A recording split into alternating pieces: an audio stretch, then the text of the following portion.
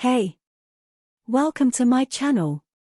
If you want an audiobook uploaded of your favorite light novel or web novel, please check the description for my Patreon and please subscribe. Solo Leveling 1. Prologue. The daily quest has arrived. I heard the clear voice of a young woman. I swear I wasn't playing some video game. I definitely wasn't dreaming, either. The voice had undoubtedly echoed in my head. A quest notification was floating in midair. No way, it can't be the same one again. I warily opened the notification while saying a silent prayer. Ping. Daily quest strength training. Push-ups 100 times incomplete 100. Sit-ups 100 times incomplete 100. Squats 100 times incomplete 100. Running 10 kilometers incomplete 010. Warning: failure to complete the daily quest will result in an appropriate penalty. As soon as I saw the screen, I couldn't help but curse. Damn it, how many times do I have to do this? 1. Rank Hunter. Rank Hunter Jinwoo Sung. That title followed him around everywhere. In terms of ability, Jinwoo was no different from a civilian. He was just a little sturdier and recovered slightly faster than a regular person. Because of this, he was always sporting some kind of injury. Had even been brought back from the brink of death several times. Needless to say, Jinwoo didn't enjoy being a hunter. The work was dangerous, people constantly looked down on him, and his pay wasn't all that great, either. If not for the health insurance provided by the Hunters Association, he would have turned in his license on the spot and lived a normal life. Unfortunately, as a man in his mid-20s without any employable skills, working as a hunter was the only viable way to pay for his mother's hospital bills, which cost him several $100,000 every month. In other words, he didn't have much of a choice. That was why Jinwoo had steeled himself and participated in the association's raid that fateful day. Most hunters who worked in the same area knew one another well, given that they all gathered every time a gate opened. Those who arrived first exchanged greetings over coffee provided by an association employee. "Hey, Kim over here." "Oh, Park, it's been a while. I thought you quit." "It turns out my wife is pregnant with our second child." Ha ha ha ha. Well, as hunters, we know there's nothing like raids to make some big money. Embarrassed, Park chuckled along with Kim's loud guffaws before asking a question. "So why hasn't the association been summoning hunters as often? Is there a shortage of gates?" "Nah, of course not. It's because the guilds are grinding harder than the association these days. Guilds get really fired up when there's big money. But this raid should be safe, since the association organized it, right?" Park glanced around furtively as his worry started to build. The absence of guilds typically meant there wouldn't be a large payoff, and while it wasn't always the case, that usually meant a low-rank gate. However, there is no such thing as a guarantee. Park wasn't the only one. Other hunters were looking around uneasily as well. Kim was taking a sip of his coffee to avoid responding when he spotted a familiar figure in the distance and waved in welcome. "Hey, there he is. Sung over here." The others also brightened at the sight of the approaching hunter. "Hello, everyone." It was Jinwoo Sung. Jinwoo nodded politely at Kim's cheerful greeting as he walked by. After making sure Jinwoo was out of earshot, Kim turned to Park with a cocky grin. "Jinwoo Sung's here. That means it's safe." Park's eyes went wide, and he leaned in closer. "Wait. Is Jinwoo Sung that powerful a hunter?" "Ah, guess you wouldn't know. He started not long after you retired." "Everyone knows Jinwoo Sung. But if he's that strong, why is he working under the association? He'd be better off at some big guild or as a freelancer." Kim's grin faded, and he gave Park a wry look. "Do you know what his nickname is?" "How would I know that?" "Stop beating around the bush and just tell me." "The weakest hunter of all mankind." "The weakest? Not the ultimate hunter?" "Come on, that's Jeonjin Choi, the Srank hunter."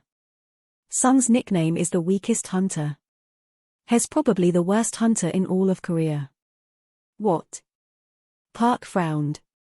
Why had everyone welcomed Jinwoo so excitedly if he was that weak? They'd have to count on him to cover their backs in an emergency. Park couldn't understand the other hunters' reactions. Kim snickered at Park's blank, confused look and elbowed him in the side. Listen, any raid with Jinwoo has to be easy. The association never gives him a difficult job. After all, they wouldn't want to be liable for his death. Finally, Park visibly relaxed. Really? Park's wife was worried sick, as it had been a while since his last raid. If he was being honest, he was nervous, too, but Kim's words put him at ease. Kim continued. Rumor has it, Sung was hospitalized for a week cause he got hurt in an errank gate. A hunter got hurt in an errank gate. Apparently, and the association didn't think anyone would, so they hadn't even bothered sending along a healer. So he was hospitalized for a week. Bwah ha ha ha ha. Kim shot Park a warning glance for laughing too loudly. Shush, Sung might hear us. Oops. Didn't think about that. Park snickered to himself while keeping an eye on Jinwoo. Luckily, it seemed Jinwoo was too far away to hear them. He was wrong. I can hear everything, old man. Jinwoo smiled bitterly while pretending not to notice their gazes. These were the times he cursed his sharp hearing. The raid wasn't yet ready to commence. Am I too early? Jinwoo looked around for something to pass the time before finally making a beeline for the coffee. May I have a cup? Oh, Hunter Sung, I'm so sorry. I just ran out. The cold winter wind bit the tip of his nose. Jinwoo rubbed it with his finger. It was just that kind of tragic day where even the coffee let him down. Why do you insist on working as a hunter? I'm sorry. Jinwoo lowered his head. Joo-hee Lee, the beauty performing a healing spell on him, made her disapproval clear by sulking. I didn't ask you that to hear you apologize. I asked because I'm worried about you. Keep fighting like this, and you'll find yourself in real danger someday. Jinwoo gazed over Joo-hee's shoulder at his colleagues locked in combat. Gates were entrances to dungeons. This particular dungeon was approximately D rank. Over a dozen hunters were dealing with the magic beasts without breaking a sweat. Unfortunately, it had proven too much for an A-rank hunter like Jinwoo. Generally, healers brought up the rear and took care of the wounded. Jinwoo was infamous among healers for getting injured in every raid. Joo-hee cautiously asked him, "Is there a reason you can't just quit?" Jinwoo shook his head firmly. He really didn't want others knowing his personal business. This is my hobby. I'd probably be bored to death if I didn't do this. Joo-hee pouted at this. Well, indulge in your hobby too much, and your next raid will be in the afterlife. Caught off guard, Jinwoo burst out laughing. Joo-hee's scolding continued. Oh, don't laugh, you'll open your wound. Jinwoo couldn't stop giggling. Who talks like that these days? Who do you think? That uncle all the way over there, Mr. Kim. Oh man, that old geezer. As they chatted, Jinwoo's treatment was wrapping up. Unfortunately, it was already too late for him. The raid seemed like it was almost done. His face clouded over. I barely defeated one beast today. What's more, it had been only an E rank. Jinwoo fiddled with the E rank essence stone in his hand. As the lowest rank item, the essence stone from an E rank magic beast was worth less than 100,000 won. It was a terribly low reward for risking his life. They say an essence stone from even a crank magic beast could be worth over 10 million won. However, because he barely qualified as an A-rank hunter, Jinwoo was no match for a crank beast. Suddenly, someone shouted to the rest of the group. Huh? There's another entrance here. Nearby hunters gathered next to him. Whoa, it's true. Looks like it's really there. Just as the first hunter had claimed, there was indeed a hidden entrance to yet another dungeon. Hunter Song, whose grizzled hair spoke to his 10 years of experience, examined the entrance, fascinated.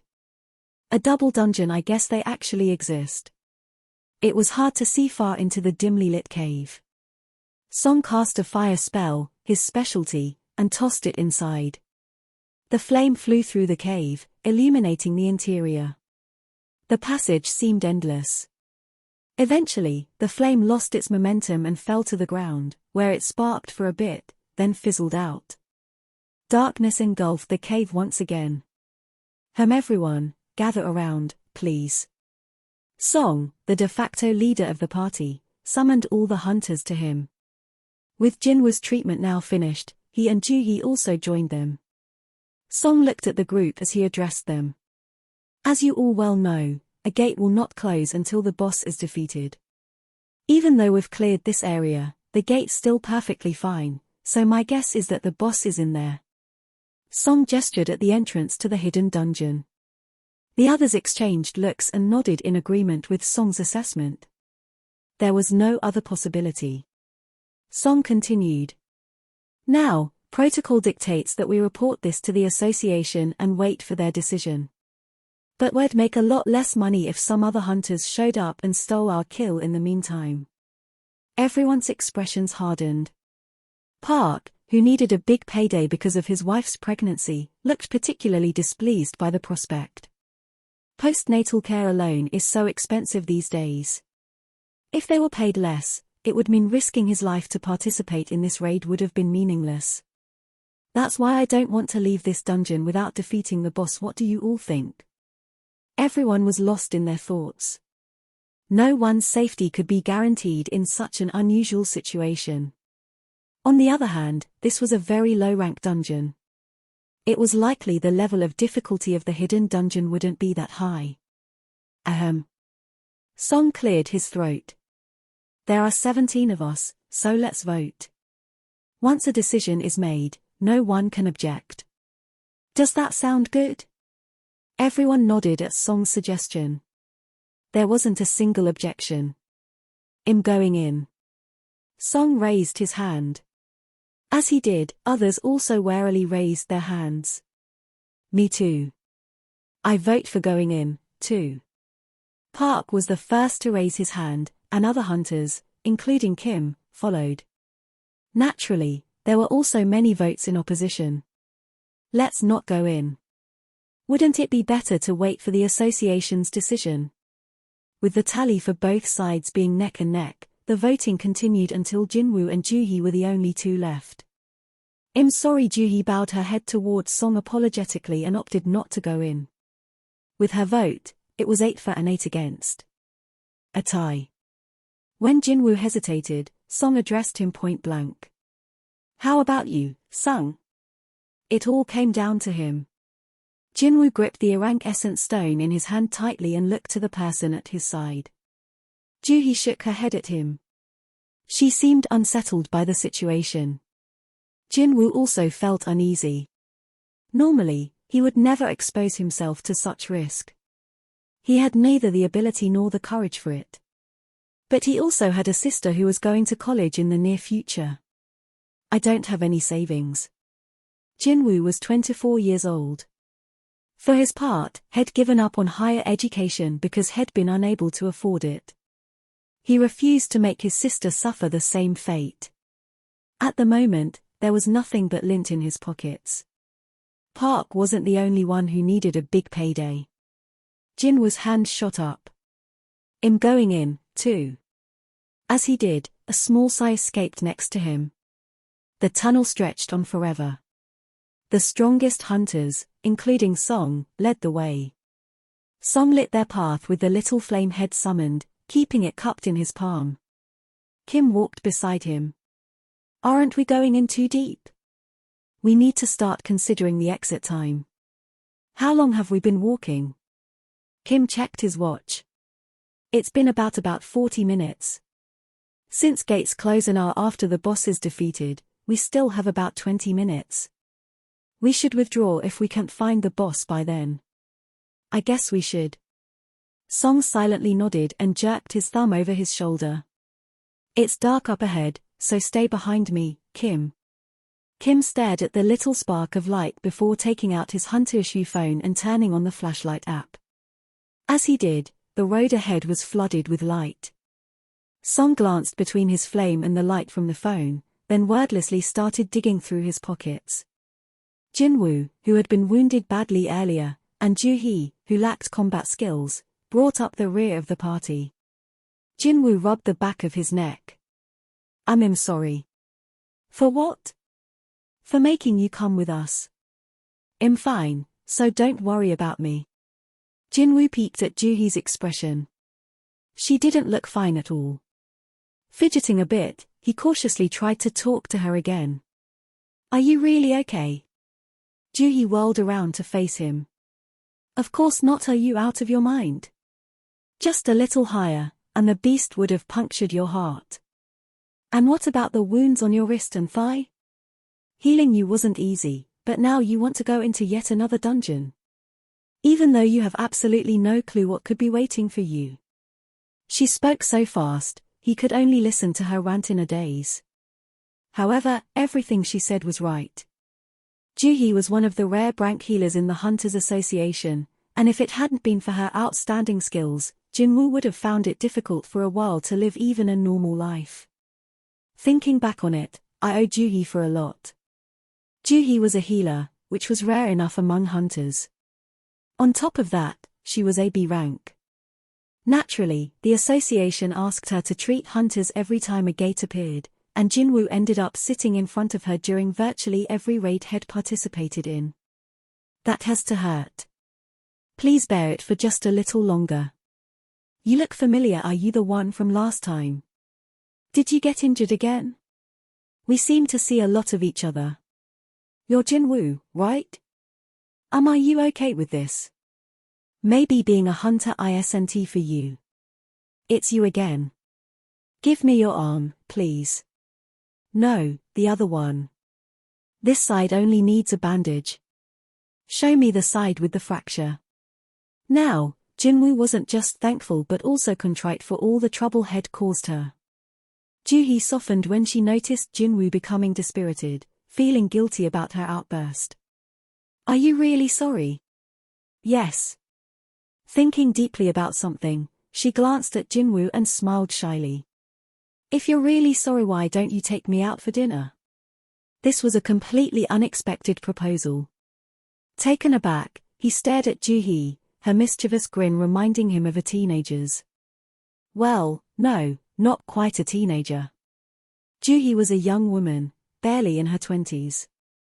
Shed mentioned that she would be 21 next year. Had she been sporting a short bob haircut instead of her current long, straight hair and wearing a school uniform, she could have passed for a high school student. Jinwoo reddened as he imagined her in a schoolgirl's outfit. Joo-hee puffed out her cheeks at his lack of response. So you don't want to share a meal with me? Just then a sudden commotion arose at the front of the party. We're here. It's the boss lair. Jinwoo and Joo-hee turned toward the hubbub. Two giant doors blocked their path. The other hunters were milling around in front of it. Why are there doors at the back of a cave? Have you ever seen a lair with doors? This is a first. Is this going to be dangerous? The hunters were muttering among themselves. Their apprehension was clear. They were risking their lives, so they had to be careful. At the same time, they wouldn't be able to get the job done if they were too cautious.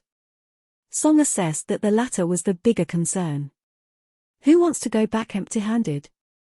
He put his hand on a door. If you do, then be my guest. I'm going in, though, even if it's alone. Song was a crank hunter with 10 years of experience. If he hadn't been getting on in years, with his level of power, he could have worked for a major guild. The confidence exuding from such a figure put the others more at ease. Now that I think about it. Some of the hunters recalled certain rumors they'd heard about double dungeons. Apparently, double dungeons have amazing treasures. I heard that a mid-size guild got huge in one fell swoop after they found a double dungeon. All the beasts in the same dungeon have a similar power level no matter where they are, so it shouldn't be hard to beat the ones in there. What if the rumors of amazing treasure were true and the magic beasts waiting inside were only D or E rank like the ones the party dealt with earlier? Can't let the old geezer take all the treasure. No way in hell. Postnatal care for the wife, tuition fees for our elder kid, and the rent's increasing soon, too. They were all on the same page. Jinwoo also strengthened his resolve. I can't go home with only one rank essence stone. I have to get at least a drank beast or even just another rank one. It didn't have to be a magic beast either. Or if there's a treasure of some kind. It was customary to equally divide treasure or rare items found in a dungeon among all party members. This was different from battling magic beasts, because with magic beasts, they could harvest essence stones from only the ones they defeated themselves. I might be able to take it easy for a while if things go well. He gulped. Juhee caught sight of the determination on Jinwoo's face. Is that the expression of someone who says hunting is just a hobby? Jinwoo shrugged. Who risks their life to make money these days? You only do that as a hobby. What? Right as Juhee gave Jinwoo an incredulous look, Song started pushing the doors, and they swung back. KRRRK. They opened easily, even with a light shove, like had triggered some sort of mechanism. Thud. The open doors revealed a spacious interior. The hunters rushed in. We should go, too. Not wanting to fall behind, Jinwoo grabbed Juhee by the wrist and pulled her along. Oh, she followed him, her face flushed. Torches that lined the walls flared to life as the party entered the lair. FWSHHH. They illuminated the entire room. What? Who lit the torches? I've never seen a dungeon like this. Something's different. They surveyed their surroundings. The room was reminiscent of an ancient temple. It brought to mind an old, damp sanctuary hidden underground. Moss grew between cracks in the floor, the walls, and even the ceiling. Some of the hunters shrank back and shivered. WHYD, I just get the chills. Doesn't it feel like someone's watching us? A few of the stronger hunters broke off from their more frightened colleagues to explore deeper inside the room. TSK, stop talking nonsense. Let's finish this and get out of here. The lair was unbelievably huge. The ceiling curved to make an enormous dome-shaped enclosure. It was as big as several Seoul Olympic stadiums combined, or possibly even larger than that. Despite the size, the space also felt confining. The reason why soon became obvious. Is that? No way. That can't be the boss. At the far side of the room sat a statue of an unimaginable size on a throne even bigger than it. That is, it looked like a statue of a god. Oh, hell no. Whoa. Exclamations could be heard from everyone. An image of the Statue of Liberty popped into Jinwoo's head. Would the Statue of Liberty be around the same size if she were seated on the same throne? Even though Lady Liberty was modeled after a female figure and this looked to be modeled after a male, the sheer size of this stone monolith brought the Statue of Liberty to mind. This one might actually be bigger. The hunters swallowed nervously as they stood before the graven image's feet. They were all fearful of the possibility that this might be the boss. However, the statue didn't move. There was a moment of huge relief. PHE. W Song also breathed a sigh. Come on, let's split up. Now much more relaxed, the group scattered and started searching the area. I don't see anything that could be considered a beast. Right? Never mind a beast, I don't even see a single bug. Despite its huge scale, the room had a simple layout. Countless torches hung on the walls, and in front of them, various stone sentries slightly taller than the average human lined the perimeter. These are beautiful. They look like art pieces. Each statue held a different object. Some had weapons while the others had books, musical instruments, and even torches. They're like. Song finished Kim's sentence. They are like statues you'd find in a temple. He then noticed something beneath his feet. Is these a divination circle? There, in the center of the temple, was a divination circle, the likes of which had never seen before. Just then. "Ah, Mr. Song, there's something written here. Could you take a look at this, sir?" One of the hunters had found a unique specimen in a corner of the room. Song looked up from the divination circle and headed over. The other hunters also gathered around the statue of interest. This particular sculpture was the only one with wings and holding a slate. Everyone focused on the characters chiseled on the slate itself. After a close inspection, Song muttered, "It's a runic inscription." Runes such writings didn't exist anywhere on Earth and could be found solely in dungeons, so only hunters awoken with magic powers could understand them. Song read the first sentence aloud. The commandments of the Kartnon Temple. Jinwoo was nervously listening to Song when someone suddenly grabbed his arm. He looked behind him to see Juhee standing there, the blood drained from her cheeks. He was shocked at how ashen-faced she looked. "What's the matter? Are you feeling sick?" "Over there." He turned to look in the direction she was pointing. It was the giant statue. Juhee was pointing right at its face. Jinwoo cocked his head in confusion. The statue looked exactly the same as before. Juhee couldn't help stuttering. "Let's eyes it just looked this way." "What?" No matter how many times Jinwoo stared back at the statue, he couldn't detect any changes. You're probably just seeing things." Whether or not she registered his words, Juhee kept her head bowed and gripped his arm tightly, trembling with fear. "Wait." Suddenly, Jinwoo was also filled with dread. It was strangely quiet. "Why can't I hear?" He realized that, at some point, he could no longer hear the crackling of the torches. First, Song had continued reading the slate throughout all this. "Thou shalt worship God." Second, "Thou shalt praise God." Third, "Thou shalt prove thy faith." Those who fail to obey these commandments shall not be spared. Right at that moment. Slam. Everyone startled at the sudden noise. What? What was that sound? Jinwoo was the first to realize what had happened.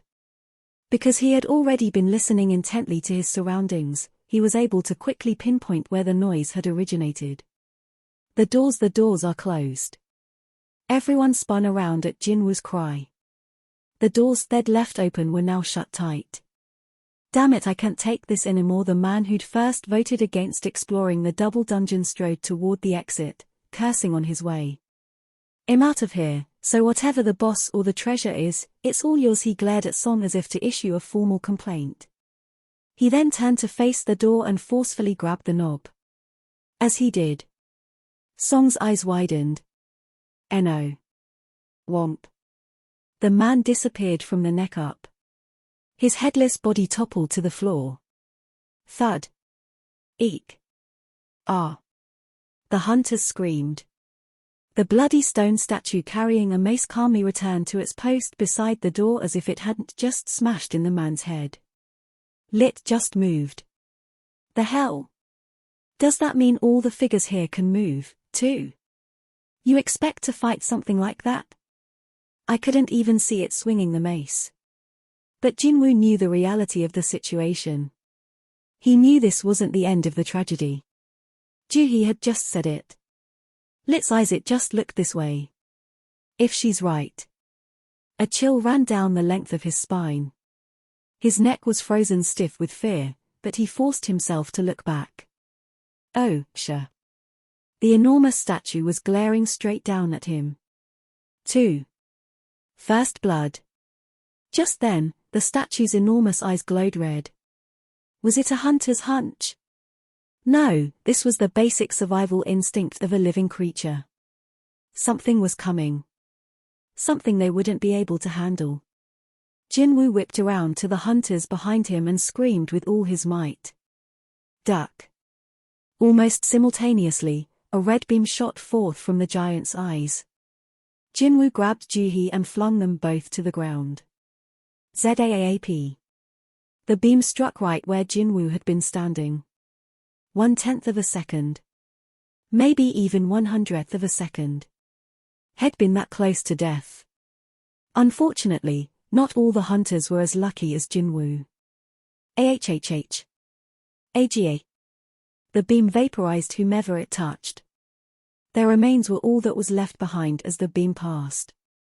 The screams were not from the dead but rather from those who had witnessed their deaths. What hat was that? F. Why's this happening to us? The hunters were horrified. Out of 16 people, only 11 had survived. They had never experienced an attack this terrifying before in their lives. I only made it because he said to duck. If Sung hadn't shouted. The other hunters gazed at Jinwoo and licked their dry lips. Had saved their lives. They got chills thinking of what would have happened if he hadn't been here with them. Jinwoo examined the statue as he lay on the ground. Its eyes were still red, but it had ceased its attack. Is it over? He looked down. Poor, frightened Juhi was quivering in his arms. This was why she participated in easy raids with the Hunters Association instead of joining a large guild despite being a very talented branch healer. Her breathing was getting heavier and heavier. He couldn't leave her like that. Jinwoo decided he had to do something and started to stand, but someone grabbed his shoulder and forcefully pushed him down. Do not stand up. Song had made his way over to them at some point. Taken aback, Jinwoo followed Song's orders without question. Song called out to the other hunters as well. Everyone, don't move, stay exactly where you are. Song looked around to make sure and then turned back to Jinwoo. Those who moved were killed. Those who ducked, like you said, survived. I see. Song raised an eyebrow. Didn't you warn us because you knew what would happen? No, I just felt something dangerous was coming. Song's eyes twinkled. His senses are very sharp. Has any rank, eh? If only his abilities were slightly better. While Song was feeling sorry for Jinwoo, the younger hunter was checking on Song's condition. His eyes widened in alarm. Sir, your arm. I'm fine. It's tolerable. But Jinwoo gulped. Song had pushed Jinwoo down with his right arm, but his left was now missing. Song must have been in extreme pain, but he said nothing as he looked down at Juhi's prone figure, then tore a long strip from his shirt and wrapped it around his wound. Could you tie the ends together? It's a little hard to do this with one hand. Jinwoo nodded. They finished up the basic first aid. Instead of a scream of pain or a wounded groan, Song breathed out a long sigh. That one sound exhibited all his years of experience. Phew. With his emergency treatment done, Song surveyed the area with keen eyes. The situation wasn't any less grave despite the giant statue's attack seemingly stalled. Some time passed as they kept still. Hick sob.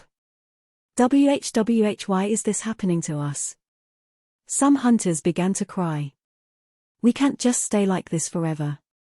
They were all slowly growing impatient. Jinwoo agreed with them. We can't stay like this forever.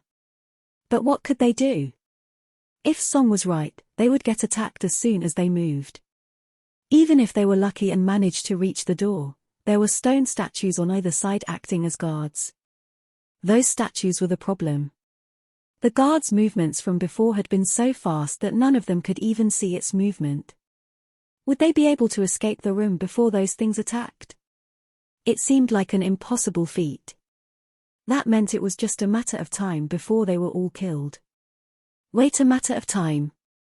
Something about that last thought gnawed at Jinwoo. Something that should have been impossible had occurred. Something nobody else had noticed. We missed something. The answer had to be here somewhere. Just as the thought occurred to Jinwoo. Don't move. Song yelled across the room to Ju, but Ju had run out of patience. We don't know when that bastard will start attacking, but you want to just wait. Ju was a brawler-class hunter. Brawlers fought with hand-to-hand combat, so their physical abilities were much higher than even regular hunters. Ju's abilities were actually so outstanding that he was lined up to sign a contract with a well-known guild. This can't be the end. Ju kept his low stance as he started focusing his energy into his legs. His goal was the exit. The muscles in his legs swelled and tightened. Oh no, Song muttered under his breath. Ju launched himself toward the doors. Dadadadish. Jinwoo turned his attention to the statue. As expected, its eyes were following Ju. A second later, the killer beams fired. ZAAP, the rays hit Ju squarely on his back. AIEEE, one of the female hunters in the party screamed hysterically. This was followed by a yellow liquid slowly pooling out from where she sat, as if Shed had an accident. The male hunters were no less petrified. Oh my god. Wherever the beam had connected, Ju had vanished. All that was left of him were his detached feet. A squeamish male hunter started puking. Blah. Jinwoo was also stunned. He was right, the statues could easily kill all the hunters here if they wanted to. It'd be as easy for them as squashing a bug. So then why aren't they? The statues could kill them, but they wouldn't.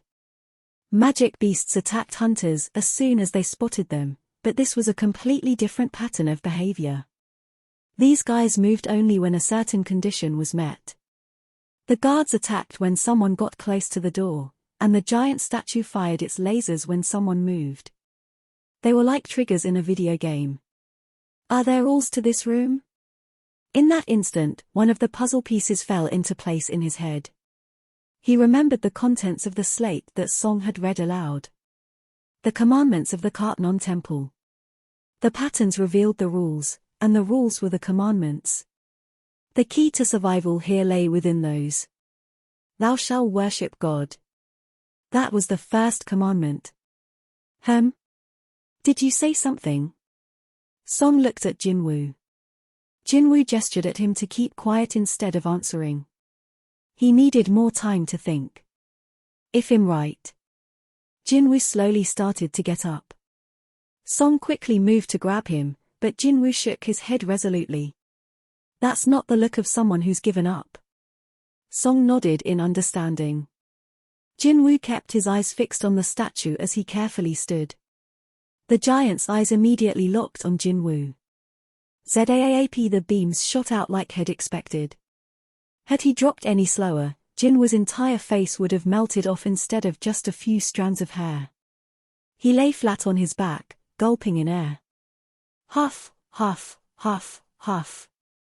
That had been way too close. Had expected to die as soon as had locked eyes with the statue. He had managed to barely escape the attack, but his legs were shaking. Still. It'd been worth the risk. The statue doesn't attack just any moving object. As long as they stayed low to the ground, the statue would pay them no heed even if they shifted their positions. However, it would start raining down lasers without mercy once they tried to stand. It only shoots if we raise our bodies above a certain height. Jinwoo had risked his life to test this theory. And had received validation. Had solved the first commandment. He yelled at the rest of the hunters. Everyone. They turned their attention to him. Jinwoo looked around and told them, face the giant statue and bow to it. The hunters all looked bewildered. What? Bow to the giant? Sensing the feeling of contempt was mutual, the hunters began spitting curses at Jinwoo. What the fuck are you talking about? I mean, how could you even say something like that? Are you insane? Kim's face was especially red as he fumed. You want me to bow to that demonic thing? I guess I was wrong about you. Why, if I could move right now, I'd beat that insolent mouth of yours. Jinwoo bit his lower lip. 6 of their colleagues had been killed by the statue. It was only natural they'd get heated being told to bow to something like that. He more than understood how they felt. More importantly, he didn't have any solid evidence to back up his theory. A hunch. It was nothing but a hunch. But then. I'll do it. The voice came from behind Jinwoo. Everyone gazed at the speaker. It was Song, the one they considered their leader. Mr. Song. You're gonna bow to that damn thing? While the others were mystified at his declaration, Song looked Jinwoo in the eye. You've discovered something, haven't you? Jinwoo nodded. Another hunch? Yes. For now. Okay. His earlier hunch had saved the lives of 11 people. There were only 10 of them left because Ju had died. If it was Jinwoo's hunch, it might be worth a shot. That was Song's assessment. The group solemnly watched as Song shifted to his knees. Do we really have to do this? With this turn of events, Jinwoo urged them. Please, everyone, we just have to kneel toward the statue. If this works, we might be able to get out of here alive. Alive. We can get out of here alive. A single word can wield enormous power. Alive? You mean we can get out of here alive? All it takes is one bow. Though they'd been hesitant before, the hunters started kneeling, one by one. It was as if they were bowing to some deity. 1, 2, the number of those bowing grew. Even Kim, who had kicked up a fuss, eventually followed suit. Alas, there was no change with the statue. Its eyes continued glowing a fiery red. Jinwoo's heart sank. Was I wrong? That was when he noticed Ju-hee. She was shivering, curled up tightly with her head buried in her arms, and even Jinwoo had to admit that her posture looked nothing like a bow. How should I? He took her gently by her wrists. She peeked up at him like a frightened kitten. When Jinwoo quietly nodded, she finally relaxed her arms. He slowly corrected her pose. Done. And then there was one. Jinwoo himself was the only one left.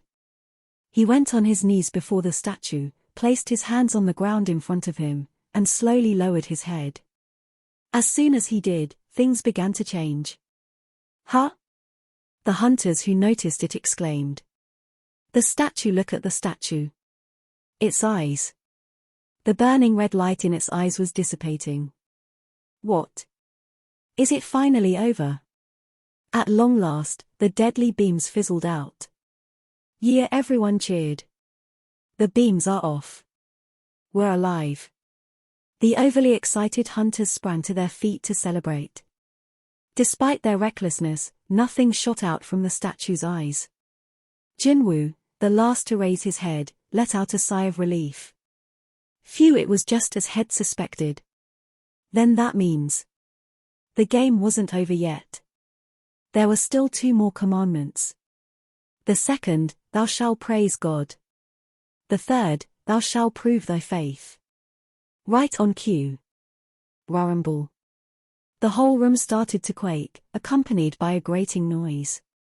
Jinwoo grimaced. I knew it. His premonition was correct. This wasn't the end. The colossal statue was slowly rising from its throne. Yum. Hunters who'd been exchanging hugs and crying tears of joy just seconds ago were now frozen in place. What? It's not over? This can't be happening. Everyone was stunned. Their faces reflected their despair. OWH. The statue finally straightened up to its full height. The imposing figure swept its gaze around the chamber before slowly lumbering toward them. Stomp. Stomp. The entire room shook with the giant's every step. Stomp. It was so tall that its head seemed to almost scrape the impossibly high ceiling. Stomp. While the hunters were standing dumbfounded at the statue's immense size, the gap between them and it was steadily shrinking. Hey, sung Jinwoo. You got any ideas? The hunters who'd cursed out Jinwoo earlier now clustered around him. Is there a way out of this? Say something. Despite being fully grown adults, they all looked like they would burst into tears at any moment. Jinwoo was their only hope now. He told them about the second commandment as he coaxed Ju-hee up from the ground. Thou shalt praise God. That's the key. Wait, that's Kim wasn't sure what Jinwoo was getting at, but he did recognize the saying. That thing from the slate. Right. Thou shalt worship God, thou shalt praise God, and thou shalt prove thy faith. We have to fulfill all 3 commandments. Jinwoo spoke quickly. The statue was almost on top of them by now. Stomp. The statue's enormous shadow engulfed the hunters. The blood drained from their faces. 2 can do it, a timid young hunter volunteered. What tray you gonna do? I was in a church choir. I'm pretty good at singing praises. Even though Kim tried to stop him, he slowly stepped in front of the behemoth. The young man steadied his breathing as he looked up at it, then took one last deep breath. Lord, let me stand before you. His clear voice echoed throughout the room. Though unworthy, I crave your judgment. In my faith in you, I know I find my purpose. In your eyes, I know I shall be reborn. The statue came to a stop in front of him. The group exclaimed quietly. The statue didn't move an inch, seemingly enchanted by the song. All other background noises faded away. Only the young hunter's beautiful timbre filled the room. Encouraged, he raised his voice. Though unworthy, I crave your judgment. Among them, Jinwoo was the only one who was filled with cold dread. Not his isn't right. He reluctantly kept his thoughts to himself. This room had its own rules. The young hunter was praising in a way that followed the rules of his own beliefs, Christianity, not the rules of this place. Luckily, the statue wasn't moving, so perhaps the room was acknowledging this as them following the commandment. Jinwoo wasn't convinced. The only reason he didn't stop the young man was because he couldn't think of any other way to halt the statue. All of a sudden. Stomp. The heavy sound reverberated throughout the chamber. A female hunter shrieked like a banshee. The statue raised its foot to reveal the pulverized body of the young man. Others also started to scream. Arth. Eek. The statue had been expressionless, but now its face was contorted with anger. It's mad. Run. The panicked hunters ran for their lives. Witnessing the young man getting crushed right before her eyes had been the last straw for the female hunter. She'd lost her mind and was unable to move or do anything but scream. Shit. Jinwoo, who had fled from the giant's path with Juhee held tightly in his arms, turned around to rescue her. But Song blocked his way. Mr. Song. It's too late. The statue slapped its hand down on her as if it was swatting a fly. Bang. Jinwoo had to turn away. It was a horrific scene to look upon. There's no time to lose. Are you going to let this girl die like she did? Jinwoo sobered at his words. Song was right. Stomp. Stomp. Stomp. Help me. The statue wasn't just walking anymore. It was now running around the enclosure, squashing people beneath its feet. The length of the room shook with every footfall. Stomp. Stomp.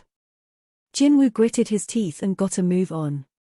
Juhee shut her eyes tightly and hung onto him for dear life. Let's split up. Yes, sir. Jinwoo and Song had come to the mutual conclusion that it would be more dangerous to stick together, so they headed their separate ways. Jinwoo evaded the raging statue and ran straight for the farthest corner, but another hunter with the same idea had gotten there first. It was Park. Park had sprinted with all his might. Tears had sprung to his eyes as his family flashed in his mind. Sop. A son who looked just like him and a wife pregnant with their second child were waiting for him at home. He couldn't die in vain here. Perhaps because of his desperation, he was the fastest of all the hunters to put some distance between himself and the statue. Huff Park was catching his breath in the corner when his friend Kim urgently cried out. Park. Park turned toward the familiar voice. Huh? Kim gestured wildly at something behind Park and yelled right behind you. Something sharp glinted behind Park. Shhhk. Park's body was split in half from head to groin. The halves toppled to the ground in opposite directions. Park. The stone statue that had bisected Park with a sword returned to its spot as if nothing had happened, just like the stone guard earlier. Kim was on the verge of tears. "You fuckers." Stomp. Stomp. Stomp. On one side, the giant statue was trampling people to death, and the stone guards attacked those who were trying to hide from it in corners. Ark. My arm, my arm. Fear and confusion filled the room. Huff, huff. Jinwoo's forehead was dripping with sweat. His legs were slowly feeling heavy. His lungs were burning. He had just one thought in his head, though. Thou shalt praise God, thou shalt praise God, thou shalt praise God. The second commandment echoed in his mind. The key to the riddle was in this room. There had to be something they could use, however. When the hunters had first entered, they'd searched the whole place and turned up empty-handed. Those stone statues are the only moving things in here, both then and now. Wait. Jinwoo was struck with a revelation. The only moving things are the statues. Oh. His eyes widened. Why didn't I think of that before? If the stone statues were the only things allowed to move, that meant the statues were also the only things they could use. And the statues moved only when someone got too close. What if? Jinwoo was gasping for breath, but he still managed to yell across the room. Everyone head to a statue with a musical instrument. Every hunter heard his voice. A musical instrument. A glimmer of hope sparked in their eyes. They acted quickly, unlike when they'd been asked to bow to the giant statue. Of course, if Jinwoo was wrong, they would die as soon as they approached the graven figures, but at that moment, not a single person doubted him.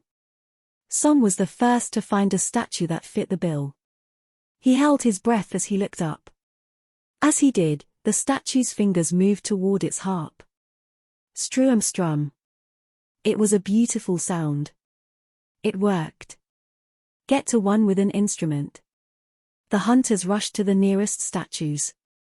A statue with a bugle trumpeted. Another with a flute joined in, and a statue with a lyre strummed along. Huff, huff, huff. An exhausted Kim collapsed in front of the statue with the lute. Plink plink. The colossus stopped chasing Kim as soon as the smaller statue strummed its lute. Still on his knees, Kim started sobbing as his emotions overwhelmed him. Hick sob. The giant whirled around. It scanned the area and locked onto its new prey. Crap. Jinwoo swore after making eye contact with the behemoth. His heart felt like it would explode. His back was already drenched in cold sweat. Why? Why isn't this thing working? He glared at the stone statue in front of him. Though it held a drum, it gave no sign of moving anytime soon. Stomp, stomp, stomp. The giant statue was advancing at a terrifying speed. It had just been all the way on the opposite side of the enclosure, but it was quickly closing the gap. Jinwoo gulped. Is it because both Juhee and I are standing here? He couldn't think of any other explanation. The rest of the stone sentries were playing their instruments without any problems. No time to think. Jinwoo put Juhee down and got ready to run. Juhee clung to his sleeve in fright. He quietly whispered to her, if we stick together, we'll both die. Tears welled in her eyes. The fingers gripping his sleeve trembled, but there was no time to explain the situation to her. Jinwoo carefully removed Juhee's hand and dashed away from her.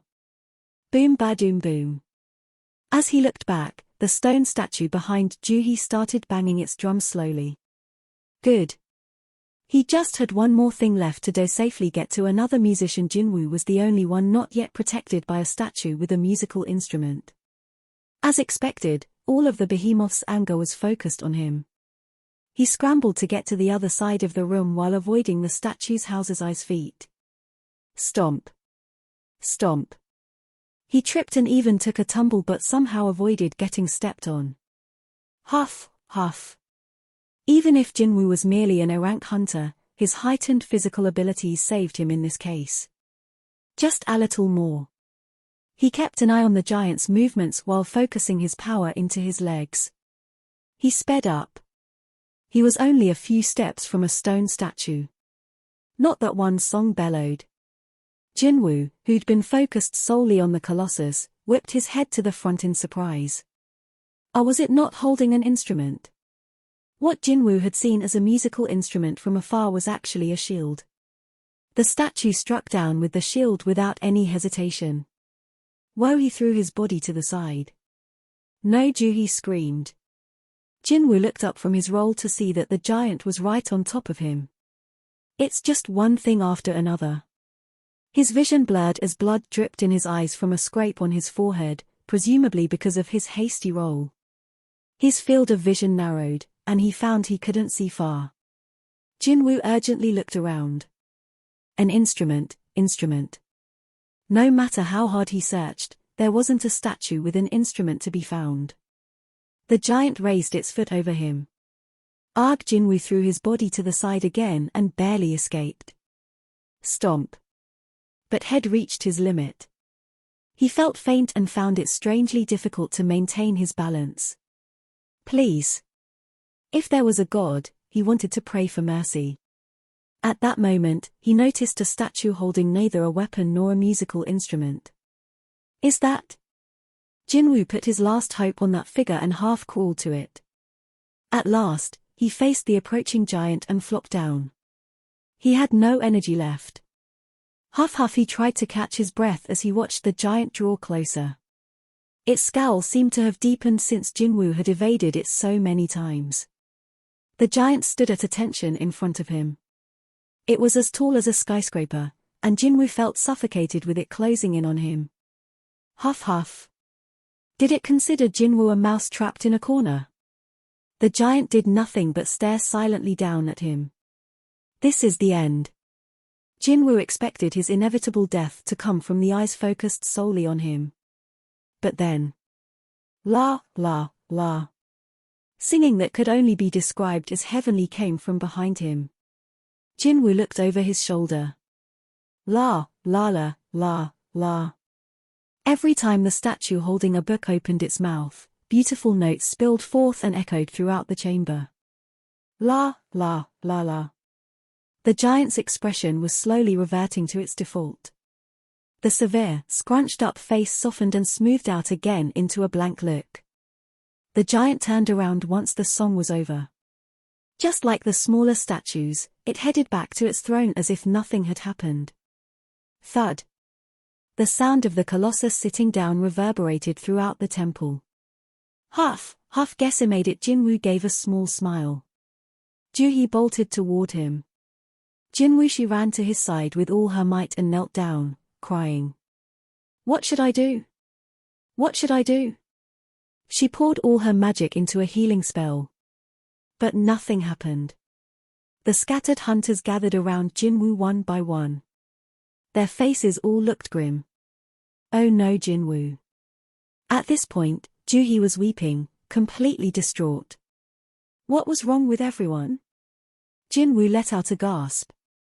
He tried to ask them why they were upset, but when he opened his mouth, nothing came out. He tried to sit up, propping up his aching torso. From the waist down, he was a bloody mess. He soon realized why he'd felt so off. Oh. His right leg was severed at the knee. Jinwoo sought out the stone statue with a shield. The blood on the edge of its weapon was clearly visible. The rest of his leg was right below the shield. Drip. Juhi's nose started bleeding. It was a sign that she'd reached her limit. Unfortunately, it wasn't possible to restore a severed limb with branch healing magic. It would be like trying to fill a leaking pot with water. That's enough, Juhi, you can stop now. It'll fix you, it'll make you better. The others watched them with pitying looks. Only 6 remained of the 17 people who'd come here. 2 of the 6 had sustained severe injuries. Song had lost an arm, and Jinwoo had lost a leg. Thed survived, but none of them could celebrate. Just then, another noise echoed through the room. Krrrk. The divination circle at the center of the temple rose up. Thou shalt prove thy faith. Jinwoo had an inkling what this meant. 3. The final test. The divination circle inscribed on the floor in the middle of the temple rose to a height of about 2 stairs and then ground to a halt. An altar Jinwoo was muttering to himself, but the other hunters were listening intently. Altar? He definitely just said altar. The one who'd saved their lives twice earlier wasn't some high-rank, spiritually awakened being but Jinwoo, an A-rank hunter whom they usually look down on. If it wasn't for Sung, we would be everyone felt the same way. Jinwoo's words were their sole lifeline. Without realizing this, Jinwoo had let slip the word altar. Kim caught on quickly. I see. He unsheathed a sword from his waist. It was originally made for dealing with magic beasts but was now absolutely essential for a completely different reason. I may not be the smartest, but even I get what's going on here. Others shifted uneasily when they saw the sharp blade of the weapon in Kim's grip. Hey, Kim, why do you draw your weapon? Let's talk it out, okay? Now that the highest rank member of the party, the crank Song, was wounded, there was nobody who could rein in Kim, who was regarded as fairly strong among the drank hunters. He pointed at the altar with his sword. The last commandment is thou shalt prove thy faith, and an altar appeared in the middle of the room. He looked at Jinwoo. Doesn't this mean we have to sacrifice someone, Sung? Jinwoo nodded. Head had the same thought. One of the 6 survivors was to become an offering. That's probably what the last commandment means. That was the conclusion Jinwoo had reached. Sensing someone approaching, he looked up and noticed an unnerving look in Kim's eyes as the older man neared him. A bead of sweat slid down Jinwoo's face. Mr. Kim, what? Shut up and stay still, Kim yelled, pointing his sword at Song, who had crouched beside Jinwoo to inspect his injuries. Who dragged us in here? It was Song, right? Then shouldn't he take responsibility for this damn raid and see it through to the end? Mr. Kim enraged, Jinwoo tried to stand, but he was stopped by Song's calloused hand. He looked at Song. Song wordlessly shook his head. His eyes were pleading with Jinwoo to keep quiet. Jinwoo had a lot he wanted to say, but he forced himself to swallow his words. Song heaved himself to his feet. Kim is right. I need to take care of this. Looks like we're talking the same language now, old man. Kim gestured at the altar with the tip of his sword. If you understand, let's get this over with. More than 10 people are already dead because of you. Kim's close friend, Park, had also lost his life. With his mind clouded by grief and rage, Kim had effectively forgotten that they'd all taken a vote before entering the double dungeon. Song spoke to Kim. I'll do this myself, so could you sheath your weapon? Kim immediately refused. Why should I trust you? Stop talking and keep walking. Song sighed and started walking toward the altar. Kim followed him, keeping his weapon leveled at Song's back. Jinwoo bit his lower lip as he watched them. This isn't Mr. Song's fault. It had been a course of action agreed on by everyone. Song didn't deserve the blame just because things had gone south. But Jinwoo didn't have the strength to stop Kim. Kim was one of the strongest D-rankers, and Jinwoo was the weakest among E-rankers. The difference in their power levels was clear. To make things worse, Jinwoo was also now missing a leg. If he went against Kim, he'd endanger himself as well as Juhee, who was still committed to treating him. Damn it. Jinwoo squeezed his eyes shut. He'd never resented his own lack of power more than now. Song had already reached the altar. Whoosh! A single red flame flared up on its side. Everyone watched nervously for what would come next. However, nothing happened. The appearance of the flame was all that occurred. When nothing more transpired, no matter how long they waited, Kim, who'd forced Song onto the altar, and the others were bewildered. Kim looked back at Jinwoo. Hey, Sung. Were we wrong? Jinwoo shook his head. I'm not sure, either. Thed thought the third commandment would be fulfilled if they sacrificed someone on the altar. Maybe it's not about offering a sacrifice. This wasn't exactly bad news for them. If this wasn't about a sacrifice, that meant Song didn't have to die. Jinwoo's face brightened. He tried to stand while sweating profusely from the effort, so two hunters rushed to help him up. "I'd like to take a look at the altar, so could you help me get up there?" "Jinwoo, your wound is still."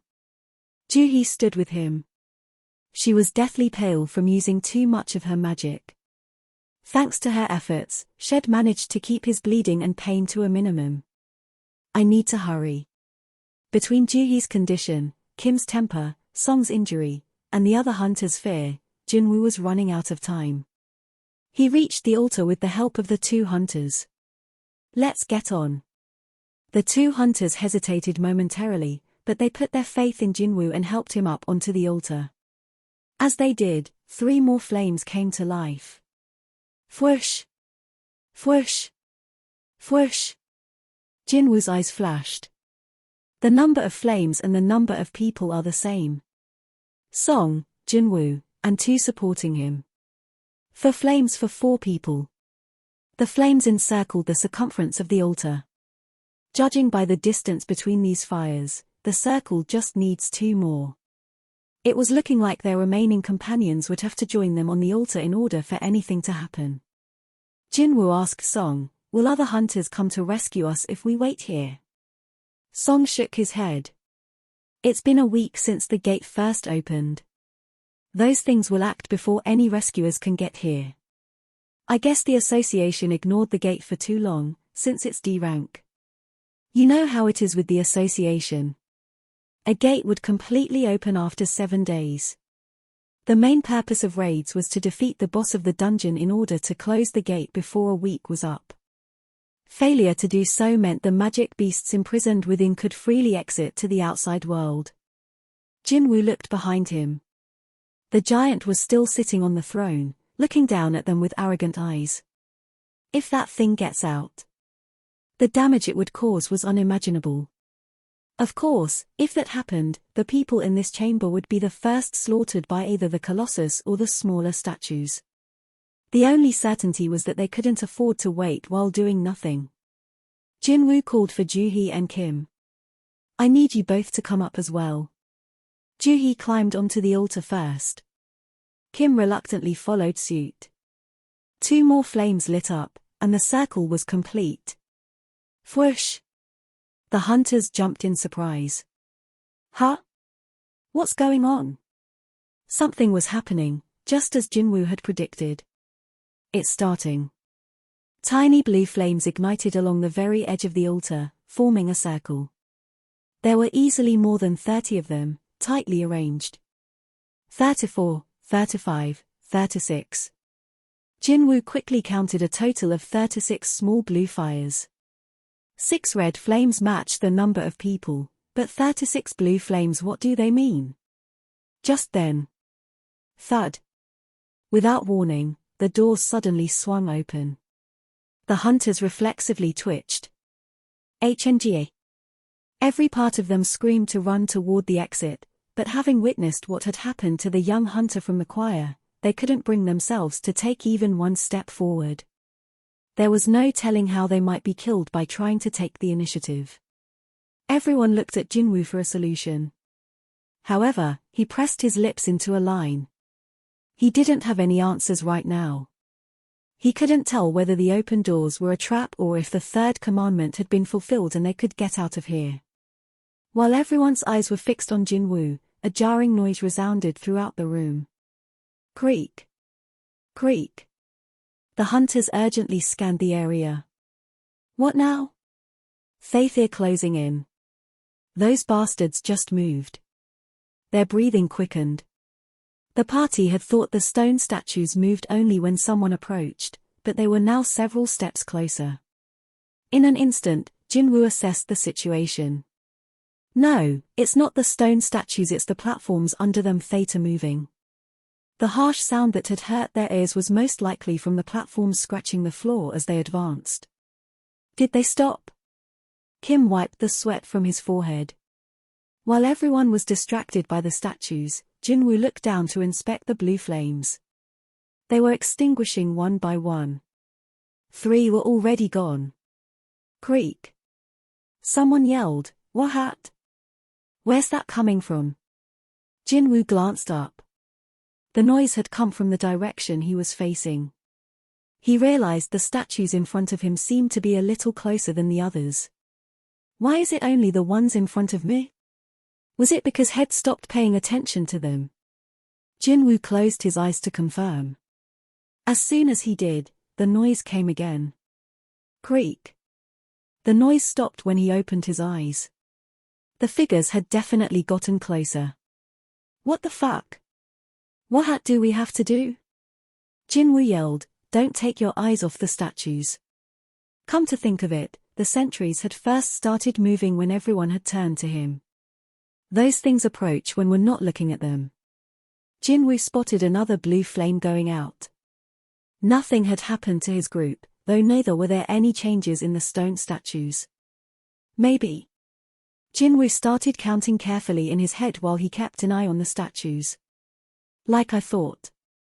One of the little fires went out every minute. The blue flames are a timer. The way to fulfill the third commandment was to endure on the altar until all 36 blue flames went out. This meant they were safe as long as they kept an eye on the stone statues. It was very likely they would all survive this final round. Jinwoo looked down to inspect how many of the blue flames remained in order to calculate how long they had to last. There are 30 left. They just had to last 30 minutes.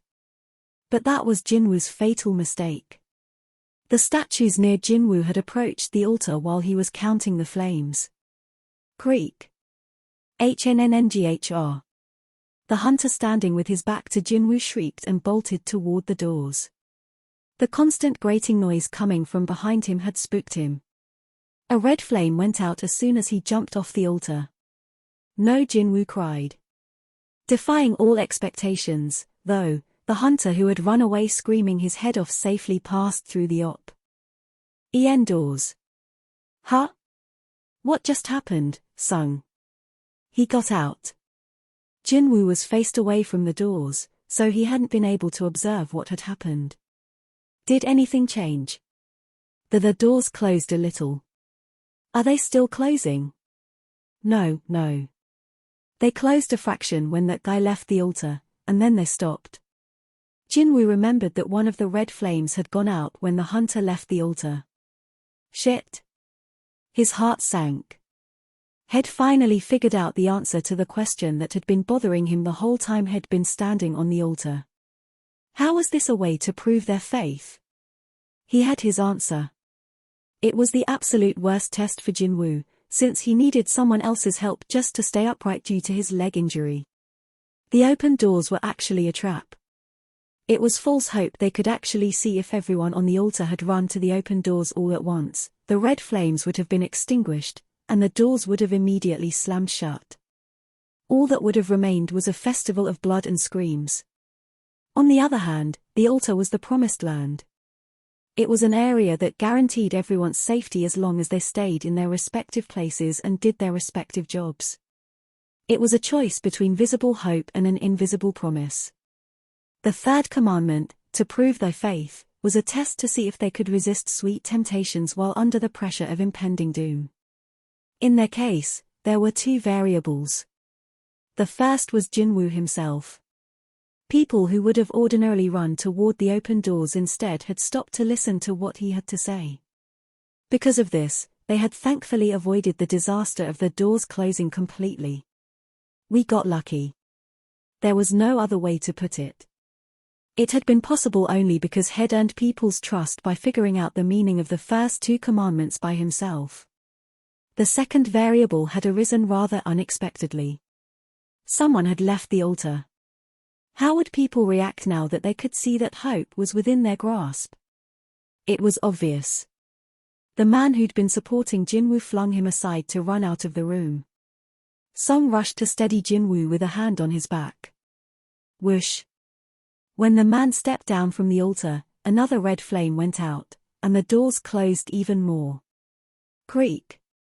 Hey, hey! Kim yelled after the second escapee, but had also managed to flee from the room unscathed.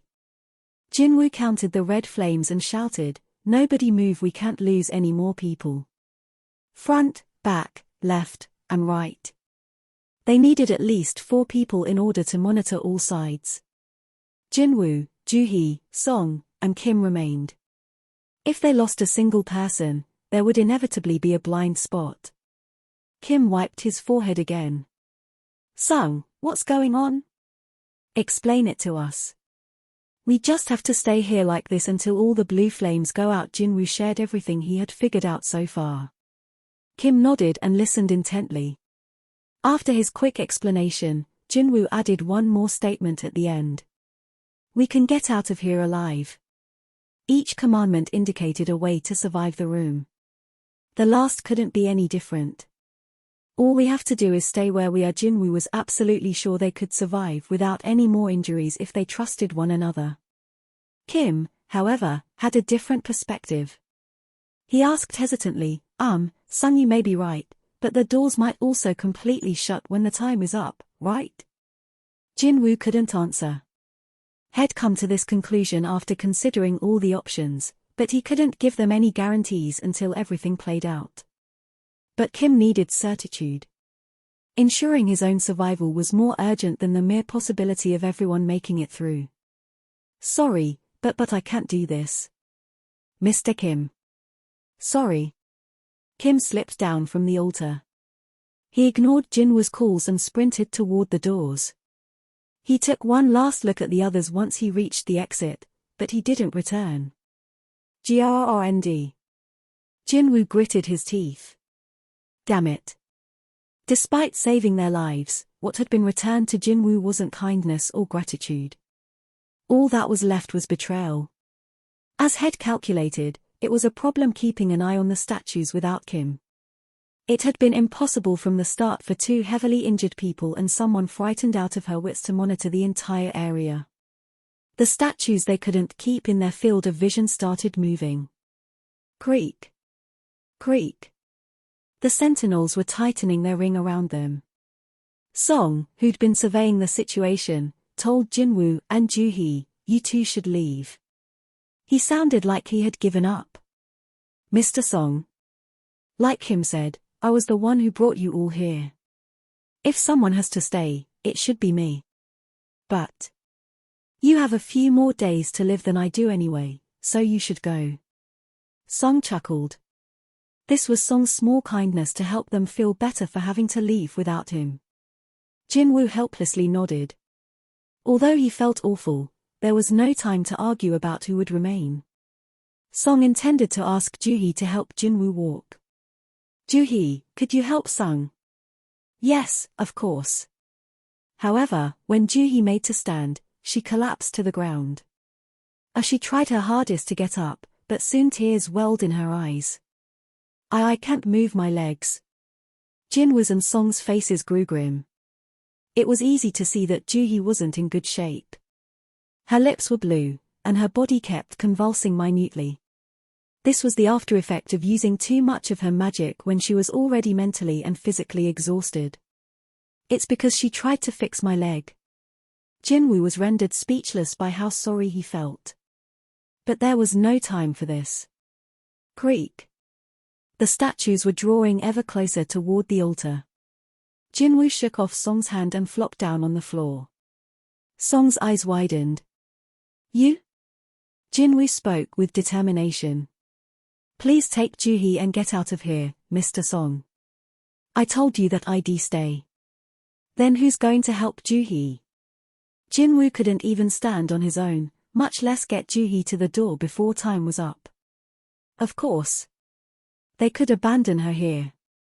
But Joohee had saved Jinwoo's life multiple times over the years, and even her current awful state was because Shed tried to treat him with everything she had. He didn't want to abandon someone like her, survive, and carry that guilt for the rest of his life. "There's no time. Please go." With a stern expression, Song pulled Joohee up. Joohee shook her head as tears streamed down her face. "No, Jinwoo can leave instead." "I can." Remember I promised to take you to dinner. Jinwoo took out the iridescent stone from his pocket and pushed it into Juhi's hands. You go get dinner ahead of me. I'll collect my change from you if I make it out of here. She frowned at him when he smiled at her. How can you joke at a time like this? He nodded at Song, who in turn lightly struck Juhi on the back of her neck. Thwack. Juhi fainted. Song hoisted her prone body onto his shoulder. I'm sorry. It was my call anyway. Song bowed to Jinwoo. With this last gesture of farewell, he quickly leaped off the altar. Creak. Creak. While they were talking, the stone statues had come within striking distance. Jinwoo knelt and took a deep breath. Ryu. He noticed the sword that Kim had abandoned next to him. He stretched out his hand and grabbed it. If I'm going down, I'm taking at least one of them with me. He looked back in time to see Song escaping safely with Juhi. That was a relief. Glad I'm the only one dying. He didn't consider it some great sacrifice. It was what he thought would be the best choice, all things considered. He'd have had to live the rest of his life without a leg. Not only would it have been impossible to continue working as a hunter, but he wasn't even sure he could live a normal life. He was a high school graduate with no special skills, so making ends meet wouldn't be easy. My mother's hospital bills and my sister's tuition. He figured it'd be better for his family to claim the life insurance. Was it 300 million won or 400 million won in insurance money for the family of a hunter who dies in a raid organized by the association? The money was more than enough compensation for the life of a worthless errant hunter. Creak. Creak. Thud. The bastards had finally arrived. The first stone statue to reach the altar took its initial step up. Jinwoo leveled the sword at it as he watched. Come at me. But the attack came from behind him. Shook. A long spear pierced through Jinwoo's body from behind. Gak, he coughed out blood. Pain shot through his entire body. Just a little higher, and the beast would have punctured your heart. Juhi's scolding from a few hours earlier echoed in his mind. Ah. His assailant raised the spear until it was vertically positioned. Jinwoo hung in the air, impaled on the tip. He briefly struggled from the pain, but before long, the statue threw him to the ground. Crash! Ah! He could hear bones breaking everywhere in his body. The pain caused him to curl into a fetal position. Ah! The stone statues gathered around the trembling Jinwoo. They completely surrounded him. He shuddered as he looked up at them. I don't want to die like this. As the fact that he was about to die finally sank in, tears pricked his eyes. He recalled the faces of his family. He thought of Juhi and Song, the ones who had been concerned for him until the very end. I don't want to die. This was not the way he wanted to end his short life of 24 years. Stomp. A stone-faced statue with a sword stepped closer to him. It raised the weapon high. Despite the violent tremors racking his body, Jinwoo defiantly held its gaze. At last, the sword came straight down. Shuck. If I could get one more, just one more chance. Jinwoo refused to close his eyes. That was when. Squeak. The sword suddenly stopped on its way down as if someone had hit the pause button on a video. No, it hadn't stopped. It was moving so slowly that it looked like it had. It was descending at a rate of maybe 1 millimeter per minute. The blow was slow, but it was definitely still coming down. What?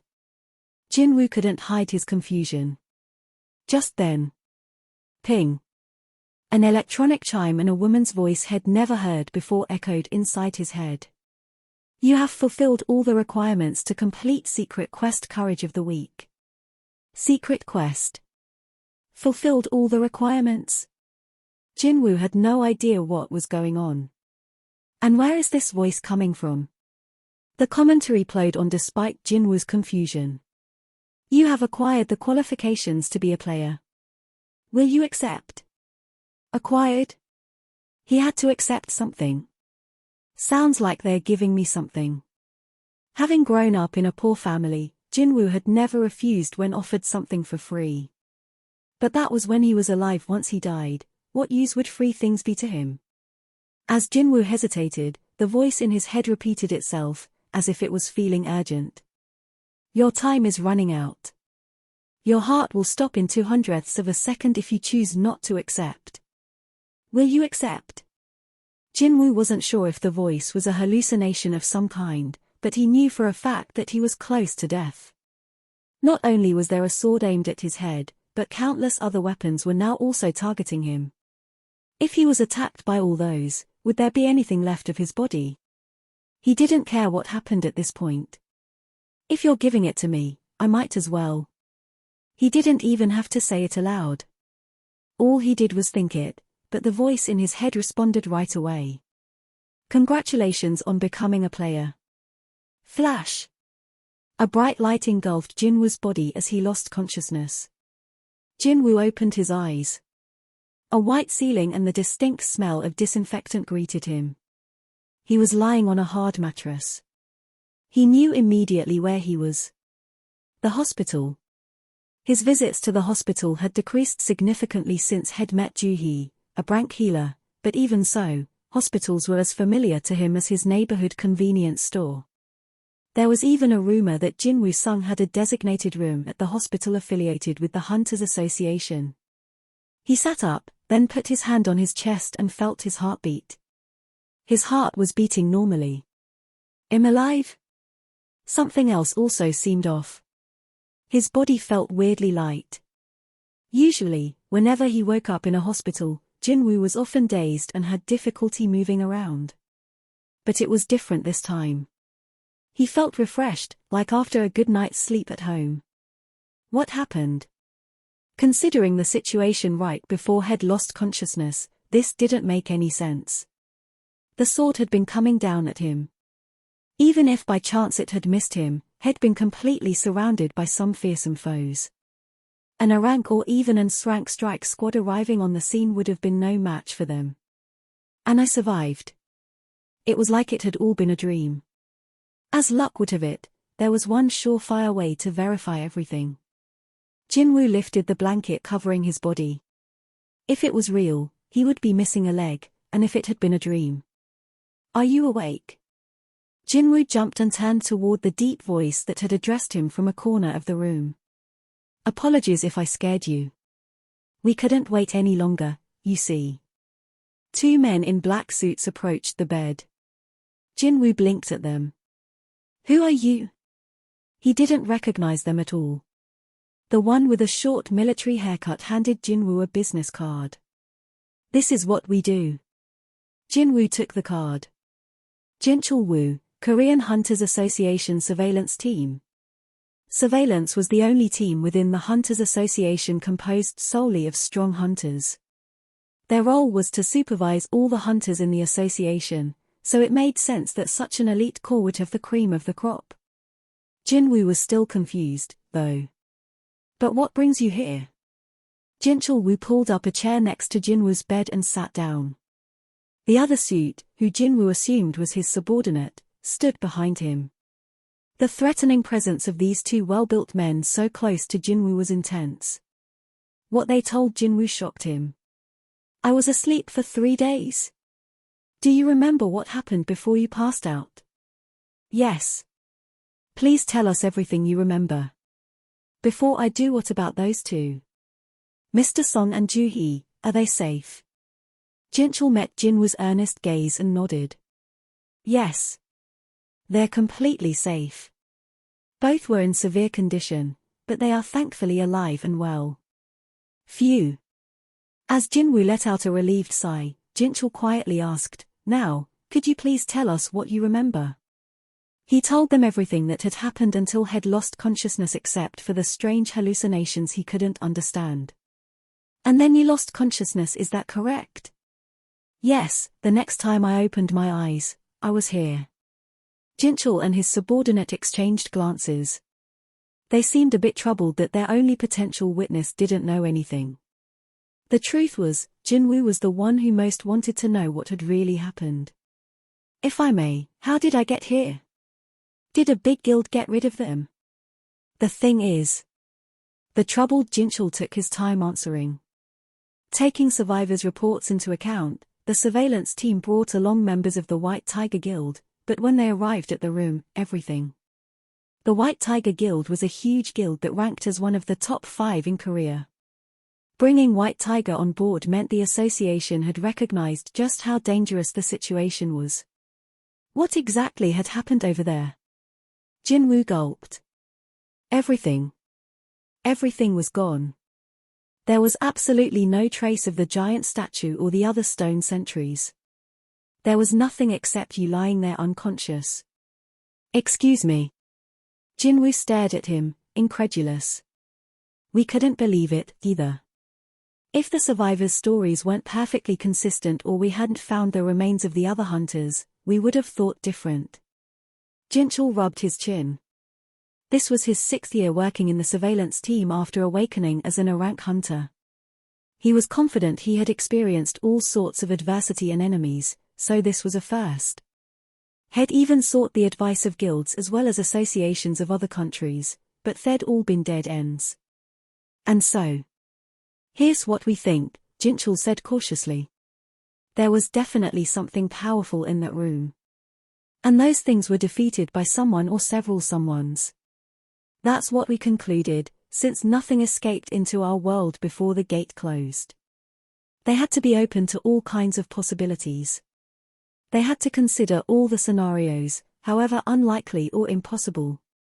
The association had contemplated the situation again and had ultimately come up with one theory. Jinchul watched for Jinwoo's reaction as he continued. We believe that you had a second awakening, Hunter Jinwoo sung. A second awakening. Jinwoo's eyes widened. It was rare, but a person who had already awakened as a hunter could have a second awakening. This was also known as a reawakening.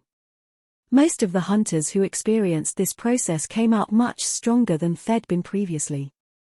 Once a hunter's rank was set, there usually was no way to change it. A hunter's ability was established when they awoke as a hunter. But reawakened hunters were different. They surpassed their limits, and a crank hunter could level up to an A rank, and a brank hunter could even level up to an S rank. Jinchul swallowed nervously. Jinwoo sung if he reawakened as an S-ranker, or maybe even more powerful than that, it would have been possible for him to defeat all those beasts. The survivors had specifically pointed out that the giant statue had vaporized crank hunters using only its eyes. How powerful would an individual have to be to defeat that kind of magic beast while unconscious? The association had classified this case as top secret and made sure everyone involved kept it absolutely confidential. Those who'd come to visit Jinwoo in the hospital had been given only minimal information about his current state. For the same reason, Jinwoo had been assigned a private room and the best doctors in the hospital. Jinchul's heart sped up. To think that we might finally have a national rank hunter in Korea. There were fewer than 10 national rank hunters in the entire world. They were said to hold more power than a nuclear weapon, and if Korea could have won, too. Fortunately, it wouldn't be difficult to verify whether he'd had a second awakening. One must strike while the iron is hot, so to speak. Jinchul gave an order to his subordinate. Bring it here. The subordinate took something from a bag in a corner of the room and brought it over. Is that? Jinchul began explaining before Jinwoo could finish asking. This is a mana meter. He explained that the device was a smaller, though no less effective, version of the one found at the Hunters Association headquarters. All you have to do is place your hand on this essence stone. A fist-size essence stone sat embedded in the middle of a round board. It was an ebony stone that looked like a black hole one could get sucked into.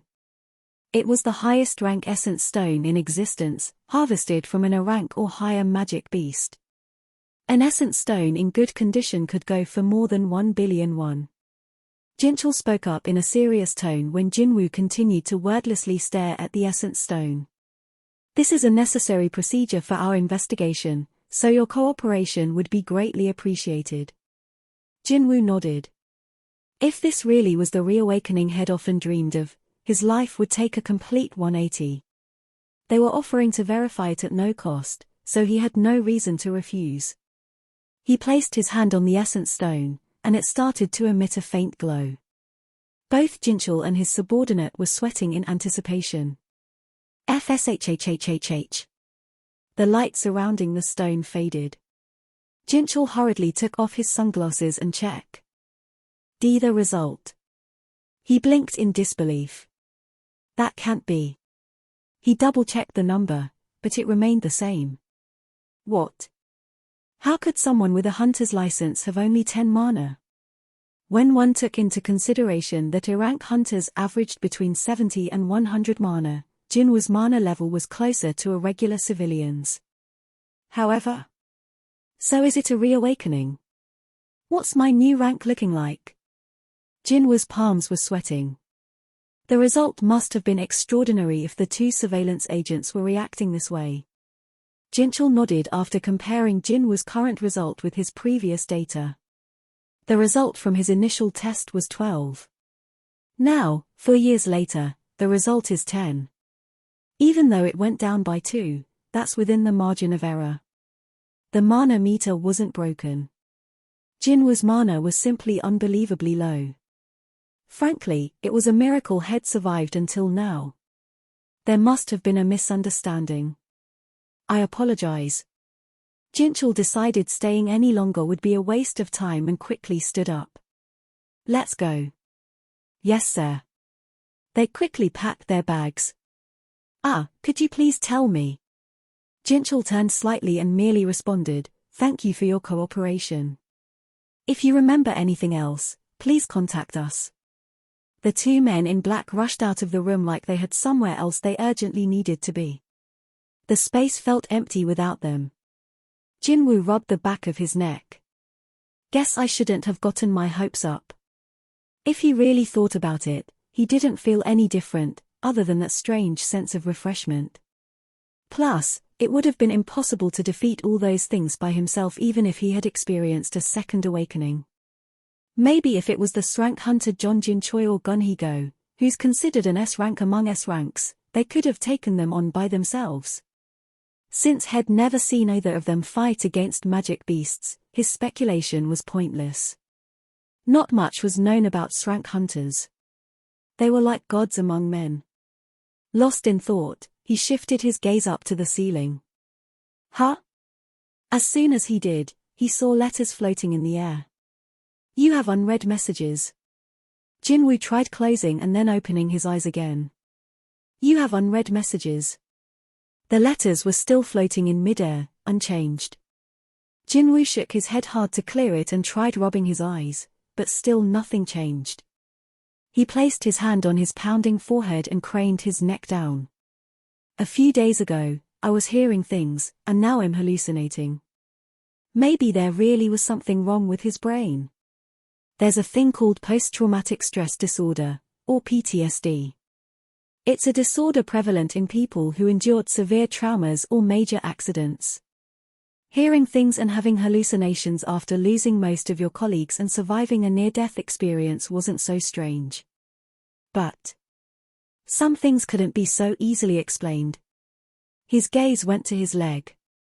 My leg is fine. His leg, which had definitely been severed by a stone statue's shield, was there. The underground temple of the double dungeon, the voice had suddenly heard, his completely healed leg, and now the message floating in front of him. So many unexplainable things were happening at once. Maybe it was possible all those things weren't separate incidents but were, instead, connected. Having reached a possible conclusion, he felt his headache abate slightly. Fine. Jinwoo raised his eyes. He was curious about the contents of those messages now that he was calmer and his head wasn't throbbing quite so much. The messages might contain hints that explained some of the mysterious happenings. Jinwoo extended his hand to the letters. His fingers passed through them. It's not touch-activated. It seemed Jinwoo was a little too used to smartphones. He couldn't think of any way to open messages other than via a touch screen. As he pondered how to check the messages, he recalled what had happened right before he lost consciousness. Oh, right. The communication between himself and the strange voice had been conversational. Will it work if I think it in my head, or do I have to say it out loud? Jinwoo ended up deciding to try speaking every possible command word. Check. Message. Check message. Read message. Look. I want to look. Let's take a look. Show me. Just then. What is it you want to look at so badly? Feeling like he was being watched, Jinwoo turned to find his sister, clad in her high school uniform, peeking back at him from behind the half-ajar door. Jinwoo didn't know what to say. He'd been caught begging someone to show him something while staring up at the ceiling. He didn't really have any explanation for his behavior. You sure you didn't hit your head? Jinwoo shook his head at his sister's question, posed from a distance. No. Jaina-sung continued regarding him suspiciously, even after his response. Are you really okay? I said I'm fine. She looked him up and down as if to assess his condition before charging toward him like a raging bull. Jinwoo quickly raised his hands to defend himself as she started smacking him. I told you to stop getting hurt. Do you know how worried I was? I'm sorry. Other hunters are always fine, so why do you always get hurt? Sorry. Jaina's blows weakened, and she eventually bowed her head and started crying. Jinwoo gently stroked his sniffling sister's back. His heart felt heavy. How could I even think about dying and leaving her behind? He was glad to be alive. The giant's eye lasers, the shield that had severed his leg, the spear that had impaled him. Thinking back, there had been more than a few times when he'd felt his life was in danger. It was almost like he'd woken up from a horrific nightmare. Jinwoo's gaze drifted to the letters hovering in the air. You have unread messages. It's like I still haven't woken up from that dream. There was so much that was unexplainable. But none of that mattered. The important thing was that Jinwoo was still alive and could see his family again. Sniff. Luckily, his brave sister soon stopped crying, though she continued nagging him for another hour afterward. Got that? If you get hurt one more time, I'm going to drop out and get a job and make you quit being a hunter. Jaina's sharp eyes, which didn't suit her lovely face, were very much like Jinwoo's. Okay. He nodded with an expression that indicated he was sick of this lecture. She made him promise several more times before she was satisfied, then stood to leave. Where are you going? School. I only got permission to check on you briefly. I have to go back. He nodded in understanding. Your university entrance exam is next year. Jaina had never once had a private tutor or taken any extra classes after school, but she was always at the top of her grade. Jinwoo was fiercely proud of her. Jaina's dream was to become a doctor. A few years back, she'd only liked hanging with her friends and playing video games. After their mother fell ill, though, she'd made up her mind to become a doctor and become glued to her desk. Jinwoo wanted to make sure her dream came true. Wait a minute, a video game? Jinwoo's eyes flashed. Okay, I'll see you later. He quickly called to her before she could leave the room. Jaina. What? When you play a game. She grinned. I don't really play these days. I'll be a senior soon. I know, but I have a question. Really? About what? Have you started playing? Perhaps because this used to be her area of expertise, Jaina seemed eager to help. Jinwoo quickly glanced at the words still floating in the air. What do you do if you have an unread message that you want to check in a game? Well, first, you'd open your inbox. Open your inbox. Ping. As soon as he said open, the hidden messages were revealed with some kind of alert sound effect. You have 2 unread messages. Congratulations on becoming a player. Unread. Daily quest strength training has arrived. Unread. Jinwoo's face lit up. Yes. Her brother's sudden giddiness made Jaina uneasy. What? Which game is it? Should I help you? Jinwoo shook his head firmly. No. I want to try it by myself. How would his sister react if he told her what he was currently experiencing? I don't want her to think him crazy. Jinwoo swallowed the words he desperately wished he could say. Jinwoo made sure Jaina got in the elevator under the pretense of seeing her off, then hurried back to his hospital room. Can't make the same mistake again. Click. He even locked the door to make sure there would be no witnesses. Preparations complete, Jinwoo sat on the edge of his bed and started reading through the messages. Congratulations on becoming a player. Unread. Daily quest strength training has arrived. Unread. He felt like he'd seen the title of the first message somewhere. Where have I heard that before? It sounds familiar. Jinwoo decided to start with the first message. Congratulations on becoming a player. Unread. Check. Ping. This system is designed to assist the development of the player. Failure to comply with the system may result in a penalty. The rewards have been delivered. He belatedly remembered where he'd heard those words. That had been the last thing the voice had said to him before he'd passed out. It mentioned a player or something back then, too. He hadn't understood what that meant then, and he didn't fully understand it now. System, development, penalty, rewards, they were just a bunch of vague terms to him. How the heck is it going to help me develop, and what kinds of rewards are they planning to give me? Because it was using video game terminology with no good explanation of what it all meant, Jinwoo couldn't help but be confused. He decided to move on and opened the next message. Daily quest strength training has arrived. Unread. Gulp. Jinwoo involuntarily reacted to the noteworthy subject line. His heart started racing. Check.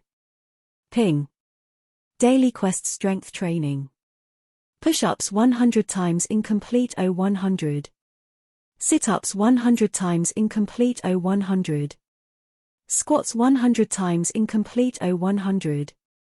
Running 10 kilometers incomplete 100. Warning: failure to complete the daily quest will result in an appropriate penalty. After reading the message, Jinwoo laughed in spite of himself. Haha, seriously? It was a big letdown, to say the least. Despite having such a grandiose subject line like strength training, the daily quest message had merely been an endurance training exercise regimen. Jinwoo couldn't argue that he'd definitely be in slightly better shape if he completed it. Were those the development and rewards mentioned? Now that I think about it. He'd once read in a book that those going through an inner conflict should lend an ear to their inner voices. Guess I'm just seeing what I want to see. How badly did he want to get stronger that his mind was conjuring these unbelievable delusions? He let out a bitter laugh. If I could have become a stronger hunter with this kind of thing, why would I have endured all those hardships? He shook his head. He thought himself pathetic for trying to search for answers to his doubts in a message that might be a hallucination. Whatever. Jinwoo sprawled out on his bed and wordlessly stared at the ceiling. Time flew even though he wasn't doing anything. He started feeling the weight of the silence filling the hospital room. He abruptly sat up. What if something really would happen? Half full of anticipation and half doubtful, Jinwoo's mind filled with the thought of trying it out. I have nothing to lose anyway. If he considered it some light exercise, there was no reason not to do it, right? He finally made a call. He'd do it. Jinwoo got out of bed and, after a light warm-up, gripped the bed frame and started slowly doing push-ups. 1, 2, 3. His count increased quickly. 97, 98, 99, 100. He finished 100 push-ups, but to his disappointment, nothing changed. Nothing except that his arms were now a little bit sore. What did I just do? He snorted and straightened up. Congratulations on becoming a player. Read. Daily Quest strength training has arrived. Read. The status of the messages had changed from unread to read. There were no more unread messages, and he wasn't in the mood to play along with the delusions any longer. That was enough of that. Jinwoo closed the message screen without hesitation. Ha! He yawned hard and climbed back into bed. Perhaps it was because this was the most active he'd been in a while, but he was getting drowsy. The sky outside the window was being painted in the colors of a sunset. It's already this late. The two agents from the surveillance team had told him the association was going to foot his hospital bills. Jinwoo planned to use the opportunity to get a full checkup and leave only after receiving a clean bill of health from the doctors. These were Jinwoo's thoughts as he lay in bed. The hallucinations and visions should go away in due time. His eyes gradually slid shut. Jinwoo fell into a deep sleep. Tick-tock, tick-tock. The clock on the wall diligently moved its hands as Jinwoo slept. They went round and round and round, and eventually, the clock read 115957. Tick, tick, tick. 58 seconds, 59 seconds, 60 seconds. The hands of the clock stopped at exactly 12 o'clock. Ping. You have not completed the daily quest. You will be transferred to the penalty zone for the allotted time. Rumble. Jinwoo woke from the strong vibrations rocking his whole body. Earthquake. He bolted upright and grabbed onto the end of the bed. The earthquake was so powerful, it was hard to keep his balance. Rumble. The tremors grew stronger as time passed. And then. FWSSSHHH. The metal bed frame he was clinging to suddenly broke. No, it didn't break, it disappeared. Jinwoo hastily inspected what was in his hands. Instead of the metal of the bed frame, all that remained in his fist was sand. Sand? FWSSSHHH. The other half of the bed frame crumbled into sand as well. The earthquake got even stronger. Rah. Arg. Jinwoo eventually tumbled off the bed. He screamed as he was flung around the hospital room. One by one, all the furniture transformed into sand. Ah. Wham. Jinwoo was thrown in a random direction and ended up buried. He felt something smooth. It turned out to be very fine sand. Meanwhile, the earthquake stopped. Bletcher. He lifted his head urgently while spitting sediment out of his mouth. Before him was an endless landscape of sand. Jinwoo frowned as he got to his feet, grains trickling off him out of the crevices of his clothes. He regarded his surroundings while brushing off his chest. All he could see was sand. A desert.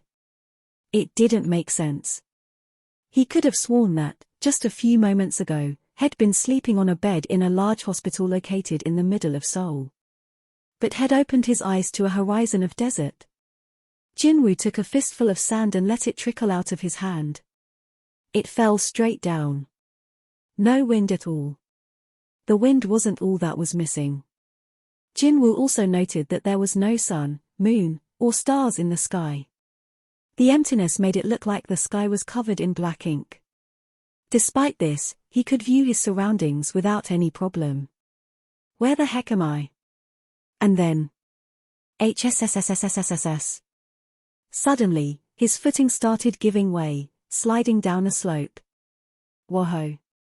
Jinwoo scrambled away to avoid getting sucked down. As the hole grew bigger, he barely managed to claw his way to the top, using his hands and feet to scramble up. Huff, huff, huff. He stared down at the hole as he sat trying to catch his breath. Strangely, the bottom of the pit looked like it was bubbling. He got chills just thinking about how he would have slid all the way down if he'd lost his footing even once. No. Wait. Jinwoo's eyes narrowed. It's not boiling. When he looked closer, he could tell something huge was squirming under the surface. He instinctively rose to his feet. He had a bad feeling about what would happen next. Just as he began carefully backing away, the sand in front of him exploded. Whoosh.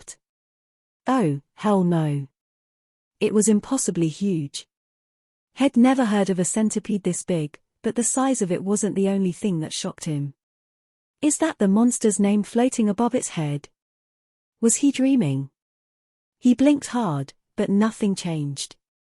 Red writing still hung above the creature's head. It was like a monster in a video game. Poison-toothed giant desert centipede. The aversion Jinwoo felt to its name rivaled the creature's creepy and grotesque appearance. Jinwoo was especially concerned about the word poison-toothed. He noticed two child's-size fangs attached to the bottom of its mandible. It was easy to infer what would happen if it bit him. The centipede's huge teeth and jaws continuously opened and closed as if. Looks like it's licking its chops. Right at that moment, he heard a chime in his head again. Ping. Penalty quest survival. Objective survive the required time. Required time 4 hours. Remaining time 0 This is a joke, right? The centipede rushed straight at him through the sand as soon as the timer changed to 035959, as if it had just been waiting. FSH. What? Jinwoo spun around and quickly started running. There was no time to think. If he wanted to live, he had to run. That was the only thought in his head. However, after a few steps, a pillar of sand shot up right in front of him out of nowhere. FSSSHHHH. The force of the eruption knocked him down. He tumbled to the ground but sprang back up and was quickly brushing grains off his face when he saw it. Not one, not two, but FSSSHHHHH. FSSSHHHHH. 7 centipedes had emerged and were glaring down at Jinwoo. Scree. Scree. Jinwoo paled as he stood dwarfed by the screeching monsters. Shit. Exactly 4 hours later, Jinwoo reappeared in his hospital room. Whump. He coughed painfully as he lay on the floor. Cough cough blech gack. The inside of his mouth felt gritty. His eyes still burned from the sand that had gotten in. He moaned in pain for a while before eventually sprawling out on the floor. He had no energy to even lift a finger. Huff huff, what was that? Another message appeared as he was catching his breath. Ping. You have completed the penalty quest. Jinwoo scowled. Penalty quest? What had he done to deserve a penalty? He racked his brain and recalled the daily quest had abandoned the day before. Was that? Thinking back on it, it had warned him that if he didn't complete the daily quest, there would be an appropriate penalty. Huff, huff, so that wasn't a hallucination. It hadn't been a hallucination. It hadn't been a dream. He didn't even have to pinch himself to know that. His lungs had burned when he'd been running around, and the pain when a centipede had scratched his leg was still fresh in his mind. It was all real. He'd actually almost died. That's not fair, huff huff. The penalty had thrown him into the jaws of death. Jinwoo was suddenly filled with an ominous feeling. If this really had been a result of the daily quest, this wouldn't be the last time. Right on cue, there came another notification. Ping. He jumped, but thankfully, it wasn't another quest. Your rewards for completing the penalty quest have been delivered. Would you like to check your rewards? YN. Rewards? The word rewards caught Jinwoo's eye. The problem was that he didn't have the energy to check. The situation just didn't allow for it. Forget about rewards, let's get some rest first. His vision slowly blurred. Soon, he fell into a deep sleep. Oh dear, what happened here? The following morning, the nurse who entered Jinwoo's room was shocked. At the sight. The patient was collapsed on the floor and surrounded by sand. His body and clothes were also covered in it. She threw the patient's chart on the bed and urgently pressed the call button. Please send some more help. Soon, the physician in charge rushed into the room. What happened to Mr. Sung? I'm not sure. He was fine last night, but this is how I found him this morning. Well, let's move him to the bed. 1, 2. They hoisted Jinwoo onto the bed. As they did, no one noticed he'd gotten a paper cut from the chart that had been tossed there. I'll take a look. The doctor examined Jinwoo thoroughly but found nothing wrong. He's just asleep. He breathed a sigh of relief. The Hunters Association had requested that Jinwoo receive the best care. He'd been anxious that something might be happen to the young man.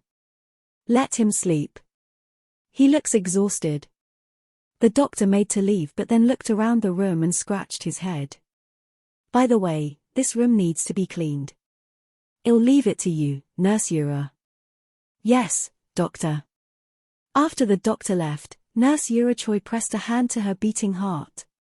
She was glad it hadn't been anything serious. Though their feelings might not be as strong as those of the patients themselves or their families, no doctor or nurse would ever want to see their charges harmed. Hospitals for hunters tended to have many serious cases. They didn't want any additional injuries befalling those entrusted to their care. Phew. After calming down, Yura pondered where to start cleaning and, by chance, spotted drops of blood on the floor. Oh! It dripped from Jinwoo's hand, which happened to be stretched out over the side of the bed. Startled, she rushed to examine his hand and turned it over. What? Though there were clear blood trails, there were no wounds from which they could have originated. Even after she wiped his hand clean, she couldn't see any injuries. Has his wound already closed? Yura nervously inspected her patient's face. Jinwoo was still sleeping like a baby. 4. Daily Quest. Ping. The daily quest has arrived. Jinwoo's eyes shot open. The first thing he did after hoisting himself up was check the time. The clock read just past 4:30 p.m. There were still 7 hours and 30 minutes before midnight. Good. He opened the inbox. Ping. Daily quest strength training. Push-ups 100 times incomplete 100. Sit-ups 100 times incomplete 100. Squats 100 times incomplete 100. Running 10 kilometers incomplete 100. Warning: failure to complete the daily quest will result in an appropriate penalty. This again? That was his reflexive response. The more he thought about it, though, the more he realized this might be for the best. This was an improvement over an impossible or incomprehensible quest. He'd be physically tired, but as long as he took his time, it could definitely be accomplished. Jinwoo hit the floor and started doing push-ups. 1. He didn't want to be dragged to a strange place to stare death in the face again. 2. He was fortunate to have survived last night, but there were no guarantees he would do so today. 3. He looked up to inspect the quest screen and noticed his push-ups being recorded. Ping. You have completed 1 push-up. Push-ups 100 times incomplete 70-100. Ping. You have completed 1 push-up. Push-ups 100 times incomplete 80-100. Curious, Jinwoo tried lowering himself down only halfway before pushing back up, and as he expected, it didn't count.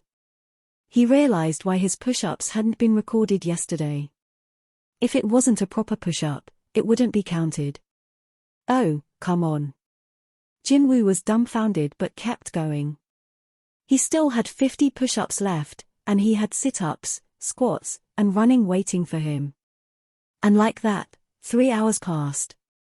Push-ups 100 times completed 100-100. Sit-ups 100 times completed 100-100. Squats 100 times completed 100-100. Running 10 kilometers in complete 9:10. Huff, huff, huff, huff. Jinwoo was bent over, breathing heavily outside his room after running once around the hospital. He felt as if his heart were about to explode, but he couldn't stop there. After giving it my all, he opened the door with difficulty and took a single step inside. Ping. Total distance run 10 kilometers. You have completed running 10 kilometers. Jinwoo had finally done it. Huff huff, he dropped to his knees. His breath came out in puffs. His forehead and back were drenched in perspiration. Huff huff. A familiar message arrived as he caught his breath. Ping. You have completed daily quest strength training. Rewards have been delivered. Would you like to check your rewards? YN. Jinwoo had been considering going straight to bed like the night before, but he changed his mind. He wanted to check out these so-called rewards. Check. Ping. You have the following rewards. Reward 1. Full recovery. Reward 2. Ability points 3. Reward 3. Mystery box 1. Would you like to accept all? Why are there so many? That was his first thought upon seeing the full list. But the more he considered it, while a couple of the rewards sounded useful, there were some he wasn't quite sure about. First, he was in dire need of reward number 1, a full recovery. He felt like he was about to pass out. Since the penalties for failing were real, chances were these rewards for completion also had to be real. Either way, he had nothing to lose. What were the chances it would throw him into the penalty zone after saying that it reward him? Accept. As soon as he did, Jinwoo was enveloped by a pale blue energy. This feels like. He immediately thought of Juhee. This felt similar to being treated with magic whenever he got hurt. If he had to describe the sensation, it was like a breath of fresh air cleaning out his lungs. Whoosh. He sensed the blue energy fading. He felt a bit sad about that. He stood and jumped up and down, then did some stretches and moved his body every which way. Whoa. Both his racing heart and labored breathing had calmed. He didn't feel tired at all. He had been about to collapse, but he now felt refreshed, as if he had just woken up from a good sleep. The recovery was extremely effective. This is awesome. Jinwoo's eyes lit up. He wasn't sure whether it was magic or not, but it left a strong impression. So then, were those ability points for? As he looked back up, Jinwoo noticed a little box on the bed and the stat screen floating in front of him. That must be the mystery box thing on the bed, but more important was the stat screen. It displayed a brief overview of his own stats. Name Jinwoo Sung. Job none. HP 100. Fatigue 0. Level 1.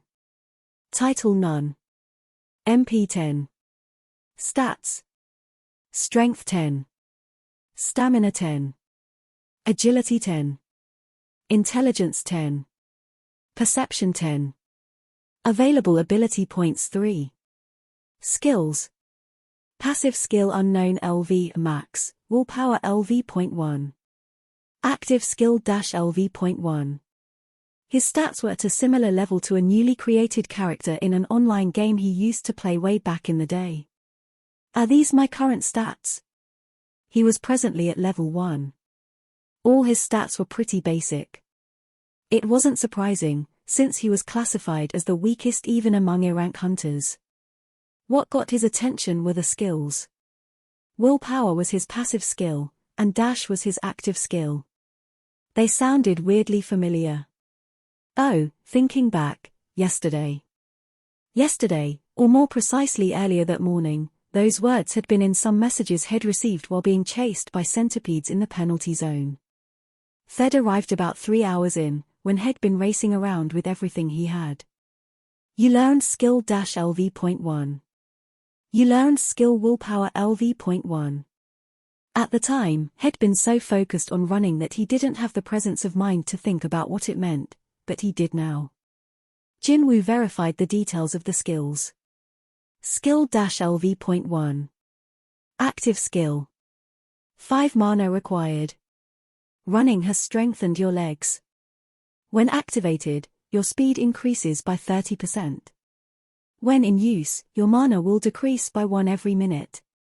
Skill Willpower LV.1. Passive skill. No mana required. You have endless willpower. When your stamina falls below 30%, willpower will activate, and you will receive 50% less damage. Was I able to learn dash and willpower because I kept running persistently? It made sense when he put it like that.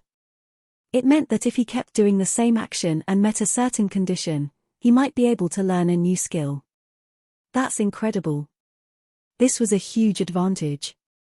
Hunters could acquire skills only when they were first awakened or by learning them from a runestone, which could sometimes be obtained from a rank magic beasts. Runestones could cost several 100 million won to over several 1 billion won. Recently, the most expensive runestone was auctioned off for 7 billion won. That stone, which held the skill to fully cure many people at once, was purchased anonymously by an rank healer from a foreign country who emptied out all their life savings. Jinwoo's heart started racing. Increased speed and decreased damage. They weren't comparable to a skill costing several 1 billion won, but they were still great. And to receive them free of charge. Jinwoo didn't have a lot of magic, so it might be difficult to utilize them properly, but he was still excited to have them. And it says willpower doesn't even need mana. Mana probably meant magic. Meaning, even if he didn't have a lot of magic, he could still use willpower as much as he wanted. This was huge. But what does this unknown mean? Skill. Passive skill unknown LV max. Unknown was one of his passive skills. Passive skills should be activated automatically, but there was no other information. There isn't a single clue. With so little information to go on, Jinwoo knew there wouldn't be any point in contemplating it further. He decided to focus his attention on something else. Ability points. The 3 ability points he'd received hadn't been distributed yet. Stats. Strength 10. Stamina 10. Agility 10. Intelligence 10. Perception 10. Available ability points 3. I guess I can increase stats by 3 points. There were 5 different attributes on the stat list. They were all low, most likely because he was level 1. But if all of this was actually real, his decisions would have consequences. If his actual abilities changed according to his choices, how did they expect him to come to any kind of decision? Jinwoo's expression grew serious. Strength probably means power. He could guess what strength, stamina, and agility meant. They were common enough terms in video game stats. The problems were intelligence and perception, and like before, the system wasn't very user-friendly with its lack of explanations. If he raised his intelligence, would he get smarter? If he raised his perception, would he have keener senses? Whatever intelligence and perception were, they didn't seem particularly useful to him. Jinwoo was a combat hunter. What he needed was power, speed, or even stamina. If I had to pick one of those 3, it'd have to be power. Becoming stronger would be quite convenient. He also wanted to see what changes occurred physically if his stats went up. Ultimately, he invested all his points in what he thought would result in the most obvious change, his strength. 3 points to strength. Ping. Stats. Strength 13. Stamina 10. Agility 10. Intelligence 10. Perception 10. Available ability points 0. Is that it? That was it. The only change was the number in the strength stat going from 10 to 13 in the hologram screen before him. He didn't feel any hidden energy rising up from deep inside him like in an anime or a movie. Has anything changed? Jinwoo decided to test his strength. He positioned himself next to the bed and tried lifting it. He could feel its weight, but it was easier to lift than he expected. Still, he wasn't sure if this was because he'd gotten stronger or if the bed simply wasn't that heavy. I should have tried lifting it before I added the points. It was hard to make a before and after comparison now that he'd already used up his points. If only I had more. He was pursing his lips when he suddenly remembered something. The rewards for the penalty quest. The daily quest wasn't the only thing he'd completed today. He'd almost gotten killed, but he'd also completed the penalty quest and seen the notification saying that he'd received rewards. Jinwoo hurriedly called up his inbox. Your rewards for completing the penalty quest have been delivered. Would you like to check your rewards? YN. I knew it. He pumped his fist. Of course he would. You have the following rewards. Reward 1. Ability points 3. Reward 2. Mystery box 1. Would you like to accept all?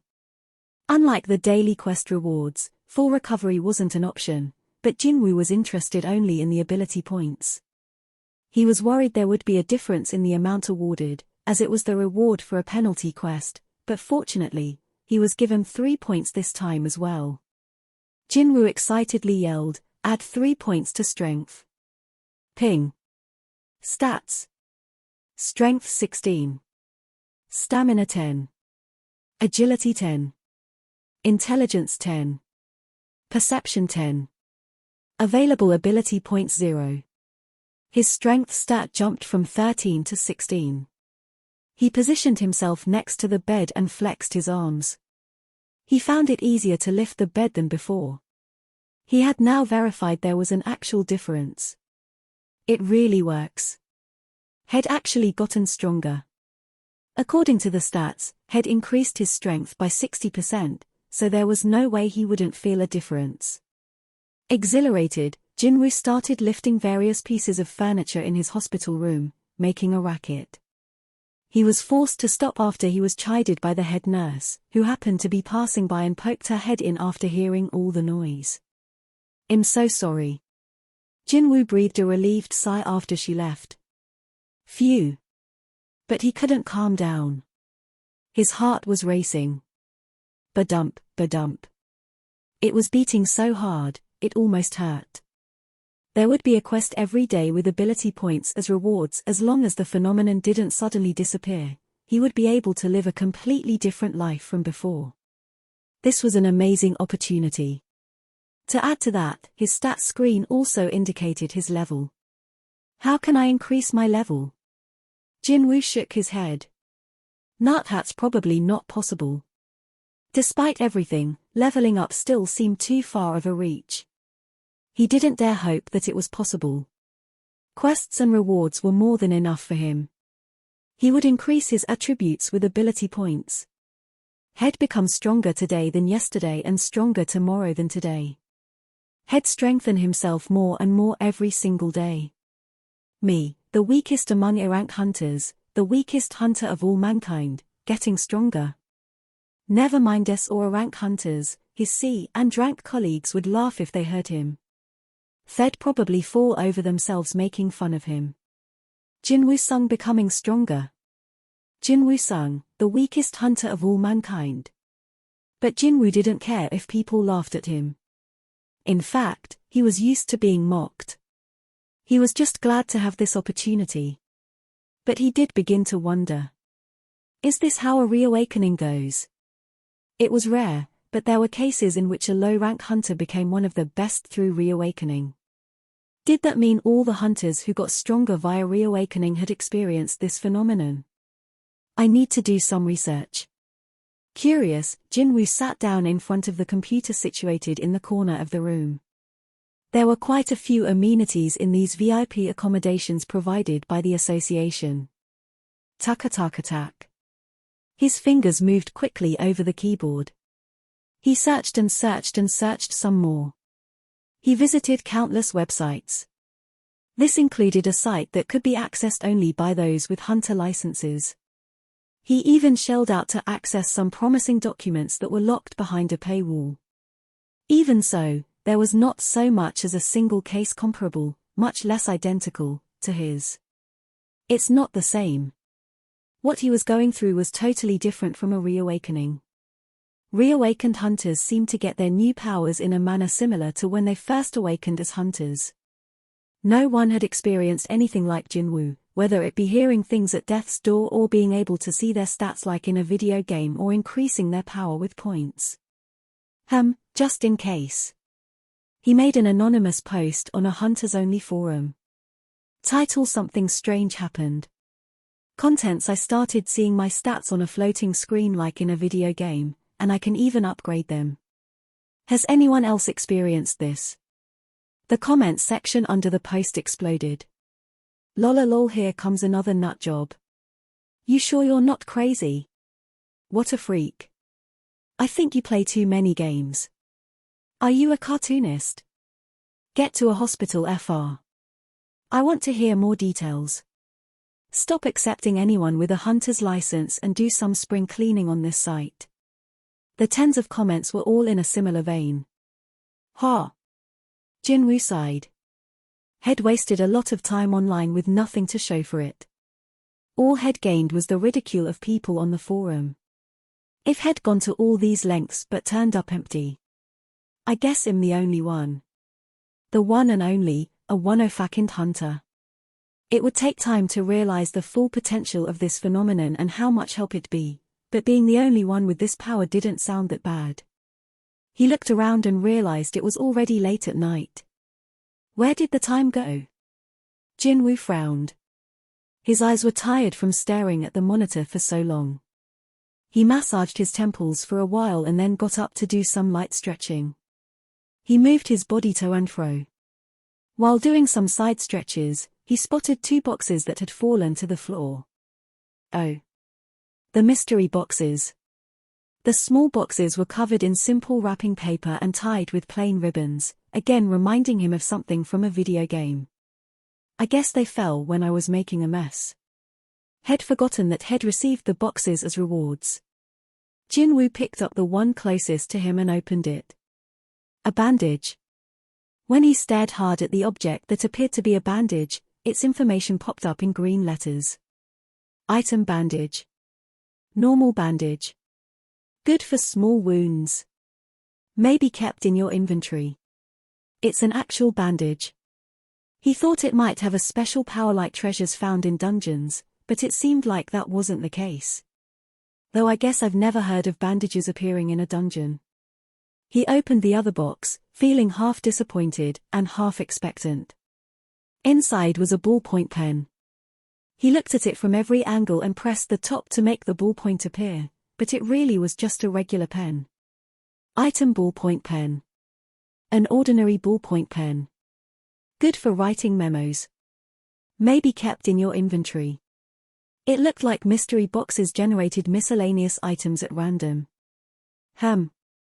It hadn't been a complete loss, however. Although he wasn't in need of a bandage or a pen, thanks to the items, had learned of the existence of an inventory.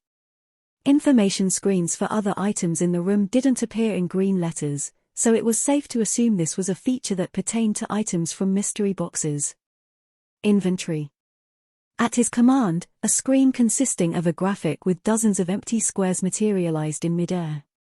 A level 1 user's inventory should have been empty, but his wasn't.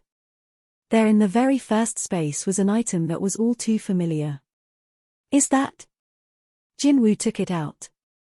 Ping. Item: Kim Sangshik's steel sword. Attack power 10. It was Kim's sword that Jinwoo had grabbed in the underground temple. He thought Head dropped it there. Good to see you again, bro. Jinwoo couldn't help smiling. Maybe because it had survived the near-death experience with him, he was happy to see it again. Also, it was too high quality to be left in that world. Didn't Mr. Kim say he paid 3 million won for this? Hunter-grade weapons look ordinary but aren't. A magic beast. Can't be hurt unless the weapon is imbued with mana. Because of this, weapons made for battling magic beasts are naturally expensive. I should use this guy for now. Jinwoo had fought against magic beasts with his bare hands until now because he couldn't afford a weapon. Even if it was a used sword, he was grateful to have it. This is mine now. If Kim saw it in Jinwoo's possession, he'd probably be frothing at the mouth trying to get it back. He was selfish to the point where he'd run away and abandoned the one who'd saved his life. Jinwoo had both this sword and this new opportunity because he'd risked his life. He had no intention of giving up the weapon that easily. His eyes narrowed. He'd learned two things in that underground temple. First, he needed to get stronger. He'd almost died a number of times simply because he was weak. But that wasn't the only thing. He hadn't stopped the young choir man even though he'd known what the result would be, and he hadn't stood up for Song even though he knew Kim had been in the wrong. He'd turned a blind eye even though he'd known what needed to happen in order to survive. If he didn't want to feel ashamed, he had to become stronger. And the other lesson. No good deed goes unpunished. Jinwoo's good deeds had been met with betrayal. 3 of his colleagues had abandoned him even though he'd needed their help just to stand. He'd begged them to come back, but none of them had. They couldn't remember who had saved their lives. Give and take. From now on, he would never put his own life on the line for someone else out of the kindness of his heart. After all, wasn't one's own life the most important thing? These were the lessons Jinwoo learned after being on the brink of death. Be stronger and be tougher. I can do this. He was not one to make the same mistake twice. Nurse Yura Choi was sitting at a food cart, having a good time with a friend she hadn't seen in a while. Oh, that's right. Yura belatedly recalled the fact that her friend worked for the Hunters Association. Her current job at a big hospital for hunters was in large part thanks to this friend. You know a lot about hunters, right? As much as the next person. Why? Have you heard of a hunter with the ability to heal quickly? Healers are like that. Just one recovery spell and bam. No. Not by using magic, I mean unconsciously. Unconsciously. Like while they're passed out or while they're sleeping. Her friend shook her head. Nah, not possible. That's called regeneration, and it's a special ability only certain rank and above magic beasts have. But not people. Nope. I've never heard of a hunter with that ability. Right, had she been seeing things? Yura was nodding when her friend added, but who knows, it may be possible for an Srank hunter. Yura perked up. Srank? Srank hunters are absolute beasts, but there's not a lot of public info about them. What was it again? There was some rumor going around that Yoonho Baek from the White Tiger Guild can turn into some kind of monster. But Jinwoo Sung was an A-rank hunter.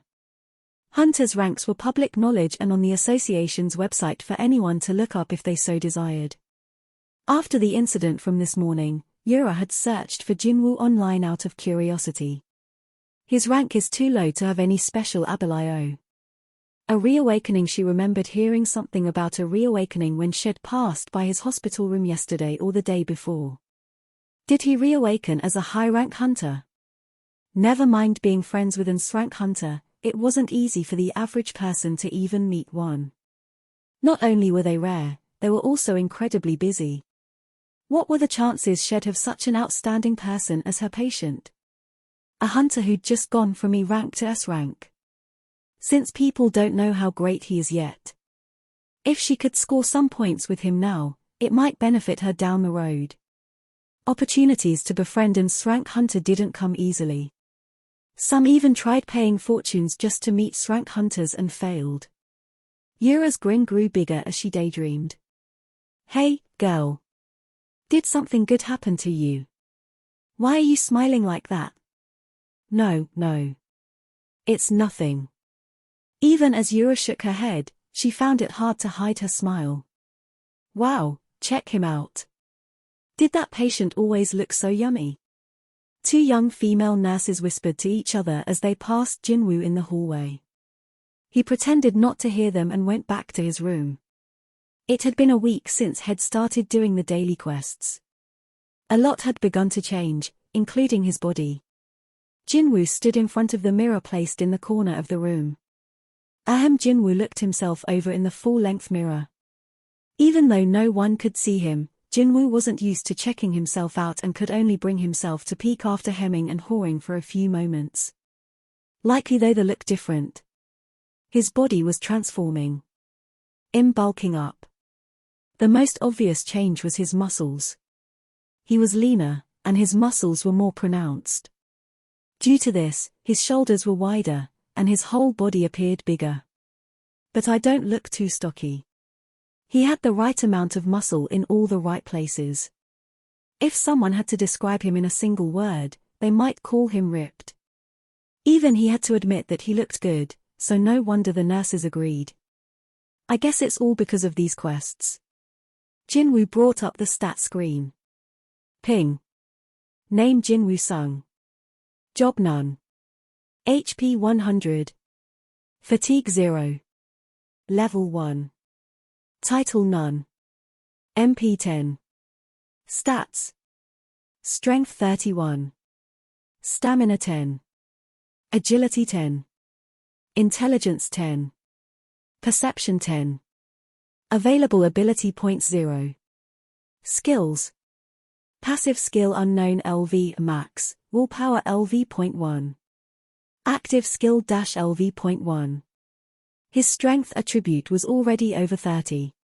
He didn't know how effective raising the other stats would be, so had concentrated all his ability points into raising his strength for the time being, since that would be the most helpful attribute when fighting magic beasts. But this couldn't have happened to my body after only a couple of days just by exercising. There could be only one reason. As his strength increased, his muscles were changing in response for optimum effect. He couldn't think of any other explanation. Had been slightly worried about investing his points solely in strength, but after seeing the results, had been very satisfied, and his worries had faded.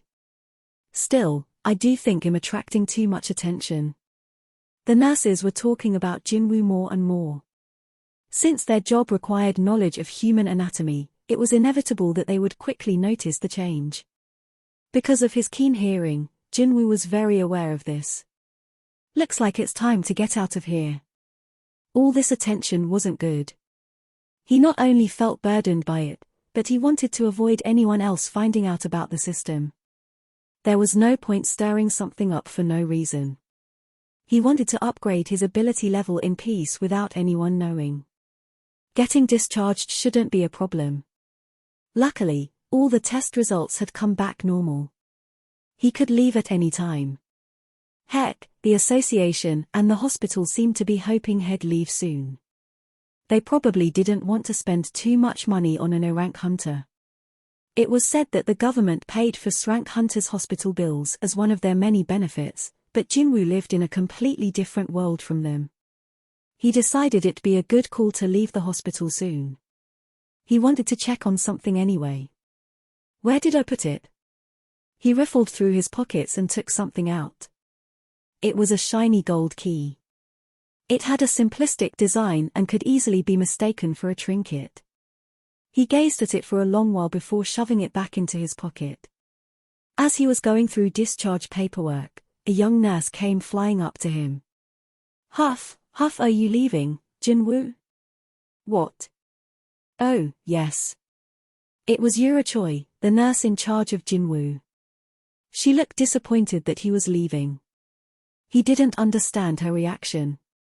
He wondered if he had done something wrong, but nothing came to mind. She hesitated a little before taking out a notepad. May I have your number? My number? Yes, if that's okay with you. Maybe they were planning to send him more test results. He took the notepad from her, but that's all she had for him. Yura's face flushed as Jinwoo blinked at her. What's wrong? I don't have a pen. Oh. Just a minute, please. In her haste, she hadn't thought to bring a pen. She looked around, all flustered. Oh, wait a minute. If it's a pen. The next second, he was holding a pen. It had instantly appeared in his hand as soon as he recalled the ballpoint pen in his inventory. Anything he put in his inventory could be put back in or taken out with a mere thought. The inventory really was a convenient feature. Once he confirmed that it really was the pen in his hand, he called to Yura. I realized I already had a pen. Oh, really? Phew, I'm glad. She placed her hand on her chest and gave a sigh of relief. Jinwoo smiled as he wrote out his phone number. It was always like this. An opportunity to use items from mystery boxes tended to come up shortly after obtaining them. It rained the day after he received a raincoat, and had gotten a glass cup the day before the water cooler ran out of paper cups. Sometimes he'd get worthless things like the bandage, but most of the items had their uses. Here. Yura happily took the notepad back from Jinwoo. She gave him a bow. I'm looking forward to it. Oh, I'm looking forward to it, too. With that, Yura rushed off somewhere. He cocked his head as he watched her hurry away. But looking forward to what? In any case, it was nice to see that she was as polite as she was cute. With that in mind, Jinwoo left the hospital with a spring in his step, feeling like a weight had been lifted off his shoulders. Jinwoo's first stop was the Hunters Association headquarters in Gorogu, Seoul. Hunter-issue smartphones used specialized technology, so Jinwoo had to put in a request directly with the association. The employee checked their monitor and then informed him, "It'll take 2 weeks to get your phone." Excuse me. It takes that long? Jinwoo's eyes went wide. His old phone had been totaled while he was being chased by the gigantic statue. To think it'd take 2 weeks for a new one. If you need a phone right away, you can rent one temporarily for 50,000 won. Forget buying, simply renting a phone cost as much as 50,000 won. It was too expensive for him, considering his financial situation. No one ever calls me anyway. The association would contact his house directly if they couldn't reach him by phone, so there was no reason to waste money on a rental. Jinwoo shook his head. I'll just wait for the new one. Understood. Well, send your new phone to your house as soon as it is available. Thank you. Jinwoo got up. He was now finished with his errands. Had already diligently completed his daily quest, and signing up for a new phone had gone faster than had expected. He fished the gold key from his pocket after exiting the association building. I guess it's time to figure this out. The key's info screen popped up in green writing. Item Dungeon Key. Acquisition Difficulty E. Category Key. A key that will take you to an instance dungeon. It can be used at Exit 3 of the Hapjeong subway station. The key had come from a mystery box Head received after finishing a daily quest. At first, Head dismissed it, but when he saw the display indicating the level of difficulty to acquire it, he figured it couldn't be a regular key. This had been the deciding factor for leaving the hospital. A key to an instance dungeon. Instance or not, a dungeon was a dungeon. Jinwoo had many painful memories related to dungeons. Once, Head participated in an A-rank raid and was hurt so badly that Head ended up hospitalized for a week. At least Head made it out alive thanks to his colleagues. If he used the key to go to a dungeon, He'd have to do it alone. After much thought, he came to a decision. It shouldn't be a problem if I take a quick peek. He could run away if it came to it. Since he was jogging 10 kilometers daily these days, he was confident in his ability to get away, at least. Jinwoo was mistaken. Knock, knock. Where did this wall come from? He knocked on the invisible wall and yelled at passers-by, but that was all in vain. People kept going their own busy ways. Sometimes they approached Exit 3 to enter Hapjeong Station, but they vanished from his view once they reached the invisible wall. It was as if he were in a different dimension. When Jinwoo tried to force his way out, he received another message. Ping. You cannot leave the dungeon. You must either kill the boss or use a teleportation stone. Had been getting the same message for a while now. The dungeon's key had disappeared as soon as he stepped through Exit 3. Realizing something was wrong, Head turned back only to find the entrance was already blocked. He had been expecting there to be a gate or a secret door somewhere near Exit 3, but that clearly wasn't the case. To make matters worse, unlike a typical dungeon, it was impossible to leave of his own accord. This isn't a normal dungeon. Jinwoo sighed and turned to get his bearings. The subway station had transformed into a jungle. Vines covered the walls, and the stench of a rotting corpse hung in the air. He could hear some animal howling in the distance every so often. It wasn't that there was a dungeon near exit 3 of Hapjeong Station. The station itself was the dungeon. Jinwoo took the steel sword out of his inventory. Ping. Item Kim Sang-shik's steel sword. Attack power 10. The exit was blocked, and he had no way to contact the outside world. His only option was to go forward. Jinwoo swallowed nervously and slowly descended the stairs. He quietly looked around but sensed nothing amiss. He held his breath as he assessed his surroundings, but he couldn't sense anything. Still, it would be unwise for him to let his guard down. Even among low-rank magic beasts, many of them had ways of masking their presence. Or rather, it'd probably be more accurate to say that, because their ranks were low, they had to mask their presence in order to pull off surprise attacks. Past the washrooms and farther in the station were the subway shops. The old, run-down stores reminded Jinwoo of abandoned buildings. Under the dim fluorescent lighting, the abandoned stores and corridors with absolutely no sign of life gave him the creeps. ZZZT. Some of the lights flickered as if they were about to go out. As he walked down a corridor with weeds pushing out between the broken floor tiles, Jinwoo felt an uneasy chill. Everything was deadly quiet, but he sensed he was being watched. And then there was the smell. It was the intense stench of a rotting dead animal infested with flies. It was a scent familiar to Jinwoo, since he frequented dungeons. This smell, it's an animal type. Jinwoo couldn't feel its presence anywhere. It was almost like a predator, hiding and lying in wait for its prey. It's waiting for an opening, huh? Then Jinwoo had to give it one. He purposefully turned around, exposing his back, and slowly started walking the way he'd come. Animals attack when an opponent shows their back. Animal-type magic beasts aren't much different. Jinwoo had taken 3 steps when CRSHHH. Something blasted through the display window of a clothing store at the end of the corridor. It landed on the floor and immediately jumped for Jinwoo's neck. Grah. Prepared for the attack, Jinwoo swung his sword around in a wide arc as soon as he heard the noise. It was like a reflex. SHHHK. The sharp blade sliced through the creature's jaw. The monster tumbled to the floor with a squeal. Keying. It was a huge wolf with bright red fur. Its snout had been severed, and the monster was writhing on the floor in pain. When Jinwoo inspected it, he noticed its name floated above its head like the centipede in the penalty zone. Steel-fanged lichen. Unlike last time, the writing was in white and not red. No time to waste. This was his chance while the wounded monster couldn't get up. Jinwoo leaped into action. He ran at the creature and swung his sword down, lopping off its head. Gark. The lichen gave a howl of pain as it died. You have defeated a steel-fanged lichen. Yes.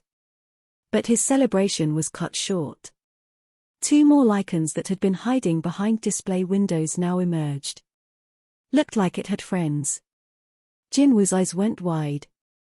Jiao. They bared their fangs and raced toward him. Jinwoo grimaced. In his excitement, had struck his sword down with too much force, and it was now embedded deep in the floor. It must have gotten caught on something, as Jinwoo couldn't pull it out. It stuck. One of the lichens leaped at his face. Oh no. He ducked. His attacker sailed over his head and smacked its head on the ground, unable to slow its momentum. Crack. The stone floor cracked as its fangs pierced it. Those teeth aren't just for show. There was no time to be impressed, though. The other lichen was running straight at him. It didn't look like he'd be able to free the sword in time. Damn it. Jinwoo gave up on the sword and instead swung his fist at the lichen flying toward him. Whoosh. The sound his fist made as it snapped forward wasn't normal. Thwack. The lichen's head exploded with one punch. The headless body skidded out from where it hit the ceiling and then fell to the ground hard. Whump. Jinwoo stared at his fist, dumbfounded. That level of monstrous strength was completely unexpected. Having witnessed this, the lichen had dodged earlier started backing away with its tail between its legs. Huh? Was this from using all those points on his strength attribute? Even as the headless lichen's legs stopped twitching, Jinwoo still could not pick his own jaw off the floor. Then came that familiar notification bell. Ping. You have defeated a steel-fanged lichen.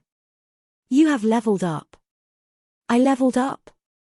Wondering if Head misheard something, Jinwoo hurriedly brought up his stat screen. Name Jinwoo Sung. Job none. HP 205. Fatigue 0. Level 2. Title none. MP 22. Stats. Strength 32. Stamina 11. Agility 11. Intelligence 11. Perception 11. Available ability points 0. Skills. Passive skill unknown LV max, willpower LV .1. Active skill -LV .1. His level really had gone up and it looked like leveling up meant 1 point was added to each of his stats. That meant rewards from quests weren't the only way to upgrade his abilities. He could increase them by leveling up as well. I can't believe it. The impossible had been confirmed to be possible right before his eyes. His heart started racing in excitement. On top of that, I get more ability points by leveling up. Completing a quest gave him 3 ability points. Leveling up gave him 5. While he didn't particularly care for not having the option to personally distribute the points, leveling up seemed to be a better way to increase his stats. Plus, quests were currently limited to 1 per day, but there was a higher chance that there was no limit for leveling up. My level increased just by defeating 2 of these creatures. This was how it worked in video games. People usually leveled up faster in earlier stages. Jinwoo was currently level 2. It was safe to assume he was at the bottom. But he wasn't an ordinary low-level player. His strength stat was already over 30. If each level up raised his stats by 1, Jinwoo's strength was equal to that of a level 20 person. What would happen if a user with a level 20 ability decided to go hunting in a level 1 hunting ground? Overpowered. The unexpected destructive power of his punch proved his theory. Even though my strength stat is 3 times higher than what I started with, him more than 3 times stronger. Jinwoo had started with a strength stat of 10. Strength at 10 versus strength at 30, the number had tripled, but the power Head demonstrated was much more than 3 times his starting point. Maybe his power was increasing exponentially as his stats went up. That would explain this destructive power. His movements had gotten faster as well. Before, he wouldn't have been able to dodge the lichen that had come barreling at him so easily, nor would his punch have made that whistling sound. Then again, makes sense that my speed would go up when strength increases. Raising his strength stat developed his muscles, which in turn raised both his power and speed. The battle with the lichens had demonstrated this. But then what would change if he raised his agility stat? He was dying to find out, but there was no way of doing so now.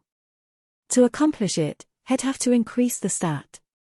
But he felt it was a waste to use the ability points received from quests on agility. Why squander resources there when raising strength increased both his power and speed in one go? That left only one other way. I need to level up as quickly as possible. He had to in order to increase agility. Every journey begins with the first step. He'd see a difference someday as long as he kept compounding it by 1. Jinwoo finally pulled the sword out of the ground. Should I get going, then? There was one more lichen left to kill. And where'd it go? The lichen that had been there not too long ago had disappeared. Jinwoo searched thoroughly nearby but couldn't find a trace of it. It had probably escaped while Jinwoo was distracted by his stat screen. Thinking back, its tail had been down, and it'd been eyeing him for a chance to flee. TSK.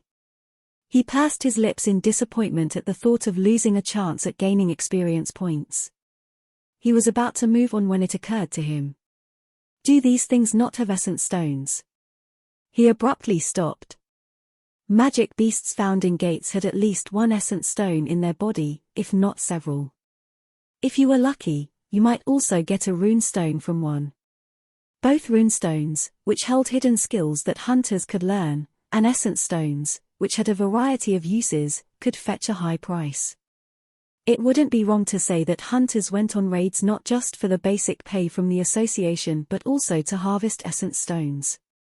Jinwoo was no different. He was disappointed to find no such items despite his success today.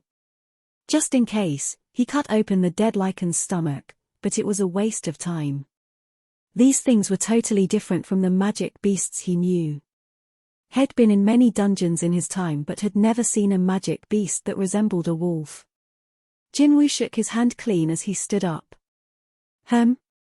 Something shiny in the lycan's mouth caught his attention. He forced its jaw open. One of its teeth was shining. When Jinwoo extended his hand toward it, a message popped up. You have discovered item Lycan Fang. Would you like to acquire it? Acquire. Item Lycan Fang. Acquisition difficulty none. Category miscellaneous.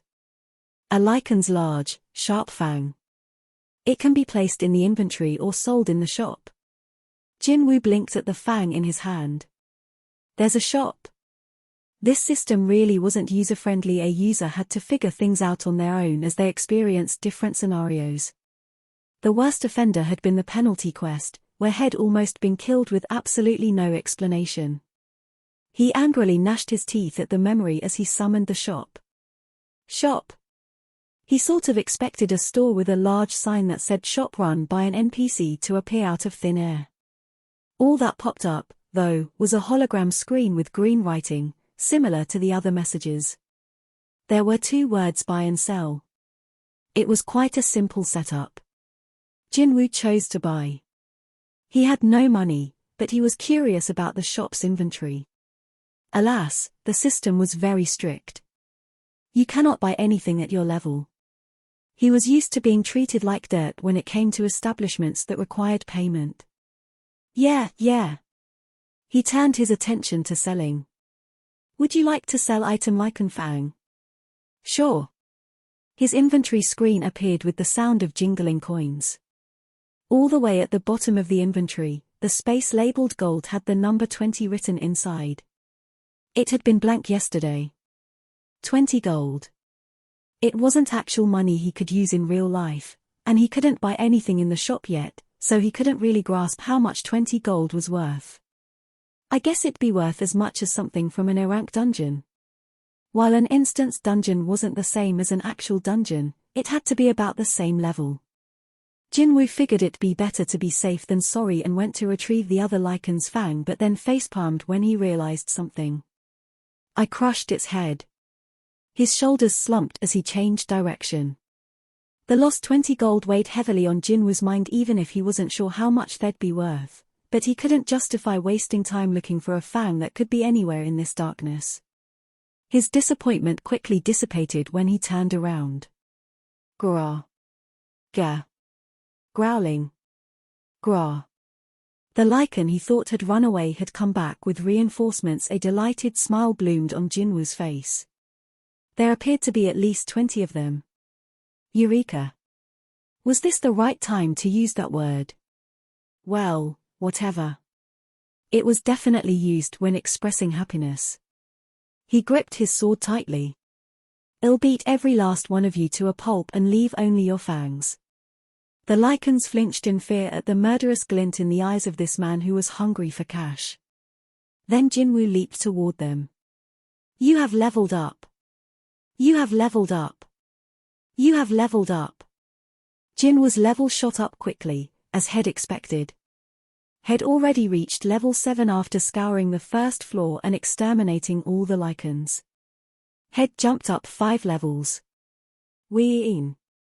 An odd message popped up after he killed the last lichen, which was trying to run away with its tail between its legs. Ping. You have acquired title Wolf Assassin. Title. Title Wolf Assassin. A title given to those skilled at hunting wolves. When battling an animal-type monster, all abilities will increase by 40%. When he opened his stat screen, his title had changed. Name Jinwoo Sung. Job none. HP 766. Fatigue 3. Level 7. Title Wolf Assassin. MP 81. Stats. Strength 37. Stamina 16. Agility 16. Intelligence 16. Perception 16. Available ability points 0. Skills. Passive skill unknown LV max, willpower LV.1. Active skill -LV.1. An ability boost when fighting against animal-type monsters. It was limited to only a certain type of target, but a 40% boost would still be a big help. Will this apply to animal types in regular dungeons, too? If that was true, he'd be able to defeat the magic beasts in a raid with just a snap of his fingers. In any case, Jinwoo had managed to gather quite a haul. 34 lichen fangs, 2 dull daggers, a traveler's cloak, and a transportation stone. He'd discovered that items could occasionally be found in a dead lichen's stomach. Unfortunately, none of them seemed very useful. The dull daggers didn't have much attack power compared to his steel sword, and the traveler's cloak was less a clothing item and more of a miscellaneous item to sell to the shop. He ended up receiving more than 1,000 gold for selling everything. Balance 1,060 gold. But I'm not particularly happy about it. No matter how much gold he saved, he had nowhere to spend it. The only thing left was the teleportation stone. Back at Exit 3, when Head made a fuss about leaving, Head received a message that said he could leave once he found a teleportation stone. He could leave here if he wanted. He had 2 options now. The stairs leading down to the second underground floor were right in front of him. And he had the teleportation stone in his hand. Push forward or retreat. The old Jinwoo would have chosen to wait until his next opportunity without hesitation. That was how Head survived so many raids despite his dismal abilities. People said it was a miracle, but it was actually due to smart decision-making. However, things were different now. He didn't want to go back. If he gave up now, he felt like he'd never be able to move forward. I've done a lifetime's worth of retreating. Shouldn't he try to clash with what was ahead for once in his life? He put the teleportation stone back in his pocket. His footsteps as he headed down to the second floor were as light as air. You have leveled up. You have leveled up. Unlike regular dungeons, monsters respawned in instance dungeons. Those on the first basement floor respawned while Jinwoo wiped out the ones on the second basement floor and vice versa. You have leveled up.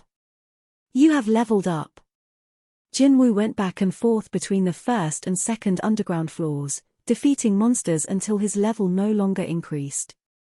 Since I don't know when I'll get this kind of opportunity again.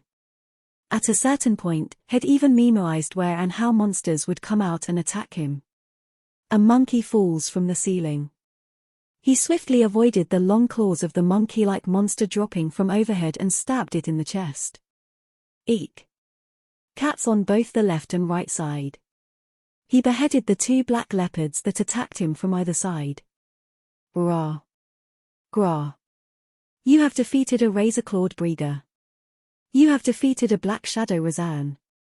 You have defeated a black shadow Razan. That was the end of the second underground floor. Jinwoo had cleared the floor once more, but it had been a while since his stats had frozen at level 15.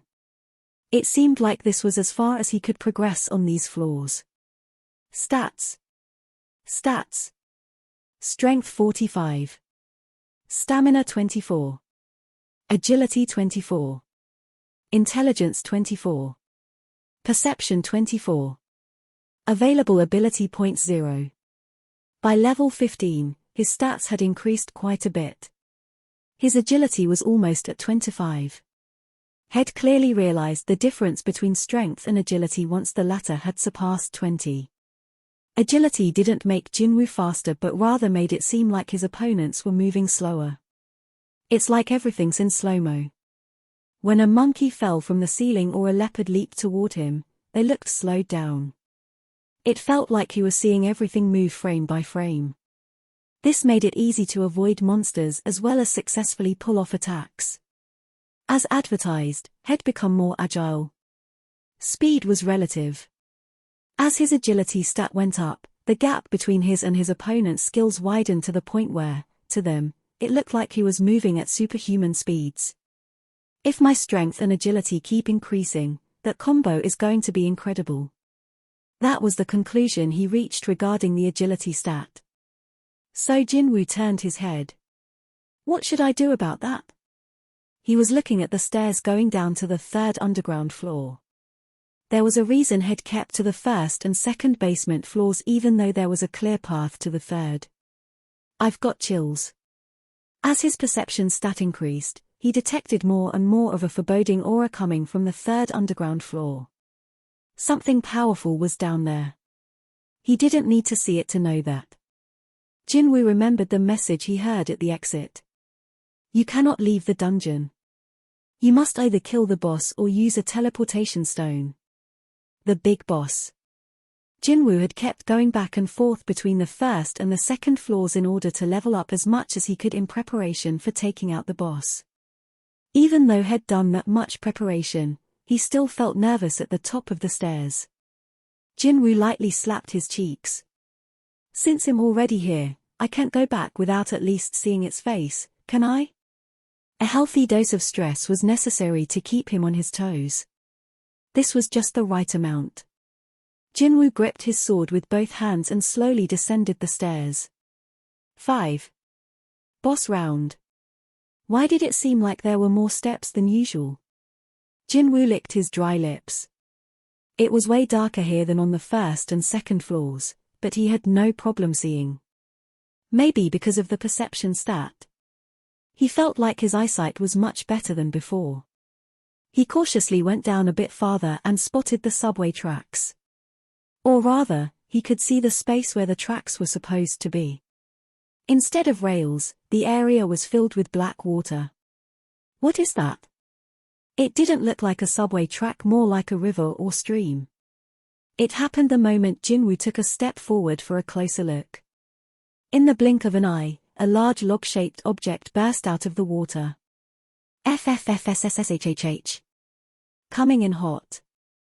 What suddenly appeared before him was no log. It was a snake as thick as one. Whoa. Jinwoo hurriedly swung his sword at its head. Clang. Jinwoo looked incredulous. What the? He was able to knock the charging snake's head away from him, but his sword shattered. Shocked, he turned back. Surprised by the counterattack, instead of rushing into its next strike, the snake stayed coiled up at a distance and glared at Jinwoo. King of the Swamp, Blue Venom-Fanged Kasaka. Jinwoo could clearly see its name floating in red letters. This snake was much faster and stronger than any of the ordinary monsters whose names had appeared in white letters.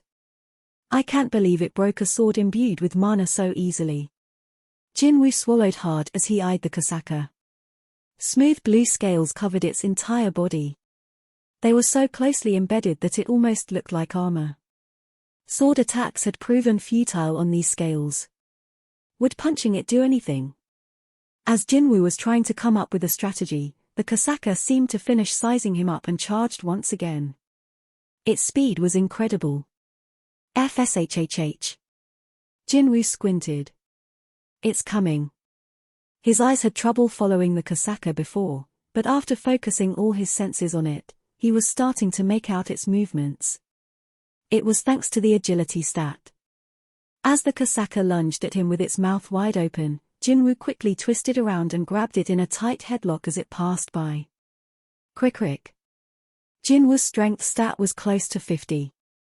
He applied as much pressure as he could to the snake's artery. The reptile thrashed and writhed in pain as Jinwoo refused to let up. Jinwoo gritted his teeth and squeezed harder. Wham wham. Even as the snake smashed Jinwoo into the walls and floor, he clung to it for dear life. If I hadn't maxed out my level as much as I could. Once the mind thinks what if, it's difficult to stop. So many thoughts raced through Jinwoo's mind. What if he hadn't leveled up? What if he hadn't upgraded his strength stat? This Kasaka would have kicked his ass. This place could have been his grave. Not going straight down to the third underground floor had been a smart call. Head made the right decision. KRIAKKK. The sound of the Kasaka's skull breaking was unsettling. You have defeated King of the Swamp, Blue Venom-fanged Kasaka. You have leveled up. You have leveled up. As expected of a boss, after defeating the Kasaka, Jinwoo went up by 2 levels. Jinwoo pumped his fists. His level had been stuck at 15, but it was now 17. He'd gone from level 1 to level 17 in a single day, which was an absolutely insane amount of growth. That's all great, but no one tackled a dungeon boss for the experience points. The best part of defeating a boss was the loot.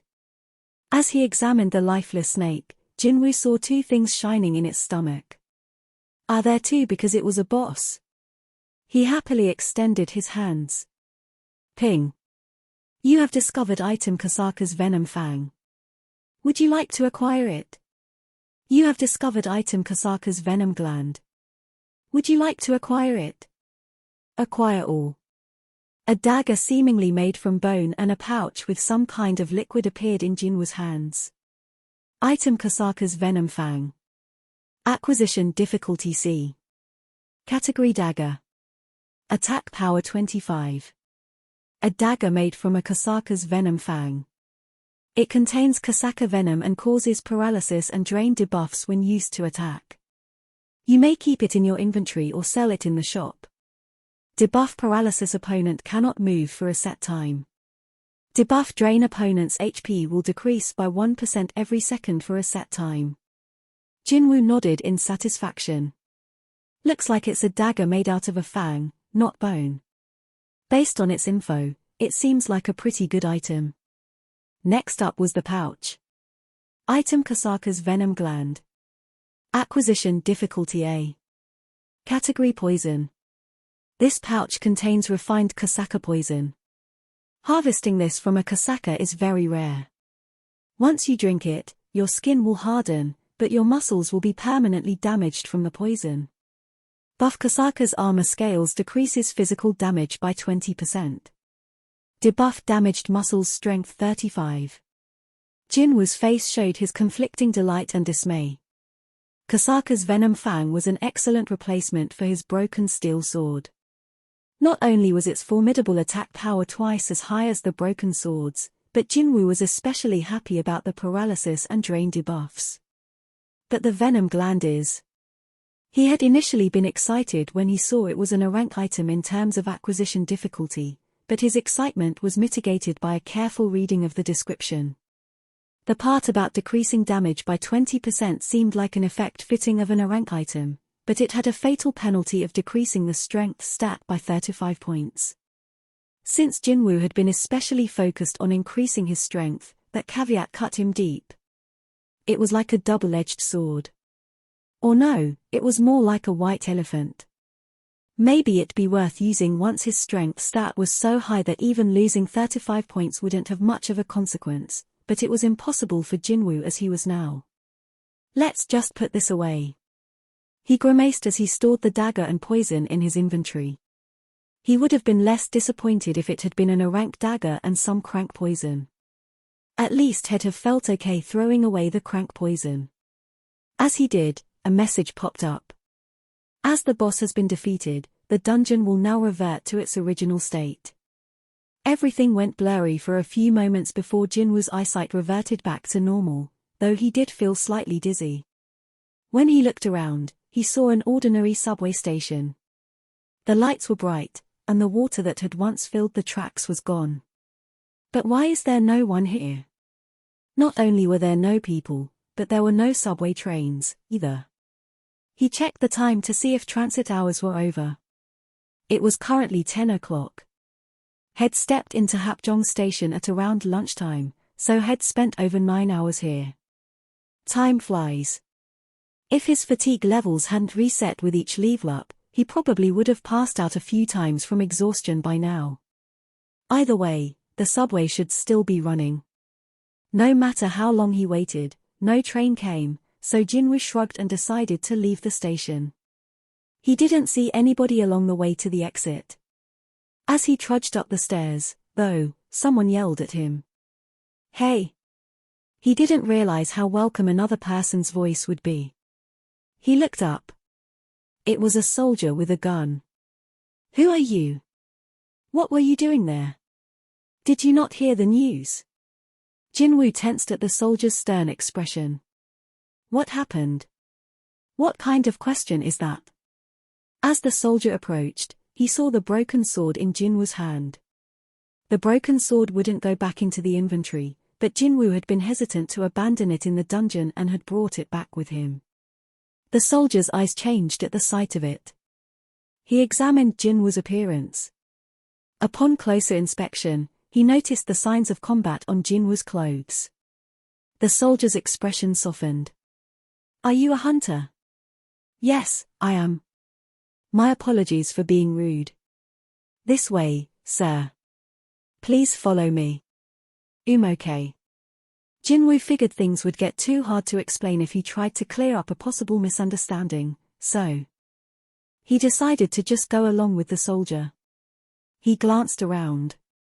Looks like something wasn't right. The street was totally empty. The only people he could see were soldiers and police officers. He also spotted the carcasses of dead magic beasts, trashed cars, and wrecked buildings. Jinwoo realized what must have happened. A gate must have opened near here. While it was rare nowadays, what with the hunter system being so well established, sometimes a gate materialized in an out-of-the-way location and wouldn't be discovered until it was too late. Whenever that happened, the nearest army base would respond until hunters could arrive on the scene. Unfortunately, soldiers' weapons have no effect on magic beasts, but they had to be prepared to make some sacrifices in order to give civilians a chance to escape safely. To put it bluntly, they were essentially human shields. Someone had to do it, and the burden fell on the shoulders of the young men of the country. "Thank you." The soldier leading Jinwoo spoke up. "Pardon?" "We're safe thanks to the hard work of hunters like you." "Oh." Head said thank you.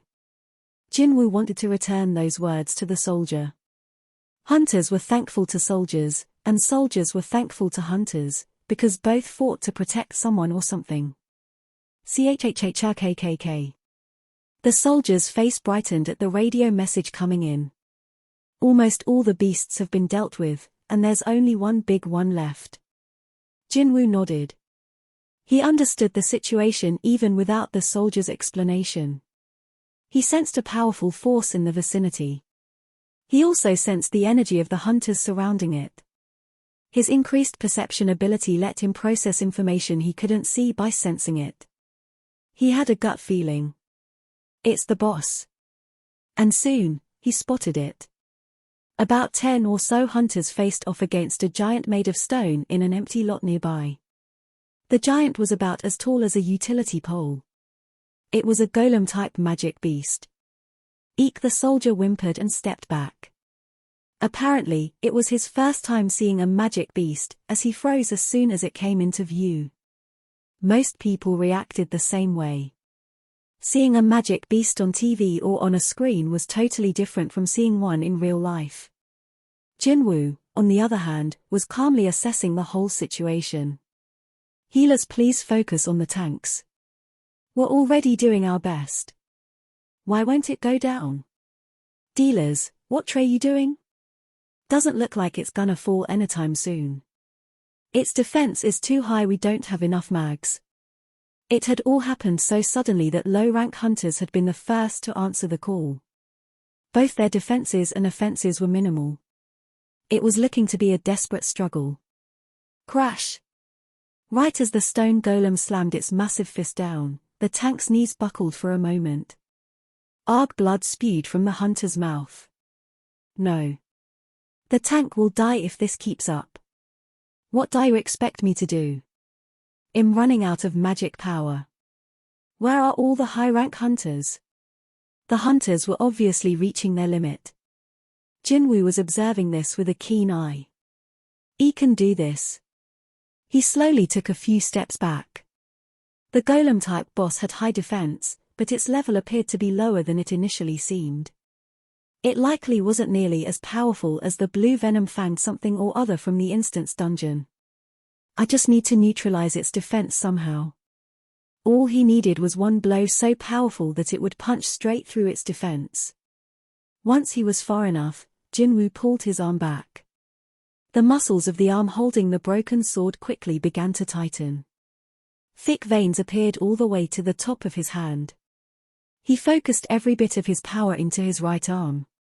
When it was as tight as a bowstring, he launched it forward at a velocity close to the speed of sound. Geo. Drank Hunter Hansa Lee was falling into despair. He couldn't keep this up any longer. His precious shield was starting to crack. Healers seemed to be running out of magic power, and it was clear they were having trouble keeping up with everyone's wounds. At this rate, they'd all die. It was time to make a choice. The only viable solution he could think of was to sacrifice himself to let the others escape while they waited for higher-rank hunters to arrive. It's either that or everyone dies. He broke out in a cold sweat but made a difficult decision. Hansa looked back and shouted, "I've got this, so you guys." Just then, something caught his eye. Something shiny was hurtling in their direction. To be honest, he sensed only that something was flying toward them, but he couldn't actually see it. It was that fast. Crack. The golem's head shattered after something struck it. What happened? Hansa looked on in disbelief. The headless golem staggered. The rest of the hunters cheered and launched a final wave of attacks. Yes, it's working. It's going down. Just a little more, we got this. No one had seen the projectile because they'd been too focused on attacking. No one except Hansa, who'd been standing right in front of the golem. Grah. The golem finally toppled over. Wooed. The heavy creature kicked up a cloud of dust as it hit the ground. Woohoo! The hunters roared in celebration. We did it. We got him. Only Hansa, who'd seen everything, shook his head. No. Our attacks barely scratched it. He hurriedly inspected the area around the fallen golem. What the heck could have shattered the head of this hunk of stone? In his search, Hansa managed to scrounge up a broken sword. It was a steel blade, but it contained an insignificant amount of mana. This boss-level golem withstood the attacks of over 10 hunters, but somebody took it out by throwing this piece of junk. He didn't know what to say. Hansa looked back and forth between the remains of the golem and what was left of the sword before running through the jubilant hunters in the direction from where the sword had come. Excuse me. There was a single soldier standing there. Yes. Did you mean me? Yes, you. The soldier swallowed nervously as a hunter of considerable mass lumbered toward him.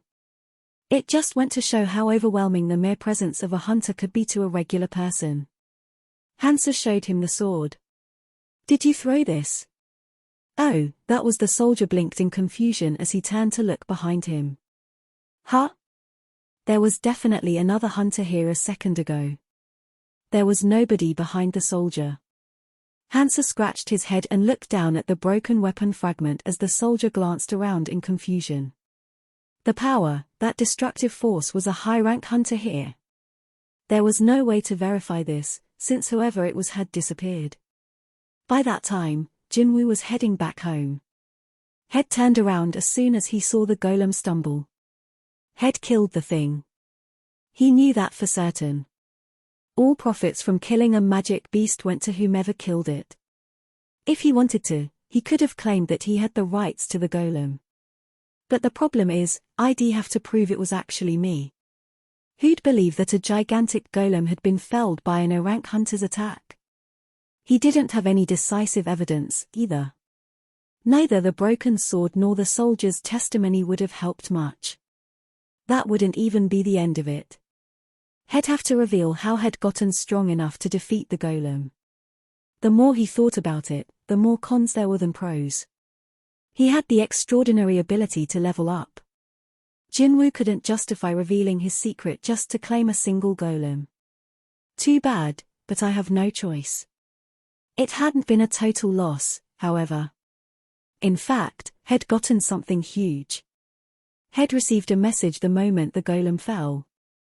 You have leveled up. Thanks to the golem, his level had increased once more. I level up even when I kill a regular magic beast. This was excellent news. That was enough for him for now. Jinwoo's apartment was on the 9th floor of an old, shabby building on the outskirts of downtown. He found his key and opened the door. It was dark inside. Jaina's really doing her best. It looked like his sister was still at the library. The food on the table was cold by now. His sister had made it. Their mother had been in the hospital for a few years now. The notepad on the table had a message written in his sister's bubbly handwriting. Don't skip dinner. I'll check if you finished everything. Even though she was busy with her studies, she'd gone out of her way to make him something because he was getting discharged from the hospital. Jinwoo smiled gently and sat at the table, but he wanted to check something first before eating. Stat screen. Name Jinwoo Sung. Job none. HP 2220. Fatigue 2. Level 18. Title Wolf Assassin. MP 350. Stats. Strength 48. Stamina 27. Agility 27. Intelligence 27. Perception 27. Available ability points 0. Skills. Passive skill unknown LV max, willpower LV.1. Active skill -LV.1. It had been a long day. But thanks to this long day, his level was already at 18. His strength stat was already almost at 50, and his other ability stats were noticeably higher as well. He'd found out how his agility and perception worked. On top of that, I got a very useful dagger with a bunch of debuffs and tons of gold, even if I'm not sure how to use them yet. He didn't bother counting the strange poison as part of the day's achievements. All in all, his raid on the Instance dungeon had been a big success. People who leave home early in the morning are usually careful not wake up their family, and so Jaina locked the door quietly so as not to disturb her brother, who was usually in a deep sleep at this time of the day. But when she turned around. Going to school? Huh? Jaina's head jerked up, startled by the voice coming from nearby. Jinwoo was jogging slowly toward her. He was dressed in sweats and running shoes. With the way he had his hood pulled down low, it looked like he'd been out jogging. Jaina's naturally big eyes got even bigger. Wait. You were already up? Been up for a while. Look out for traffic. Right. She watched, confused, as her brother went inside the apartment. Huh. He actually got up before me. Jinwoo wasn't lazy by any means. Rather, Jaina tended to wake up unusually early for someone her age, so she was often the first in the family to start the day. Somehow. She got the feeling that her brother's back seemed wider than before, but that didn't make sense. The human body wasn't an elastic band that could get bigger or smaller in the span of a few days. Improbably just seeing things. She was shaking her head when Jinwoo suddenly handed her an umbrella. What's this for? Jaina took the umbrella and stared up at the sky. It was the crack of dawn and consequently still dark outside, but the sky looked pretty clear. It doesn't seem like it's gonna rain. Take it with you. But it's heavy. Take it anyway. It's a folding umbrella, so it's not that heavy. Don't be a baby. Slam. He closed the door on her. What the? So bossy. Gina lightly kicked the door to show her disapproval but shoved the umbrella in her bag and headed off. Wait. She mentally calculated where her brother's eye level had just been. That was weird. It was definitely higher than before. Do men get taller even in their 20s? Nah, that couldn't be it. She shook her head again and hurried off to school. Click. Meanwhile, Jinwoo locked the door and called up his inventory as he walked into the apartment. Storage. Storage, invention, inventory. Head found out after a few experiments, but the command word didn't matter as long as the meaning got across. It was the same when opening his inbox. Open, access, reveal, etc. As long as the command word indicated that the inbox should open, it worked. He stuffed the umbrella Head acquired from today's mystery box in his digital inventory. Another dud. It had been 4 days since Head first entered an instance dungeon. He hoped for another key to an instance dungeon every time he opened a mystery box, but it seemed to be a pretty uncommon item, and he hadn't gotten another yet. That's that for now. He went to his bedroom and sat on the edge of his bed. He had a decision to make today. Stats. Stats. Strength 48. Stamina 27. Agility 27. Intelligence 27. Perception 27. Available ability points 12. Had been accumulating ability points for the past 4 days. He hadn't missed one daily quest, and of course, had made sure to accept every single reward. He hadn't been distributing the ability points, though. The problem was, it's too hard. Indeed, he was finding it too difficult to make a decision. Strength. A good stat. He'd never regret investing any points there. Agility. Also a good stat. Agility didn't matter against a weak enemy, but it was crucial for the high-rank ones, since speed was relative. Then there was stamina and perception.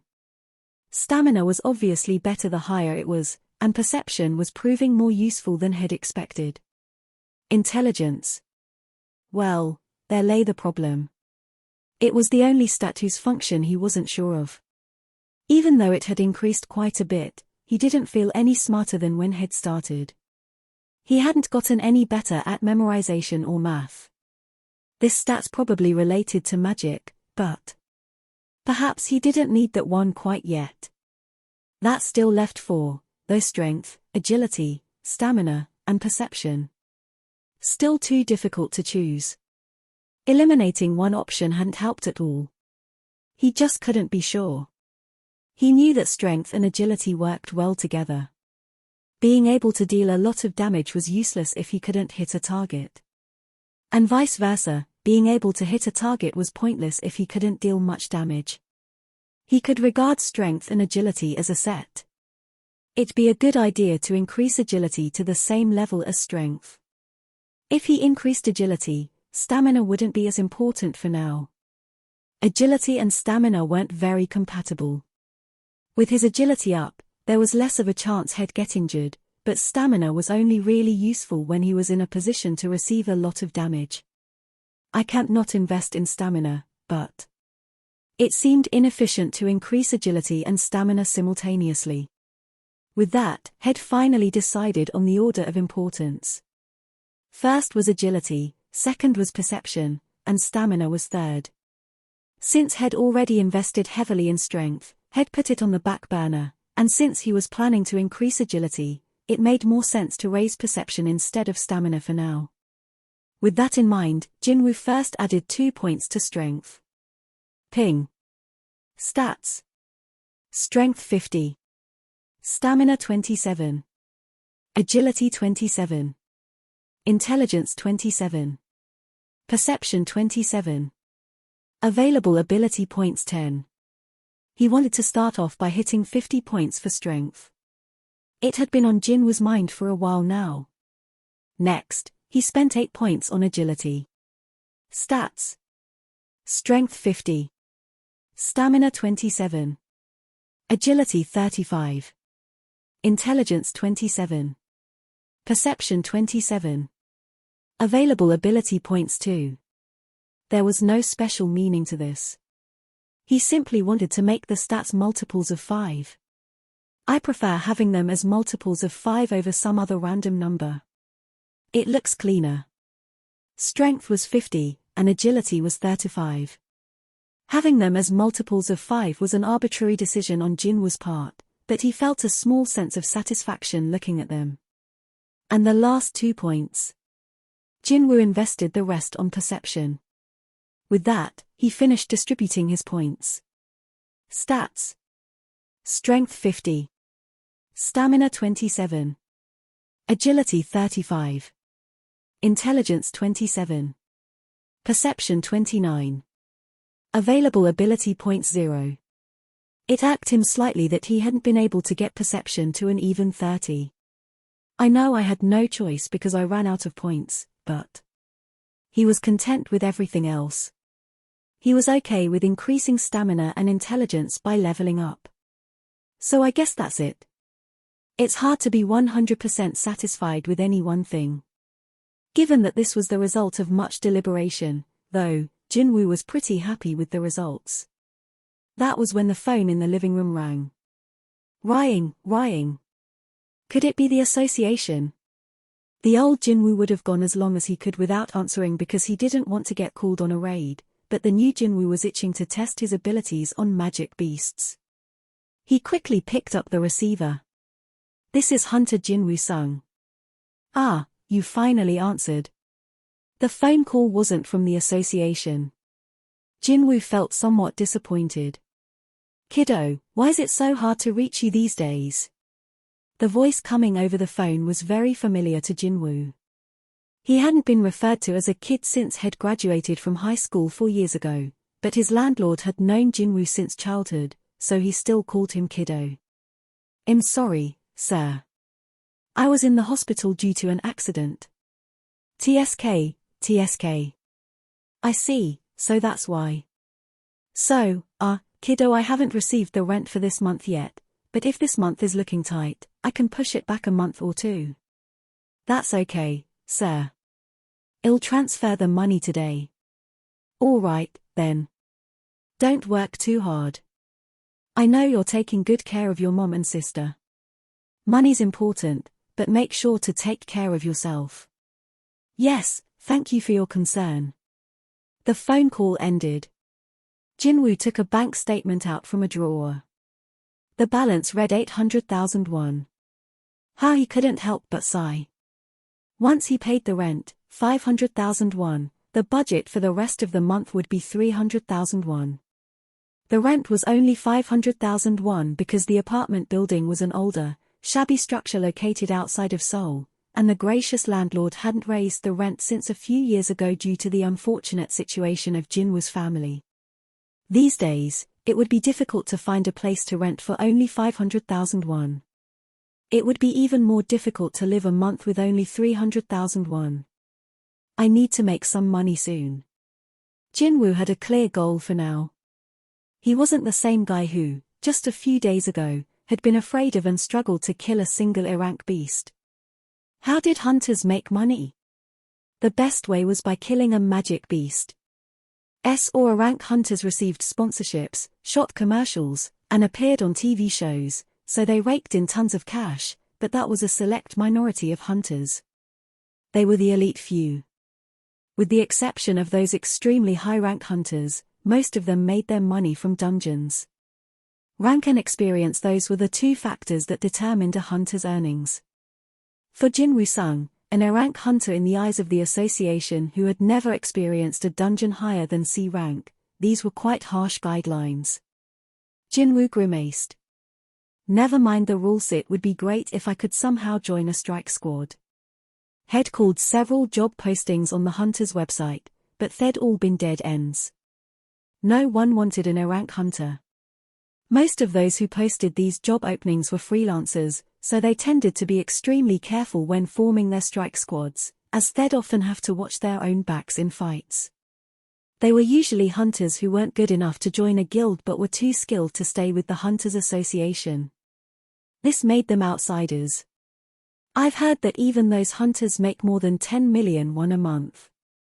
It was high risk, high return. They made big money in exchange for risking their lives. There was a reason hunters were often the targets of envy.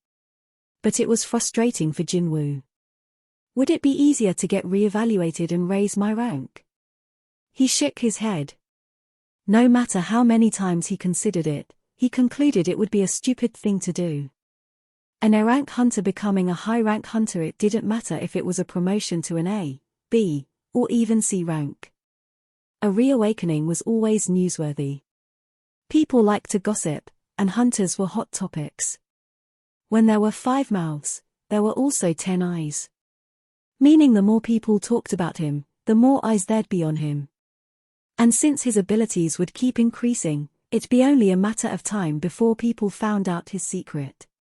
A hunter who can keep increasing his abilities. He gets stronger as Tim. E passes. Which hunter is that? How is that possible? How can I be like him? He'd get way too much attention. There had never been a hunter like him. It would be inevitable that some of the people who showed interest would either want to use him or harm him. And if those people are powerful. He felt queasy just thinking about it. He still wasn't strong enough. Jinwoo didn't want to reveal his secret until he was absolutely sure he could protect himself. Getting re-evaluated wasn't an option. But I still have to make money somehow. It wasn't like he could do some ordinary part-time job, since he didn't know when the association might call him. He couldn't pass up an opportunity to make money and gain experience at the same time via a dungeon just because he was too busy trying to make ends meet. As he pondered what to do, a new job posting caught his eye. Urgent hunters of any rank welcome as long as they get here quickly. Jinwoo's eyes lit up. A hot post that had just been uploaded. He quickly skimmed the details and noted it wasn't far from home. He gave them a call right away. The other side must have also been in a hurry, as they answered the phone before the first ring completed. Hello? Jinwoo gave a brief explanation of why he was calling and calmly awaited the other person's response. Okay, so you're an E rank? That wasn't a bad reaction. That's fine. We just need you to help meet a headcount quota. But it's a crank gate, so you might have difficulty hunting. We can divide the spoils among the rest of us and compensate you 2 million won. What do you think? Can you get here right away? 2 million won for a day's work. That was a lot of money for helping to fill a quota. It was a pretty good deal. It was unfortunate he wouldn't get a share of any other rewards from the dungeon, but he didn't want to be greedy and potentially miss out on the 2 million won. Let's put out the fire first. This kind of opportunity didn't come around often. 2 million won was more than enough money to live on for a month. Jinwoo accepted the offer. I'll be there in 15 minutes. He was out the door in a second and flagged down a taxi to get to the meeting point. There were already 9 people waiting for him. A person who seemed to be the leader waved to Jinwoo. Over here, it's this way. The guy was quite big and had a beard. He wore a friendly smile as he approached Jinwoo. Are you Jinwoo-sung? Yes. Oh, good. You found us with no problem. Why don't we introduce ourselves, since we'll be working together today? The bearded guy quickly introduced the other members. 8 of them, including the leader, were part of the same squad, and the last person had joined the team for the day just like Jinwoo. Jinwoo scoped out his new squadmates as he greeted them. He had a good sense of what each member's level was due to his increased perception stat. 5 of them seemed to have similar ranks, and 4 of them have lower ranks. So 5 C rankers and 4 D rankers or lower. There were rules to attacking a crank gate. There had to be a minimum of 10 people in the party, and at least half the hunters needed to be C rank or higher. The association would give the green light once those conditions were met. They weren't kidding that Jinwoo really was just there to fill the quota. Now that introductions are out of the way, let me briefly go over some important points. The bearded man's name was Dong-suk Hwang, and had told Jinwoo he was a crank tank. He had the composure of someone who had participated in a raid many times before. While Dong-suk gave them a comprehensive overview of this mission, someone else approached Jinwoo. I guess we're the temps. It was a bright young man Dong-suk had brought in to fulfill the head count. He wasn't a non-combat member like Jinwoo, though. He was a drank hunter and was expected to join the battle. He was a 22-year-old named Jin-ho Yo. He tried to greet Jinwoo, who merely nodded and purposefully looked away. Jin-ho had wanted to strike up a conversation but ended up awkwardly standing there at Jinwoo's clear dismissal, so he rubbed the back of his neck and returned to his original position. Bro, that's enough. Let's get moving. We're going to kill everything anyway, so we don't need any details. Agreed. Our ass'll bleed from all your nagging. As his squad teased him, Dong-suk clapped his hands and laughed. Fine, it'll stop here, and we can head in soon. Everyone started prepping to go inside. Oh, could you two please sign this? Dong-suk handed Jinwoo and Jin-ho each a piece of paper. It was a simple contract. Please write out your name and sign on the bottom. Jinwoo would be paid 2,000,000 immediately but would not hunt or share in rewards. The stipulations were as per their phone conversation. Rather than that, the very last condition caught Jinwoo's eye. I recognize that the party is not responsible for accidents that may occur inside the dungeon. Unlike a raid hosted by the association, there was no other financial compensation provided for an individual raid. Because of this, insurance companies wouldn't cover them. Hunters had to protect themselves. It finally sank in that Jinwoo was legitimately part of a strike squad. As he read over his contract, he sneaked a peek at the details of Jinho's contract. As expected, unlike Jinwoo's contract, Jinho was supposed to get a share of the rewards instead of 2,000,000 won. Jinwoo turned to Dong-suk before signing the document. So what do you need me to do? Nothing special. You can just carry the gear and follow us. Gear? Dong-suk pointed at the huge backpack his colleagues were unloading from a pickup truck. It has our lunches, extra clothes, weapons, first aid kit, etc. Wait, a first aid kit? That piqued Jinwoo's curiosity. Are we going in without a healer? You know how hard it is to have a healer in a strike squad. This is just how we roll. Dong-suk smiled awkwardly. A strike squad that barely met the association's requirements, a temp who apparently thought a raid was a social gathering, and the lack of healer in a party made of tanks and damage dealers. The temp's expression hadn't changed even after hearing there was no healer. That proved he was a complete newbie. Jinwoo swallowed his derisive laugh. They're full of crap. Nevertheless, he still signed the contract, not because he desperately needed 2,000,000 won but because he was confident he could protect himself. Here you go. Mine too. Dong-suk took their signed agreements and, as if the papers had raised his spirits, energetically bellowed at the others. Well then, let's go. 6. The Lizards. The squad made its way to where the gate had appeared. It was an abandoned construction site for an apartment building. They say the economy isn't doing so well. Dong-suk clicked his tongue in disapproval. Unfinished apartment buildings stood scattered in the area like huge tombstones. If there was a cemetery for giants, it would have looked like this. Did you know? Jinho leaned in closer to Jinwoo and whispered to him. The president of the company embezzled 900 billion won and escaped abroad 2 months ago, leaving all the employees and investors in a tough spot. No matter how many hints Jinwoo had given him, Jinho wouldn't leave him alone. It seemed like Jinho wasn't able to quite fit in with the 8 others, since they were all original members of the squad. Dude, you always this quiet? Head started calling Jinwoo dude at some point. Jinwoo was growing weary of ignoring him. Can't you take a hint? I'm not very used to taking hints from other people. Was this guy an optimist or was he just clueless? Jinwoo raised an eyebrow at Jinho's bright smile. But I really. Jinwoo tended to get more sensitive whenever he approached a gate. It wasn't something he could control. For other hunters, raids were all about money, but for Jinwoo, it was about survival. It dredged up a ton of painful memories, so he couldn't help but get twitchy. Here we are. Dong-suk stopped. While the hunters looked impressed. Are you sure this is a crank gate, bro? Seems a bit big. You really think the association would bullshit us? They said the investigators checked it out twice. The portal floating in midair was reminiscent of a black hole. This was what they called a gate. A gate's rank was determined by a measure of the magic wavelengths emanating from within. The Hunters Association notified people of the rank after they evaluated the level. After that, strike squads or guilds would request permission to raid it.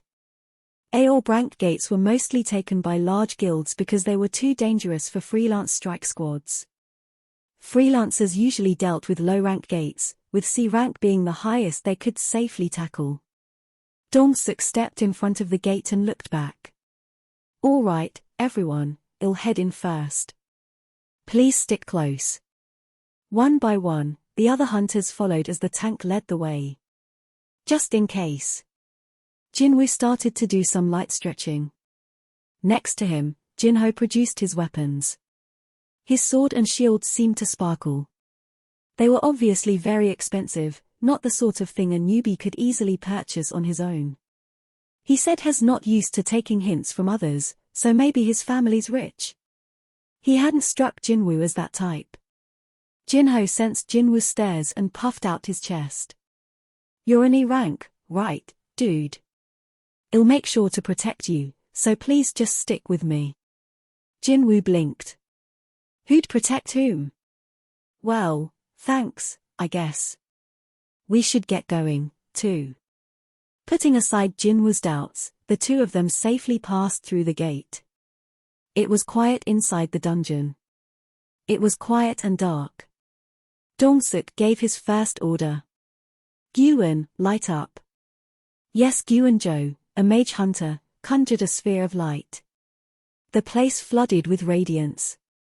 Dong-suk lowered his shield and cocked his head. What? Where are all the beasts? Yeah, and why were the lights off? Typically, glowstones lodged in the walls of the dungeon lit the way.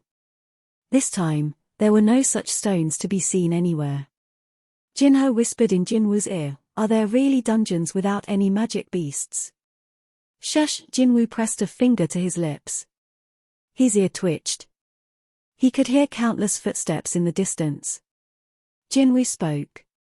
There are magic beasts. They just aren't here yet. Jinho swallowed nervously. SKRRT, SKRRT, SKRRT. Soon, the others were able to hear what Jinwoo was hearing. Dong-suk realized just how serious the situation was. A dungeon without glowstones. What moves as a group, lives in the dark, and heads toward the light? Oh no. Dong-suk's and his colleagues' faces turned grim. Bugs. They're bugs. Why does it have to be fucking bugs? Dong-suk barked, everyone, positions incoming forward. A bunch of creatures were rushing straight for them. This isn't an ant colony, is it? Don't say that kind of shit. Among magic beasts, insect types were especially a pain in the neck. They came in swarms, and every single one of them was powerful and hard to kill. Ants were the worst of them all. Many a hunter had lost their lives by unwittingly stumbling into an ant colony. SKRRT, SKRRT, SKRRT. The sound of the bug's legs scraping against the ground made their skin crawl. That meant they were close. Dong-suk raised his shield up to his chin. They still couldn't see any insects, though. The squad members were causing a commotion behind him. What's going on? I don't see anything. But they sound close. Dong-suk, do you see anything? Jinwoo yelled, up. What? Dong-suk instinctively looked up. SKRRT, SKRRT, SKRRT. Huge bugs were coming at them from above. Seconds later, and those bastards would have dropped right on top of them. With beasts that attacked as a group like insect types often did, once the hunter's formation broke, that'd be it.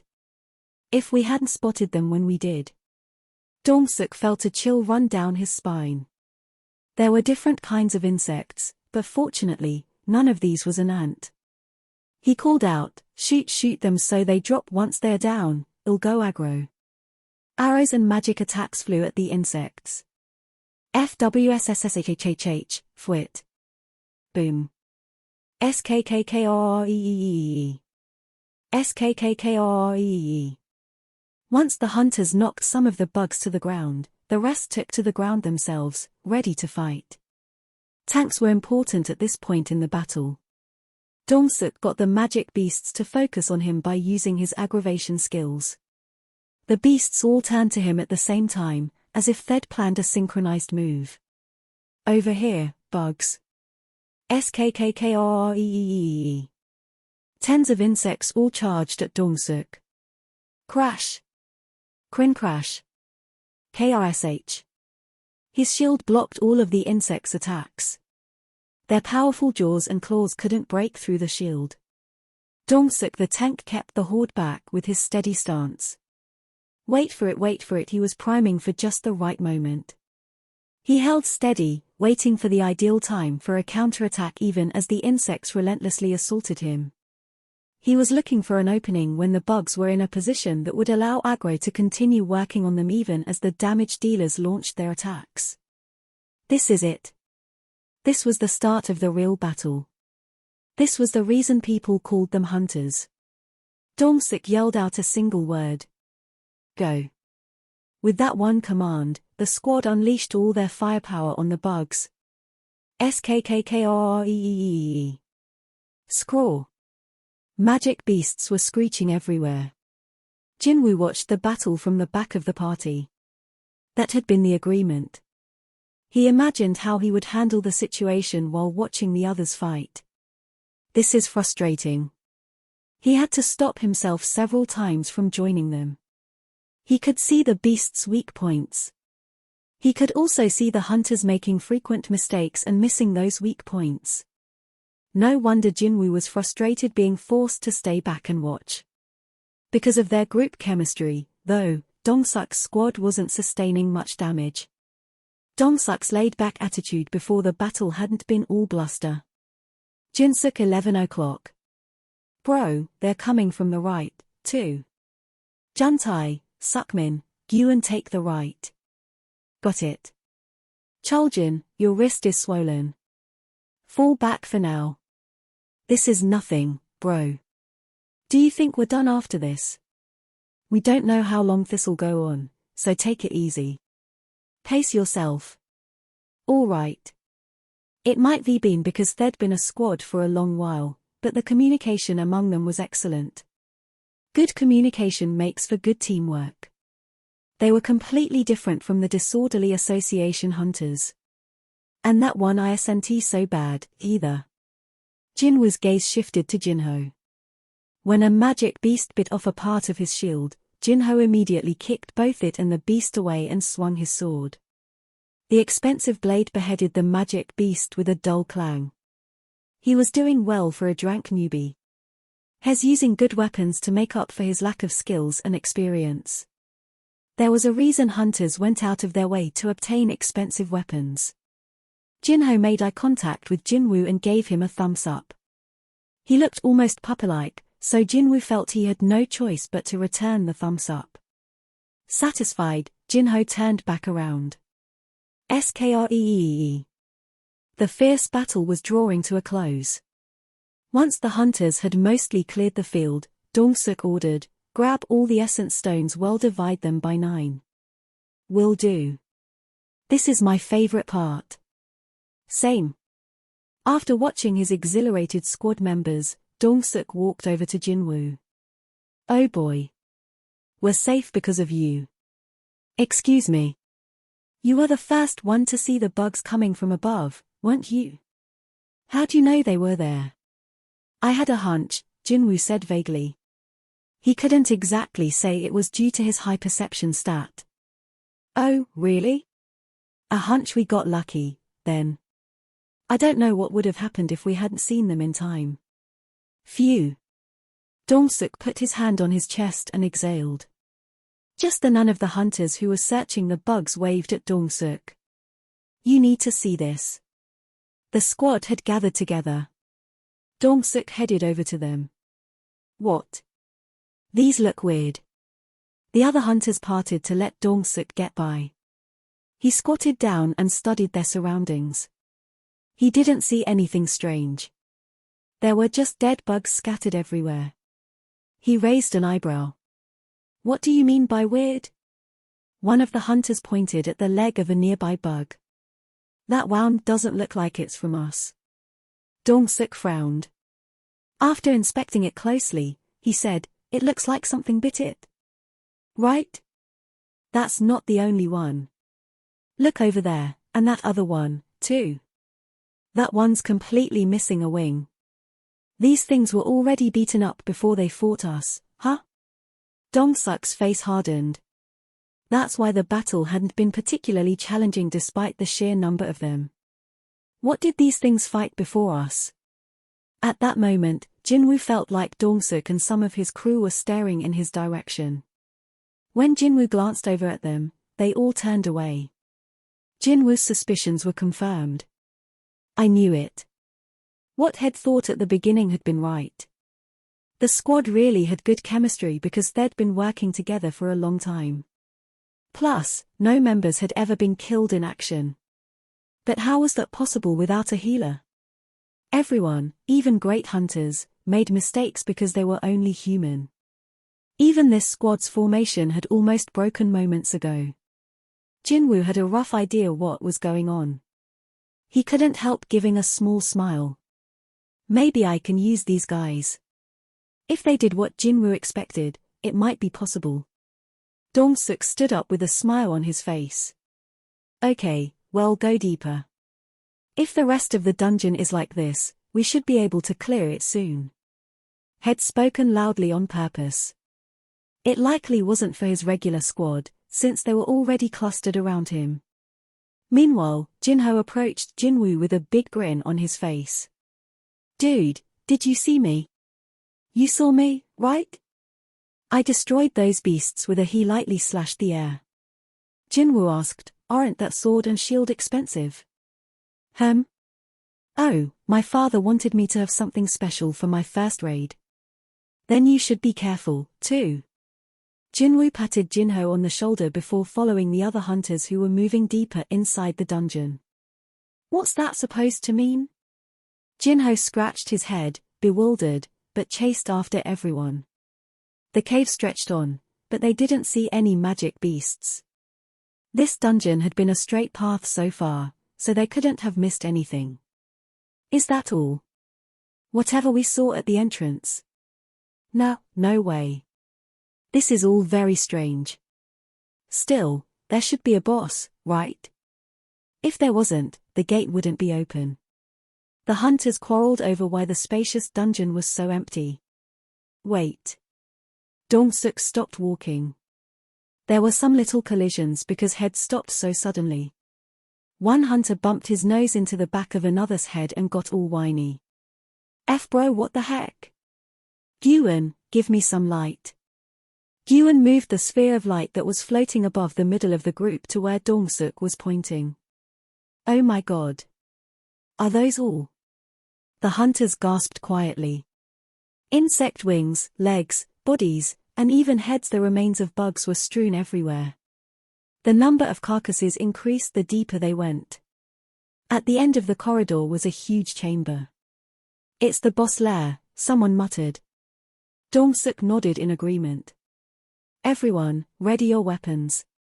The hunters immediately armed themselves. Everyone looked tense. They tiptoed their way to the entrance of the room. Dong-suk led the way, and they all cautiously entered the boss lair. But the silence didn't last long. Jackpot, the hunter with a red nose exclaimed. He was the one who'd bumped into someone's back earlier. It was normally taboo to yell like that in a dungeon. The noise could attract the attention of a beast that could have otherwise been avoided. But no one told him off. Whoa. How much do you think that's worth? This is sick. Everyone was too preoccupied with excitement. Hold on. As Gy. Yuan moved the ball of light high in the air, more of the chamber was revealed. Those are mana stones. This entire wall is covered in mana stones. The hunter's eyes twinkled brighter than the stones were sparkling in the light. Mana stones were one of the treasures that could be found in dungeons. They had weaker magic than the essence stones harvested from magic beasts but were usually found in large clumps, so hunters could make a lot of money from them. This time, Thed found an incredible trove. The stones covered an entire section of the rounded wall of the cave. At a rough calculation, a hunter who was good at math counted quickly on his fingers. If we harvest all of them, it should come out to more than 100 million won. If we divide it by 9, each of us will get over 10 million won. Woe grins spread across all the hunters' faces. At the back of the group, Jinho elbowed Jinwoo in the side after hearing that. Dude, give me your contract. What for? Trust me and give it here. I know the law like the back of my hand. Jinwoo shrugged and handed his contract to Jinho. Jinho took it and went over to Dong-suk. Excuse me, sir. I have a question for you. All their gazes swiveled to Jinho. He showed them the contract. Sir, this is Jinwoo's contract. As you can see, there is no mention of essence stones other than the ones that come from hunting. Everyone realized what Jinho was saying. It was customary to equally divide treasure or rare items found in a dungeon among all party members. This was different from battling magic beasts, because with magic beasts, they could harvest essence stones from only the ones they defeated themselves. That meant these mana stones had to be divided by 10, not 9. The other hunter's eyes narrowed, but Dong-suk walked in front of the group with a smile on his face. Of course, we'll divvy these up equally. We know that very well. We just have something to take care of first. He pointed at something up ahead. Jinho jumped in surprise. He thought Dong-suk was pointing at him. He flinched but then turned around. There, curled in a corner of the room, was a spider as big as a house. Oh, upon seeing the huge beast, Jinho stumbled back with his hand over his mouth. The sleeping spider didn't move a single muscle. There were mountains of insect carcasses around the beast. The half-eaten insect exoskeletons covered in saliva sort of looked like food waste that had spilled out of an overturned trash bin. That has to be the boss. Did that thing eat the other bugs in the dungeon? It really gorged itself, didn't it? The hunters muttered to one another as they took in the spider. Dong-suk gathered the squad around him. Jinwoo and Jinho also huddled up.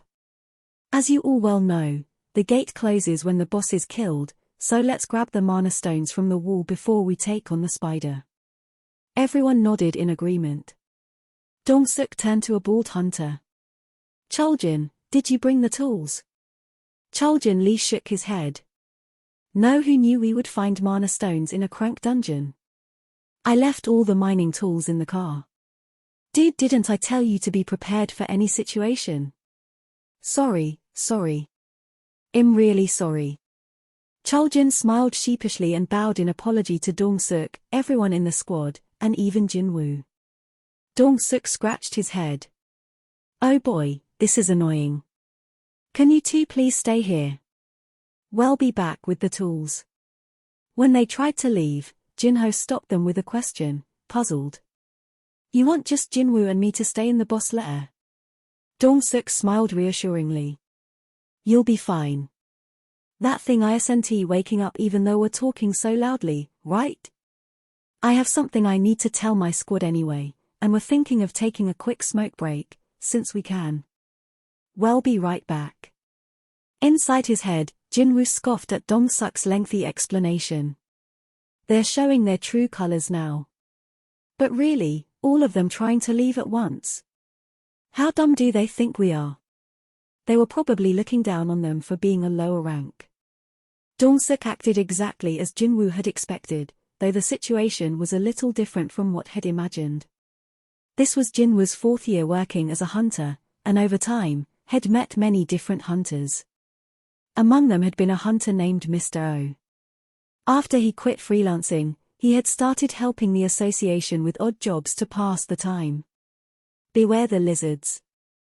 That was something Mr. O frequently said. When participating in a raid, there would often be times when hunters ran into danger. It didn't happen every raid, but some unscrupulous hunters would sometimes sacrifice others in such a situation, even though they'd fought together as colleagues up until that point. This could be anywhere from ditching people who weren't part of the original squad or even hunters who were of a lower rank. This was done to buy themselves time to escape. It was like a lizard cutting off its own tail when running away. Cutting off its own tail. Mr. O referred to such hunters as lizards, and this act as cutting off its own tail. According to the rules, the minimum number of party members needed in order to attack a crank gate was 10. However, Dong-suk's squad had consisted of only 8 regular members. You know how hard it is to have a healer in a strike squad. This is just how we roll. As Dong-suk himself had said, they'd raided many crank gates in the past. No wonder they'd never needed to bring in 2 more permanent members. What they wanted was a tail they could cut off every time. That was why they'd accepted any hunter, whether they were any rank or a newbie. Currently, Dong-suk was planning to ditch Jin-woo and Jin-ho, though for a different reason than usual. This is good for me. Jin-woo had figured out what Dong-suk was up to, but he kept quiet. This was actually what he wanted. It was the first day on the job for Jin-ho, though, and unlike Jin-woo, he wasn't particularly confident that he could protect himself. He anxiously said, "No, I mean it'd be better if everyone stuck together." Jin-woo noticed one of the hunters at the back of the group reaching toward his sword in its sheath. Jin-woo put his hand on Jin-ho's shoulder. "Understood. Well, keep an eye on the spider." The hunter took his hand off his sword. "Jin-woo?" Jin-ho looked like he was at a loss, but Jin-woo shook his head at him without saying a word. Even though Jin-ho was a noisy kid, Jin-woo couldn't let him die like this. He'd even tried to include Jin-woo in the divvying up of the mana stones, though that meant he himself would get a smaller share. Dong-suk smiled at the both of them. "We parked the car right out front, so it won't take too long." The 8 members of Dong-suk's squad left the boss lair in a hurry. The sound of their footsteps receded quickly. Jin-ho rounded on Jin-woo. "Dude, why do you say that? What if the beast wakes up? Then what?" He seemed petrified of the spider. He really sucks at reading between the lines. Jin-woo tutted in his head. Explaining every little thing would be a pain, too. Instead of responding, he started stretching. Dong-suk turned around and looked in the direction of the boss lair. The hunters who were following him also stopped in their tracks. They were quite far from the chamber now. The other 2 wouldn't be able to hear them from this distance. Dong-suk wiped the smile from his face and addressed Gyun, gesturing with his chin at the path to the lair. "Gyun, block the entrance." "Should I blow it up?" "Yeah, but take it easy. We have to go back inside later." Choljin spoke up. "Why make things so complicated? Why not just kill those 2 already?" Dong-suk glowered at Choljin. He didn't have to fake a smile for their guests any longer. That, at least, was convenient for him. "I am sorry." Choljin cast his eyes down in fear. Dong-suk scared.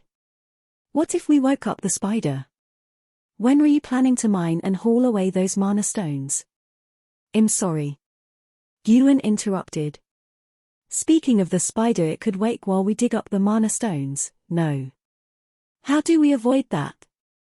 The spider had filled its stomach with hard-to-kill insect-type magic beasts. They could sustain a lot of damage if the spider attacked them while they were preoccupied. That's why. Dong-suk smirked. "I want to feed those 2 to the spider." "Ah. Gyun nodded, finally understanding Dong-suk's master plan. They didn't know when the spider was going to wake up. It could be 10 hours, 1 hour, or 1 minute from now. So the plan was to rouse and feed the spider in advance. The shock wave from a collapsed entrance would wake even the most lethargic beast. Dong-suk continued. We can excavate the stones once the stuffed spider goes back to sleep. They had a 5-day work permit from the association, and they still had 4.5 days left. They could afford to wait a while, and even if the spider didn't go back to sleep in time, they could still kill it and harvest as many mana stones as possible before the gate closed. It wouldn't be possible to dig them all up in an hour, but they wouldn't have to share them with Jinwoo and Jinho, so it wouldn't be much of a loss. Wouldn't that be better than mining the mana stones in a constant state of fear? After all, safety first. Of course, that's the worst-case scenario. If everything went well, they would dig up all the mana stones, kill the spider, and not have to share a single one with the other two. Jinho's expensive weapons would be a bonus. His sword and shield cost at least a couple 100,000. They had nothing to lose. Dong-suk smirked. Block the entrance, and well, grab a smoke. You got it, Gyun responded quickly, summoning a blinding light to the tips of his fingers. Jinho's eyes were fixed on the spider. He even breathed carefully. He had a fearful look on his face when he asked, "That spider, it's not gonna wake up, is it?" "I don't know." Jinwoo gave a curt reply. He could guess what was going to happen next, but he was a little worried Jinho would faint if he told him the truth. It just hit me. These were the first words Jinho had uttered in the past 5 minutes. He seemed terrified, considering how chatty he'd been earlier. Suddenly. Kaboom. The entrance to the boss lair collapsed with an explosive thundering. Huh? What? Jinho rushed over to the entrance, but a mound of rubble now had it barricaded. The rocks wouldn't move no matter how hard Jinho pushed on them. Jinwoo meandered over. HNNNGH, help me, dude. Jinho was still trying to clear a path. What was that guy's name? Gyun-jo? Jinwoo had seen a bright light flashing right before the explosion. That guy was a crank mage hunter who controlled light. It was absolutely his work. Jinwoo placed his hand on the mound of stones. I can definitely get out of here if I want to. He could feel the weight of the stones through his arm. They weren't as heavy as he'd thought. When he applied slight pressure with his hand, he could feel them shift. But he had no intention of leaving. Wait, Jinho seemed to have had an epiphany. His face was flushed red as he turned to Jinwoo. Those bastards are trying to kill us. They don't want to share the mana stones, so they're trying to kill us using the spider. He catches on quick, doesn't he? Jinwoo sighed to himself internally but played along. You're right. We're in trouble. Jinho's cheeks suddenly turned from red to white. All the blood had drained from his face. Jinwoo knew why even without asking. There, in Jinho's eyes, was the reflection of the spider. Jinwoo spun around. CRRK. Awakened by the explosion, the spider was now raising its massive body. A body the size of a house. Several dozen eyes. A revolting mouth. And long, outstretched legs. The spider looked even more terrible in motion than when it was asleep. You off, Jinho groaned. He was frozen stiff in fear. Meanwhile, Jinwoo kept his eyes on the spider as he called up Kasaka's venom fang from his inventory. It's mine. This was a good opportunity to test his upgraded abilities. Kasaka's venom fang automatically appeared in his right hand. Whoosh. It was like the dagger had been in his grip the whole time. Jinwoo tightly clutched the weapon's hilt. This was why hunters were called hunters. It was time to do some true hunting. Wait, dude. Jinho unexpectedly grabbed Jinwoo's sleeve as he stepped toward the spider. What are you doing? Jinho's hands were trembling. Jinwoo pointed over his left shoulder with his thumb. Going after that thing. This was why Head followed Dongsuk's squad in the first place. He wanted an opportunity to kill all the beasts by himself when they cut the tail, so to speak. It was a good chance to gain both experience and essence stones. I wish this boss hadn't eaten the other bugs. He could have picked up more rewards. That was the one letdown. Since he didn't know anything about Jinwoo, Jinho stared at him in disbelief. What is this dude talking about? He remembered hearing that some people went crazy after a traumatic experience. The rank hunter in front of him wanted to take down the boss of a crank dungeon. If that wasn't crazy, what was? Jinho asked him, "You're going after it?" Jinwoo rubbed his forehead, as if troubled. "Then are you gonna kill it?" Jinwoo turned around before Jinho could even open his mouth. He didn't need to hear the answer. Jinho could barely stand on his quivering legs. Jinwoo hadn't expected anything from him from the start. Rather, he was glad Jinho didn't try to help. "Head, just get in my way." Jinwoo approached the spider. The arachnid also seemed to notice them and turned with its 8 legs. It was coming. The spider took its time like it was curious about this prey it had never seen before. It slowly approached, digging its long, thick legs into the ground. Whoo! Jinwoo felt like he was suffocating as the gigantic body gradually filled his entire field of vision. His heart started beating faster. Ba-dump, ba-dump. He took a deep breath in an effort to collect himself. He needed to stay calm.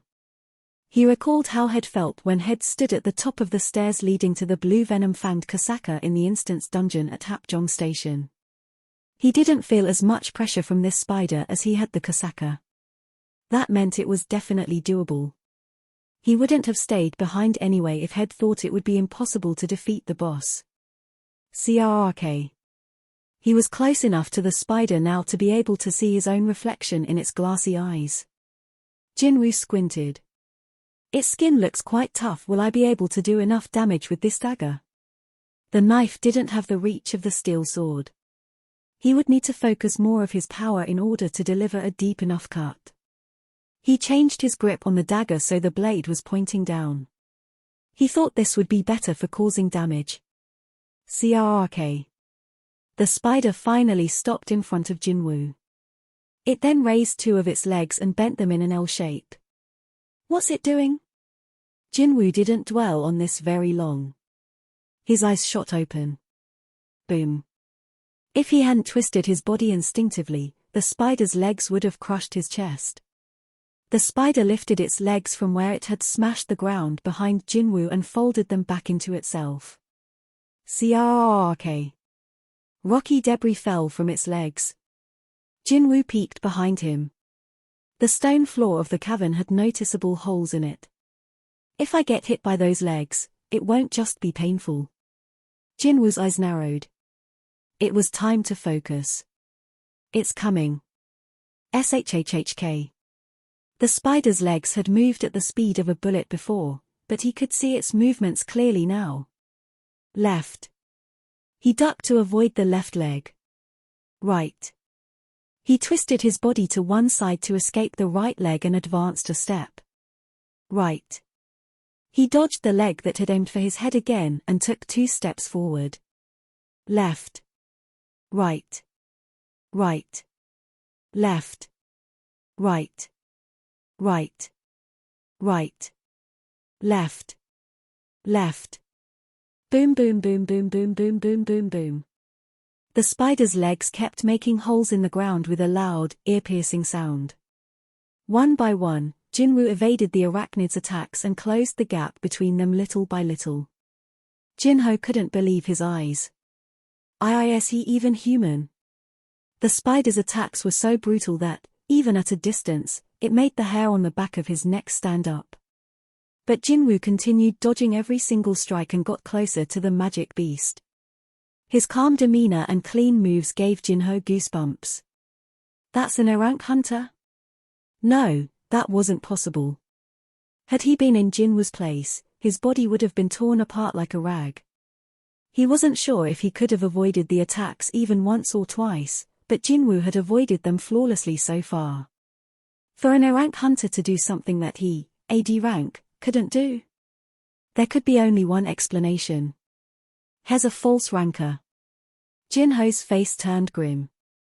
Some talented hunters had excellent control over their own magic. They could even lower their levels if they wanted to. There were hunters who hid their magic power on purpose in order to receive a lower rank. They were called false rankers. And most false rankers had ill intentions. Some of them are serial killers who target lower-rank hunters in low-rank dungeons.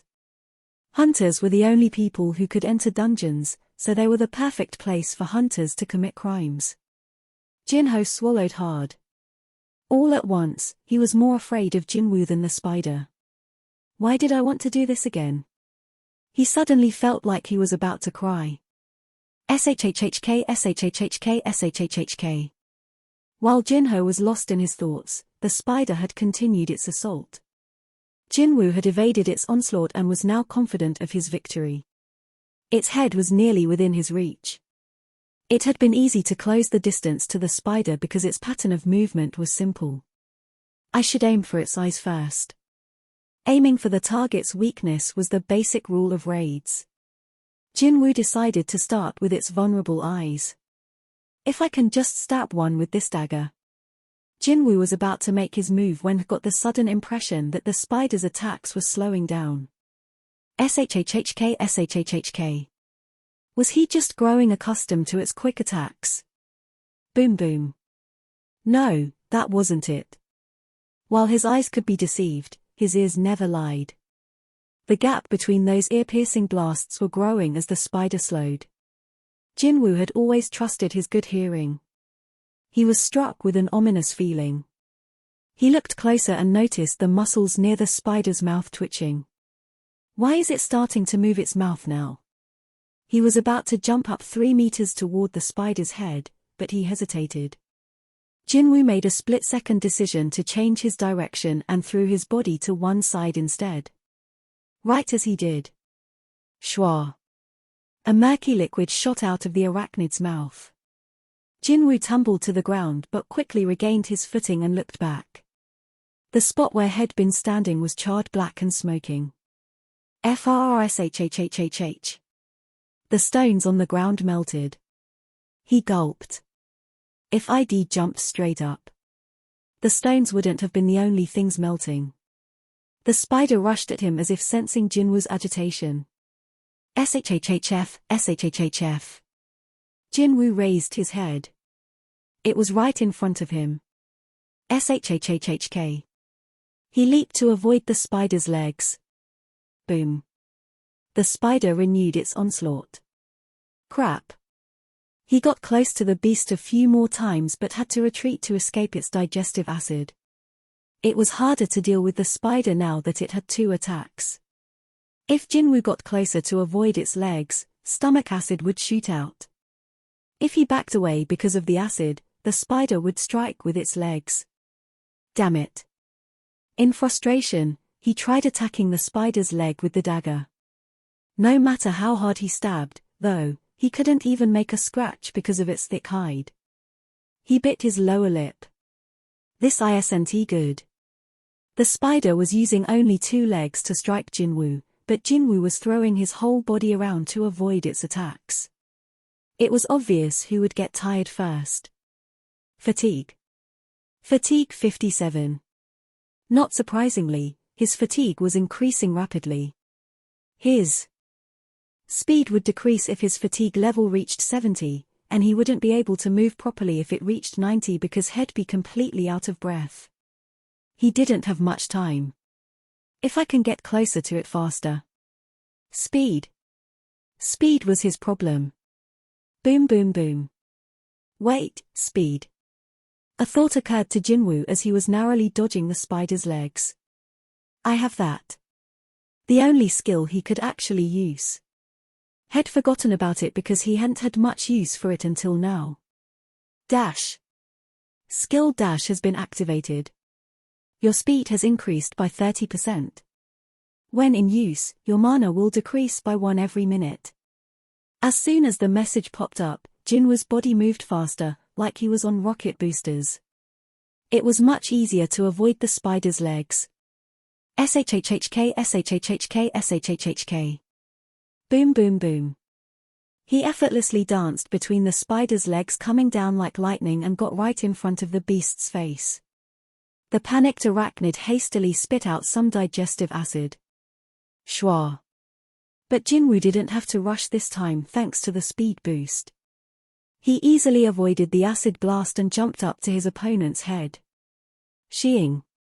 The dagger sliced at the spider's eyes diagonally. Debuff paralysis has been activated. The debuff has been cancelled out by the opponent's high resistance level. Debuff drain has been activated. The opponent's HP will decrease by 1% every second. Nice. The drain debuff of Kasaka's Venom Fang had been successful. Ciahhhh, the spider screeched and stumbled. Jinwoo didn't waste this chance. As soon as he landed on the ground, he leaped up again, using the spider's body to reach its head. The beast started waving its legs around, but the blind attacks didn't work on Jinwoo. Boom boom boom. All they did was gouge more holes in the ground. Jinwoo reached the top of the spider's head and started stabbing its multiple eyes. Shhhk, shhhk, shhhk. Ciahhhh. Shhhk, shhhk. Ciahhhh. The spider flailed like crazy, but Jinwoo continued to hold on and stab its head. The spider started to falter. Jinwoo's attacks were working. His hands sped up. Finally, the arachnid's huge body buckled on one side. Food. Jinwoo kept going until he was sure the creature was dead. Shhhk, shhhk, shhhk. Scree. As soon as the spider took its last breath, the messages poured in. You have defeated the master of the dungeon. You have leveled up. You have leveled up. You have leveled up. Yes, Jinwoo flung his blood-soaked arms up in victory. His level had been raised 3 times, most likely due to it being a boss. Stat screen. Name Jinwoo Sung. Job none. HP 2600. Fatigue 0. Level 21. Title Wolf Assassin. MP 390. Stats. Strength 53. Stamina 30. Agility 38. Intelligence 30. Perception 32. Available ability points 0. Skills. Passive skill unknown LV max, willpower LV.1. Active skill -LV.1. He had jumped from level 18 to level 21 in one fell swoop. But that wasn't all. Had received yet another message. Ping. You have passed level 20 and can now access the shop by function. I can finally use the gold. This was good news, but there was no time to check out the shop here. Rumble. The cave shook a little. The master of the dungeon has been defeated. The gate will close in 1 hour. Time remaining 59:59. They had to leave before the gate closed. He could check out the shop later. Jinwoo was about to slide back down to the ground when something shiny in the middle of the spider's head caught his eye. An item. He hadn't received a message about acquiring an item, though, and wasn't able to harvest it automatically by extending a hand. What could it be? Jinwoo soon figured it out. It's an essence stone.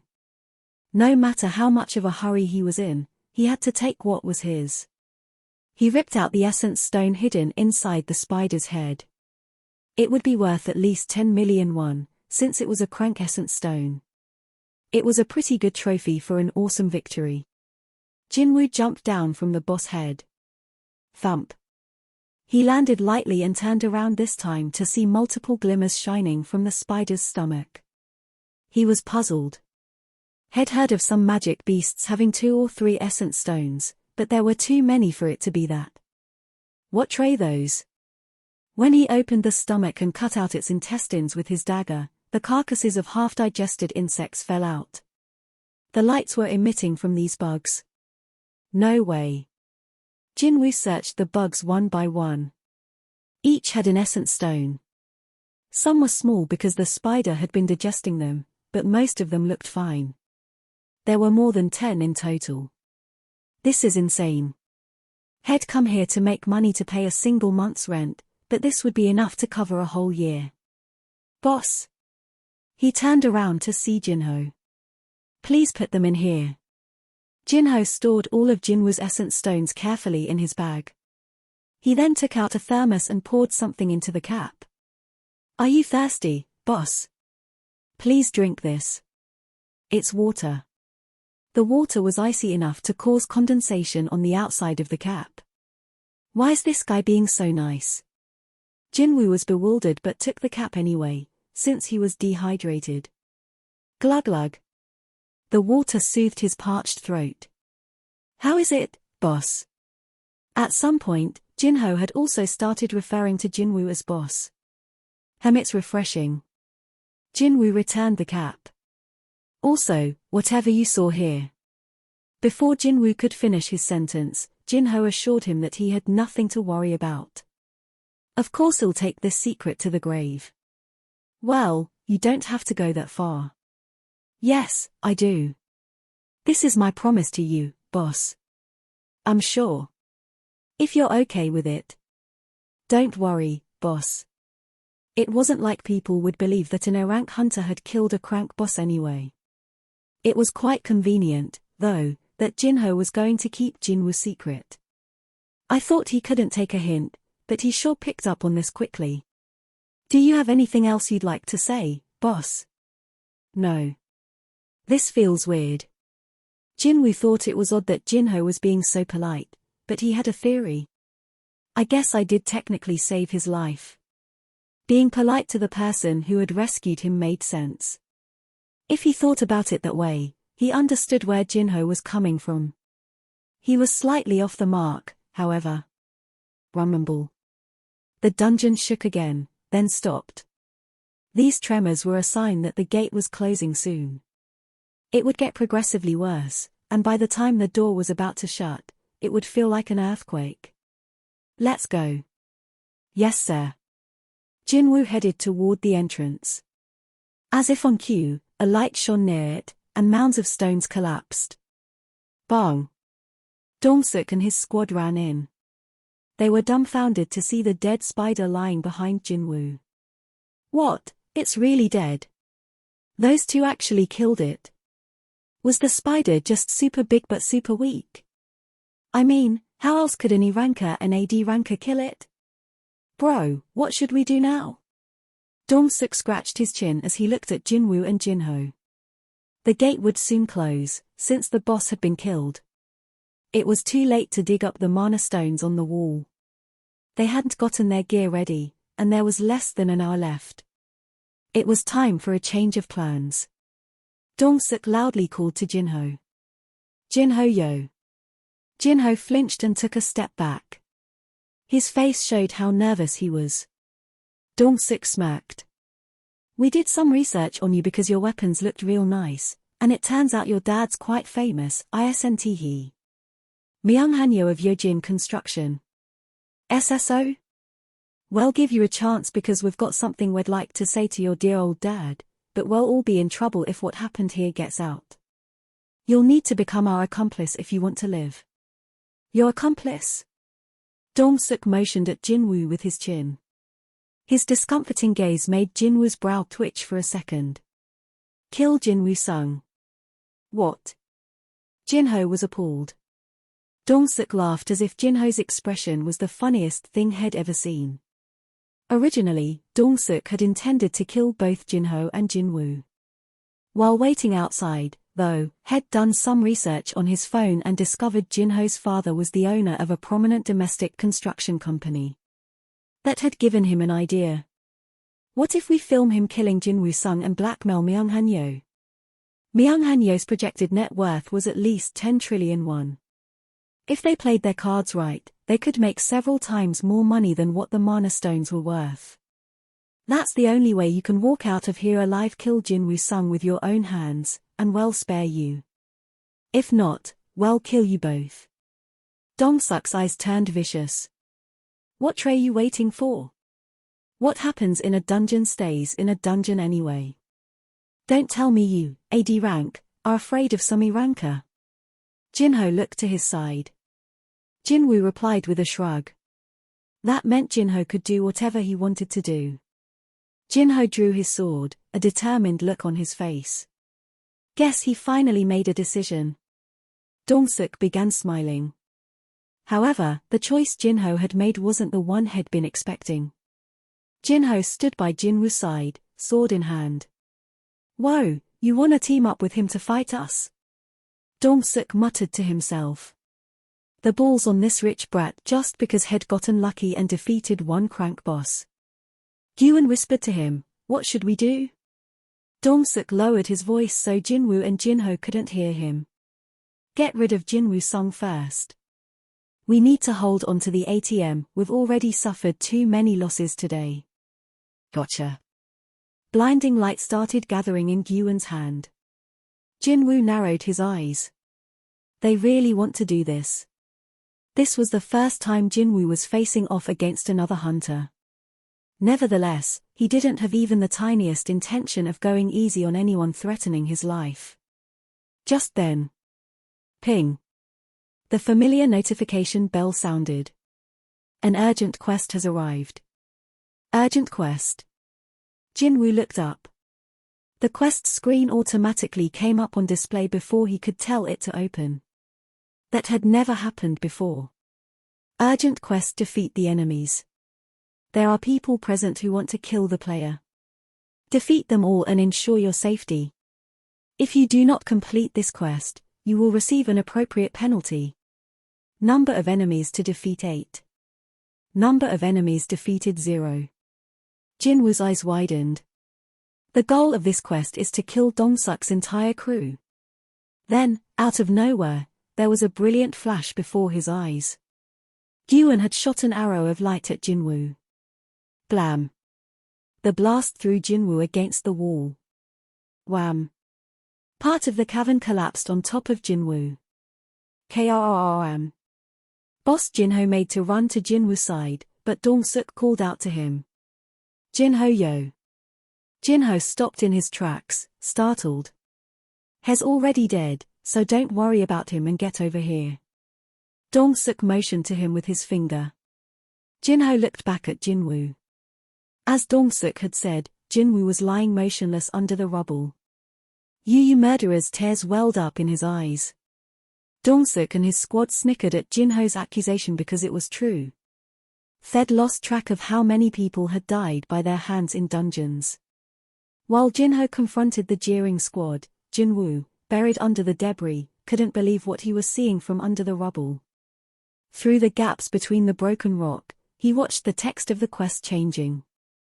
Urgent quest: defeat the enemies. There are people present who want to kill. Defeat them all and ensure your safety. If you do not complete this quest. Number of enemies to defeat 8. Number of enemies defeated 0. A few of the words glitched out and then smoothly reformed. Urgent quest: defeat the enemies. There are people present who want to kill the player. Defeat them all and ensure your safety. If you do not complete this quest, your heart will stop. Number of enemies to defeat 8. Number of enemies defeated 0. It was a clear threat.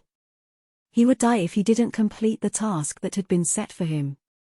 So I have to kill them if I don't want to die?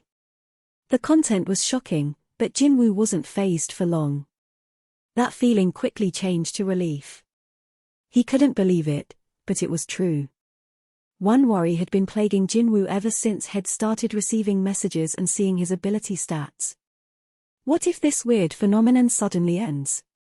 Because this had all started arbitrarily, it could end just as suddenly, couldn't it? This uneasy feeling constantly plagued him. However, things had become clearer with this urgent quest. This was neither coincidence nor benevolence.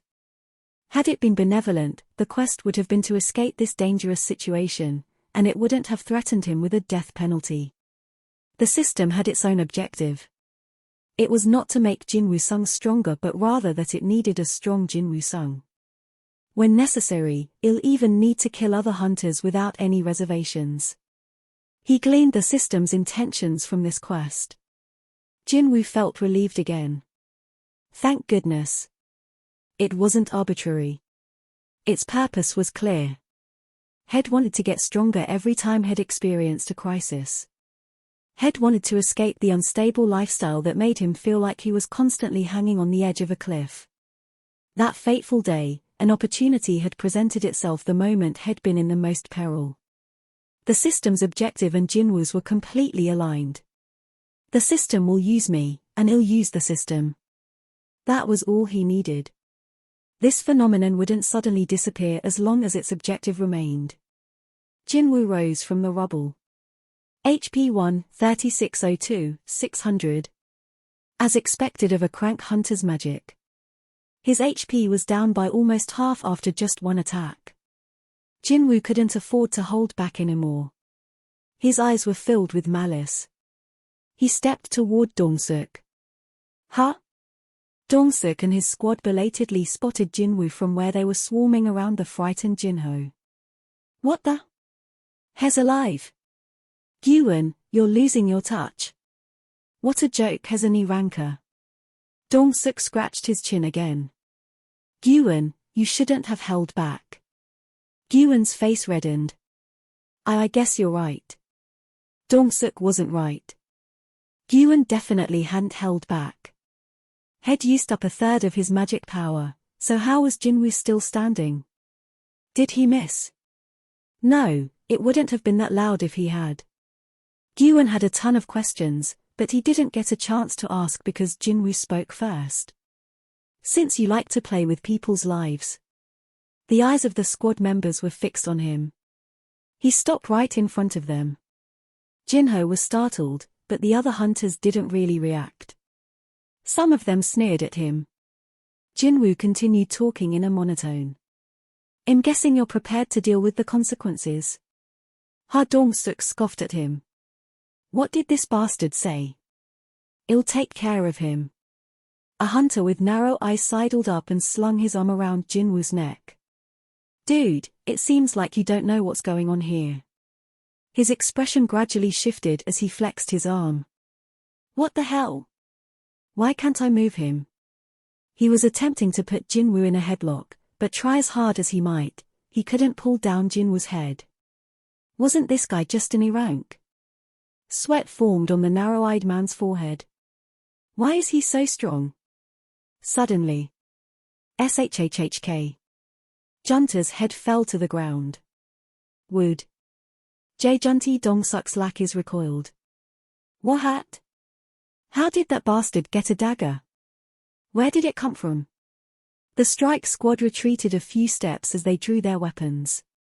Kasaka's venom fang had appeared in Jin Woo's hand. Blood dripped from the edge of the dagger. Ping. Number of enemies to defeat 7.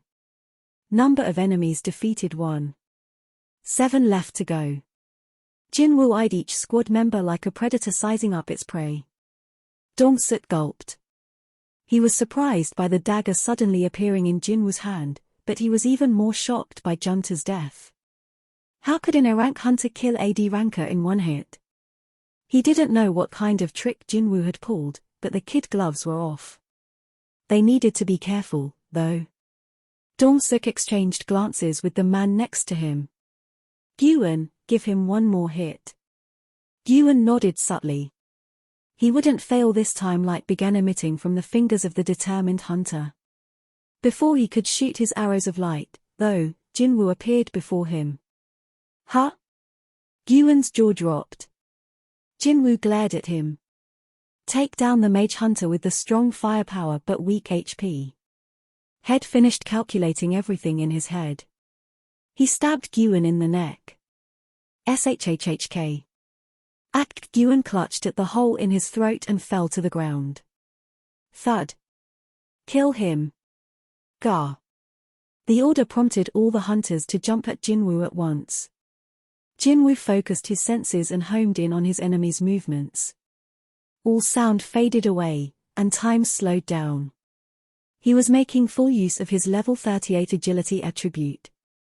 He either blocked or avoided countless strikes from swords, spears, and arrows in close proximity. The hunter's eyes widened in shock. How can any ranker move like this? He's too fast. I can't hit him. Their faces went pale. Speed is relative. In their eyes, Jinwoo was a blur. Jinwoo wove around the hunters, striking their weak spots one by one. Debuff paralysis has been activated. Debuff drain has been activated. Debuff paralysis has been activated. The special effects of the Kosaka's Venom Fang dagger threw the hunters into chaos. I can't move my body. Magic. Is this magic? You son of a bitch. Debuff paralysis has been activated.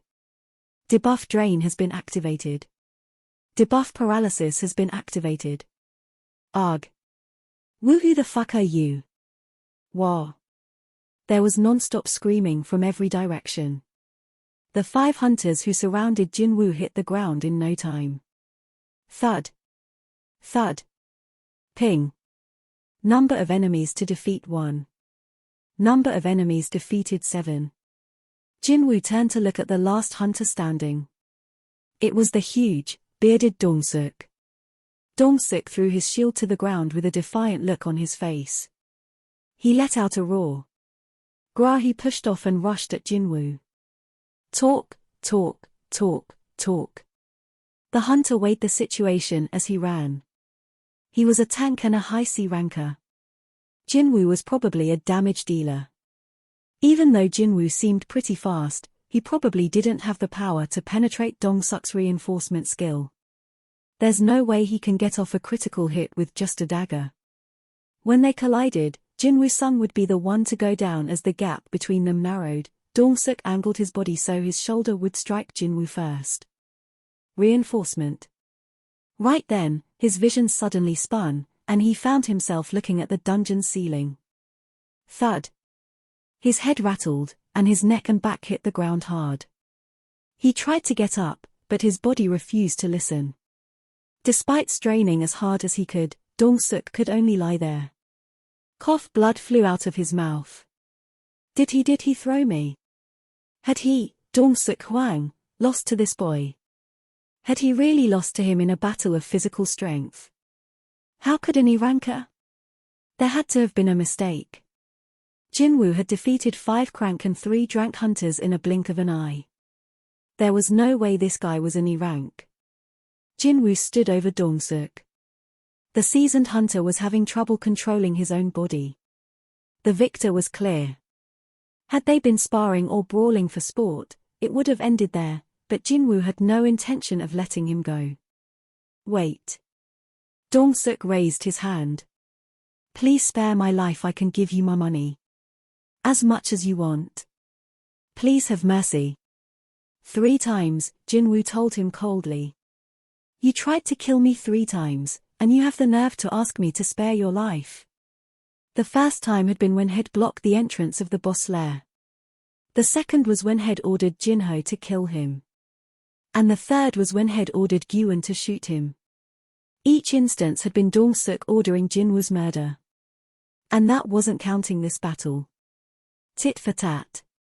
After Jinwoo had survived the underground temple, Head resolved to give as good as he got, for better or worse. An eye for an eye. There was no row. For compromise. Dong-suk started frothing at the mouth in rage when he realized begging wouldn't work. Dodo, you think you can get away with this? Do you have any idea who my younger brother? Crack. He couldn't continue, because his neck was broken. HKKKKK. Dong-suk's eyes rolled back. Ping. Number of enemies to defeat 0. Number of enemies defeated 8. The quest was finally over. Fu Jinwoo withdrew his hands from Dong-suk's head and gave a heavy sigh loaded with many different emotions. He gazed at his hands. Even if it had been a one-sided fight, Head just killed 8 people, yet his hands weren't shaking at all. Is this normal? Jinwoo placed his hand on his chest and felt his heart. Ba-dump. Ba-dump. Ba-dump. His heart was beating normally, like nothing had happened. Maybe. For the first time, he considered the possibility that being able to see the system might not have been the only change in him since Head returned from the underground temple. He didn't dwell on it for long, though, as his thoughts were interrupted by the familiar notification sound. Ping. You have completed urgent quest, defeat the enemies. Rewards have been delivered. Would you like to check your rewards? YN. As Head sort of been expecting, there were rewards. Jinwoo didn't hesitate. Check. Ping. You have the following rewards. Reward 1. Full recovery. Reward 2. Ability points 10. Reward 3. Skill murderous intent. 10 ability points plus a skill. Jinwoo's eyes went wide at the sight of these fantastic rewards. Ability points were always good, but what really got his attention was the new skill. If I didn't use the dash skill when I was fighting the spider, had been able to kill that boss only because of dash. Skills could completely change the outcome of a battle. There was a reason why runestones, from which hunters could learn skills, were incredibly expensive. Jinwoo chose to check skill murderous intent right away. Check reward 3. Ping. Skill murderous intent LV.1. Active skill. 100 mana required. Emit strong pressure on the chosen target to put them in an extreme panic for 1 minute. You may select several targets at once. Debuff panic, all abilities decrease by 50%. It was rare for a skill to be able to decrease all of an opponent's abilities even temporarily. Just like other debuffs, the effect most likely wouldn't work on someone with high resistance, but Jinwoo would be able to easily overwhelm most enemies when it was activated. Furthermore, since it could affect several people at once, this opened up infinite possibilities as to how it could be employed. This is pretty cool. The rewards were as massive as the penalty would have been.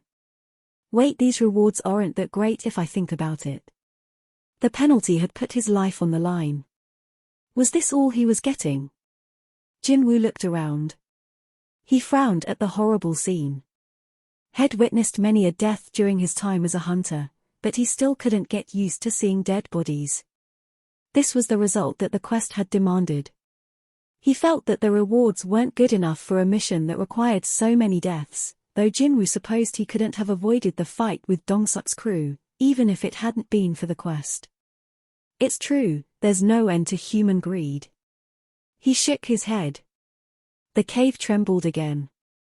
RUUMMMBLE. The tremors were even worse than before. It was time to leave the dungeon.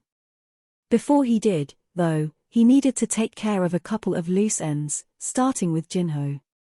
Jinwoo's eyes moved toward him. Jinwoo felt sorry when the startled newbie hunter quickly looked down to avoid his gaze. What should I do with him? Jinwoo had no intention of harming Jinho. There was no need or reason to. Still, it would be troublesome for Jinwoo if other people found out about what had happened here. I should at least make sure he keeps Key. His thoughts were cut short when Jinho dropped to his knees and quickly bowed his head. Please spare my life, boss. Jinwoo had a hunch that dealing with Jinho would be easier than he thought. 7. A proposal. Jinho was trembling. His face was extremely pale. It was the natural reaction to witnessing 8 people getting killed in a flash before his very eyes. One of the most effective tools used to control people is fear. So Jinwoo decided to apply a little of that in this situation. Why should I spare you? Eek, it was like he could physically hear Jinho's heart drop. Was that too much? He didn't regret his approach for long. If you need money, I'll tell my fath. Is that how you see me? Jinwoo scowled at him. Had been poor all his life, but he would never stoop so low as to hold someone hostage for money. If he did, he'd be no different than Dongsuk. I'm so sorry. Jinwoo would have smacked Jinho on the back of the head if the newbie hunter didn't appear frightened out of his mind. Jinho looked like he'd have a heart attack if that happened, so Jinwoo did his best to restrain himself. Jinho swallowed nervously as he took in Jinwoo's hard expression. Dong-suk also offered him money as he thrown away his materialistic desires and chosen the path of blood and slaughter. Jinho's mental image of Jinwoo was becoming more distorted. But it was too soon to draw any conclusions. But then why did he pack all those essence stones? Jinwoo had searched every inch of the spider's stomach for essence stones earlier. Essence stones were highly concentrated energy sources and raw materials for making magic tools and other such things, but to hunters, essence stones equaled money. The gears turned quickly in Jinho's head.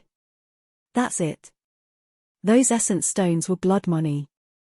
Head had no problem searching the spider's stomach because the essence stones were the rightfully earned fee for the blood on his hands. He was a zealot who showed no mercy to his enemies but had no interest in rewards he didn't earn. I tried to buy his mercy with money, so of course he's mad. Jinwoo didn't want his father's money, he wanted a rightfully earned fee for sparing him. Jinwoo still seemed to be in a bad mood when Jinho peeked up at his expression. Jinho quickly told him, "Boss, I'll give you all the profit from this dungeon if you spare my life." As predicted, this piqued Jinwoo's interest. "Please consider it, boss. Don't you think people would be suspicious if you were the sole survivor out of 10 and hogged all the rewards?" Jinho was certain that Jinwoo was a false ranker. Worse, he was convinced Jinwoo was a very high-rank false ranker who enjoyed killing. Therefore, he assumed that Jinwoo had to care about what other people thought of him. "So? But if both you and I leave here alive, all the essence stones from this dungeon are mine according to the contract.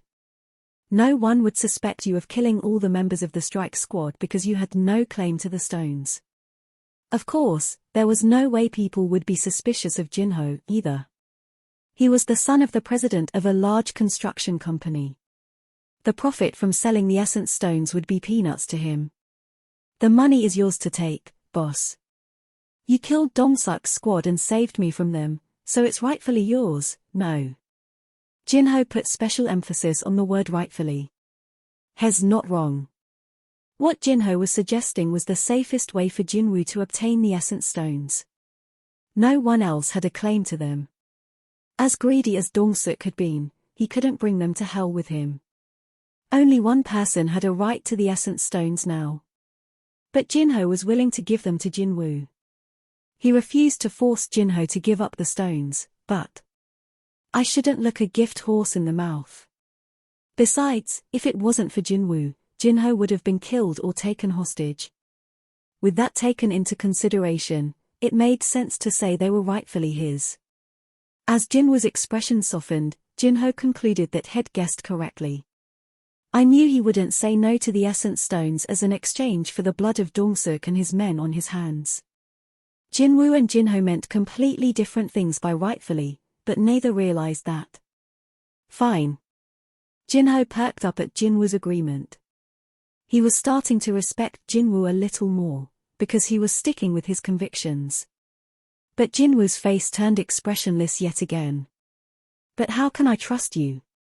He asked this question because he remembered the real reason he was doing this. He wasn't using fear to get paid 2 million won. He was doing it to avoid any trouble later. "How can I betray you? You saved my life a few times.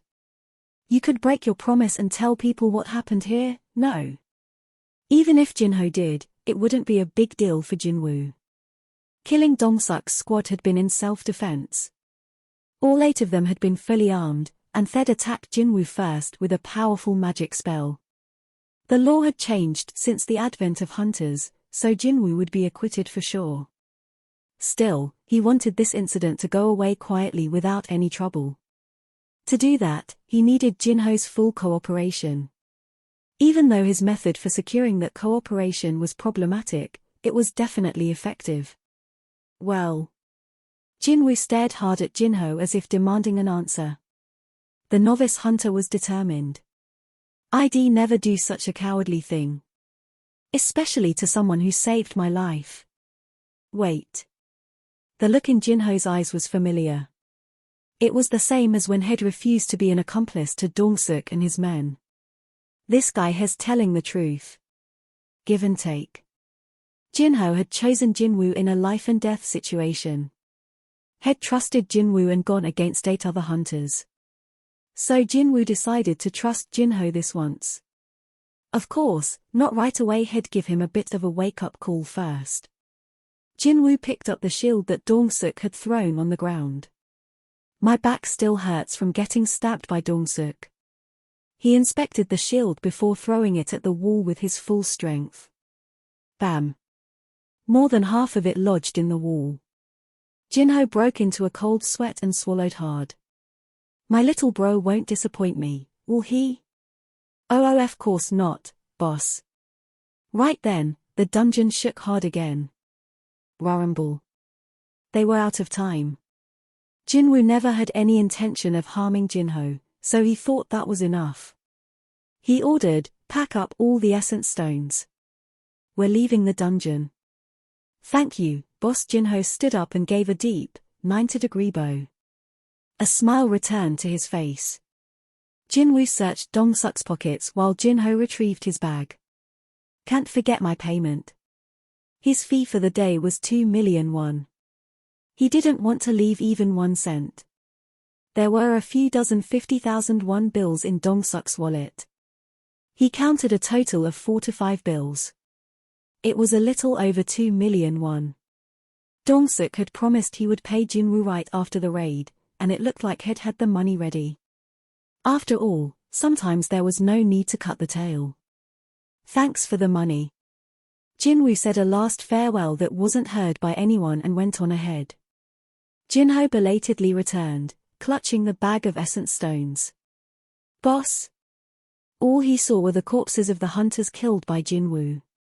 Ika pale-faced Jinho ran to catch up to Jinwoo, hoping not to lose him. A member of the surveillance team of the Hunters Association arrived at the scene. The procedure was simple whenever hunters died in a raid. Deaths were reported, hunters were questioned, and that was it. The investigator this time was a strict-looking middle-aged woman. "Your names, please." Jinwoo sung. "Im Jinho Yo." An investigation was no more than a formality, since hunters died so often. It was just for record's sake. Unless, of course, there was something suspicious. So all the crank hunters were killed, but a D ranker and an E ranker survived. Have I got that right? The investigator adjusted her glasses as she interviewed them. Her eyes narrowed. Normally, the victim is the weakest in the group. She was carefully looking them over when she spotted something, and she let out a squeal. "Oh my!" Her eyes twinkled as she approached. "Isn't this Calion, the newest sword from Maya Incorporated?" "Oh wow, and this is a Royal Series shield made by the craftsman Grados, right?" Jinho's face lit up. "You know your weapons?" "Oh, I don't know them that well. I just keep up with what's new." "Oh ho ho ho ho. The sword cost 700 million won. The shield cost 500 million won. These weapons were made with an exorbitantly expensive essence stone along with other valuable elements. They were powerful tools that could make a drank hunter more powerful than a C ranker." A theory automatically formed in her mind as to what had happened in the dungeon. With these weapons, defeating the magic beasts would be possible even if all the crank hunters were killed. And that E ranker was probably able to save himself because he hid somewhere. It was the complete opposite of the truth, but that was the conclusion she'd drawn. It was highly unlikely that anyone who could purchase pricey weapons like this would betray his colleagues for a few essence stones. And the rank hunter couldn't have done anything to harm multiple crank hunters, so the deaths of Dong-suk and the 7 other hunters had to have been accidents. Okay. The investigator looked satisfied and put away her notebook. "With this, the case is closed, and you're free to go. It must have been a tiring day, so thank you for cooperating with the investigation." "Thank you." Jinwoo spoke for the both of them. The investigator left the scene as quickly as she'd arrived. Good work, boss. Jinho bowed deeply again. His impeccably good manners remained even outside the gate. It looked like he was really scared of Jinwoo. Jinwoo tutted internally.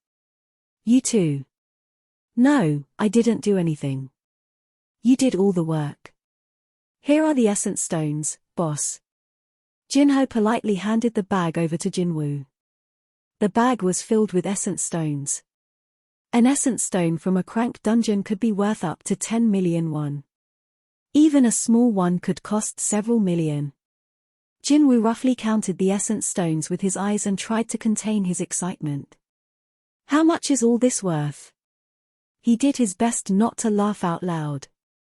Suddenly, drops of water fell inside the bag. Plip. Plip. Jinwoo looked up. The sky had gradually gotten cloudier all afternoon, and it now started raining. Good thing I made Jaina take an umbrella. A small smile came across Jinwoo's face at the thought of his sister. Later that night, Jinwoo summoned his stats screen as soon as he got home. Stats. Stats. Strength 53. Stamina 30. Agility 38. Intelligence 30. Perception 32. Available ability points 10. He had 10 points that had received as a reward from the urgent quest. He was itching to use them. They were equivalent to the rewards for 3 daily quests plus 1 more point, or for leveling up twice. First agility. Then perception. He invested 7 points in agility and the rest in perception. Stats. Strength 53. Stamina 30. Agility 45. Intelligence 30. Perception 35. Available ability points 0. Excellent. Overall, his abilities had increased significantly. Agility was almost equal to strength, and perception was at 35 points now. He was thinking of investing points in stamina once strength and agility were at a similar level. He wanted to balance all his stats except intelligence, which he still didn't know how to use. Should I check out today's achievements? Name Jinwoo Sung. Job none. HP 2600. Fatigue 0. Level 21. Title Wolf Assassin. MP 390. Stats. Strength 53. Stamina 30. Agility 45. Intelligence 30. Perception 35. Available ability points 0. Skills. Passive skill unknown LV max, willpower LV.1. Active skill -LV.1, murderous intent LV.1. His eyes zoomed in on his level, which had risen 3 times, and then on the newly acquired murderous intent skill. His stats were also in great shape, thanks to the 10 points had just distributed. All these things were remarkable accomplishments, but that wasn't the end. The daily fee alone was 2 million won. And he had a bag filled to the brim with essence stones. Jinwoo counted them. 11 essence stones from the spider and 38 essence stones from Dongsuk's team. 49 in total. Even if each stone was worth only 5 million won, he'd still have over 200 million won. I can't believe I made 200 million won from just one raid. It was a lot of money because he'd taken the shares of 10 people all for himself. He'd unexpectedly gotten to have his cake and eat it, too. All I need to do is sell these. Selling essence stones wasn't hard. They were snatched up as soon as they hit the market because there were so many buyers. The problem was how he wanted to go about it. It was more common to sell to another hunter in a private transaction, but sometimes a guild or a company bought stones as well. Jinwoo was leaning toward a specialty store instead of doing private or online sales, since it was a big haul. Can't I just sell these in the shop? It would be convenient if the shop in the system bought essence stones at a fair price. Jinwoo shoved the bag in a corner as he pondered. He suddenly remembered something else he'd accomplished. I can purchase something from there now, can't I? He summoned the shop right away. It wasn't much, but he still had all the gold Head collected from the instance dungeon at Hapjeong Station. Purchase. Ping. Endless items for purchase showed up with the familiar chime. From cheap potions and miscellaneous accessories to expensive protective gear and fancy weapons, countless items were being sold for gold in the shop. It was a given, but the better the item, the more expensive it was. The most expensive cost 10 billion gold. Wow, 10 billion gold. Jinwoo had only 112,000 gold. It was way too little to buy anything good, but he wasn't in any rush. There was plenty of time. So I can buy this stuff if I save up enough gold, right? Jinwoo started humming as he continued checking out the expensive items. Now he had another reason to raid instance dungeons. He couldn't wait for the mystery box reward after tomorrow's daily quest. It had been 3 days since Jinwoo returned from the Crank Gate. Jaina came home early because it was Saturday. She kicked her shoes off as she sniffed the air at a familiar scent. What, you ordered fried chicken? I asked for it to be delivered for when you usually come home. Wow. Jinwoo waved Jaina over from his seat at the table, and she beelined toward him. What's up? Did something good happen to my stingy brother? Hey, put your bag down first. No need to rush. Whatever. It's not heavy at all. Hadn't she complained a few days ago about a mere folding umbrella being too heavy for her? Jinwoo raised an eyebrow at her but couldn't stop smiling. Did something good happen? Of course. His bank account balance had gone from 800,000 won to 180,300,000 won. Had gotten 180 million won after selling the essence stones and had already paid the landlord 500,000 won for the rent. 180 million won. Jinwoo had made 180 million won from a single raid. Had been working as a hunter for 4 years, but he finally felt like he was a real one, since, these days, people equated hunters with big money. He vividly recalled the face of the employee from the essence stone shop. Did you get all these by yourself? Somehow I did. Oh my, that's incredible. 49 crank essence stones. They were evaluated at a little over 300 million won initially. Who knew the tax was so high? Tax is 40%. Yes, the tax is 40% for individuals and 10% when a guild sells them.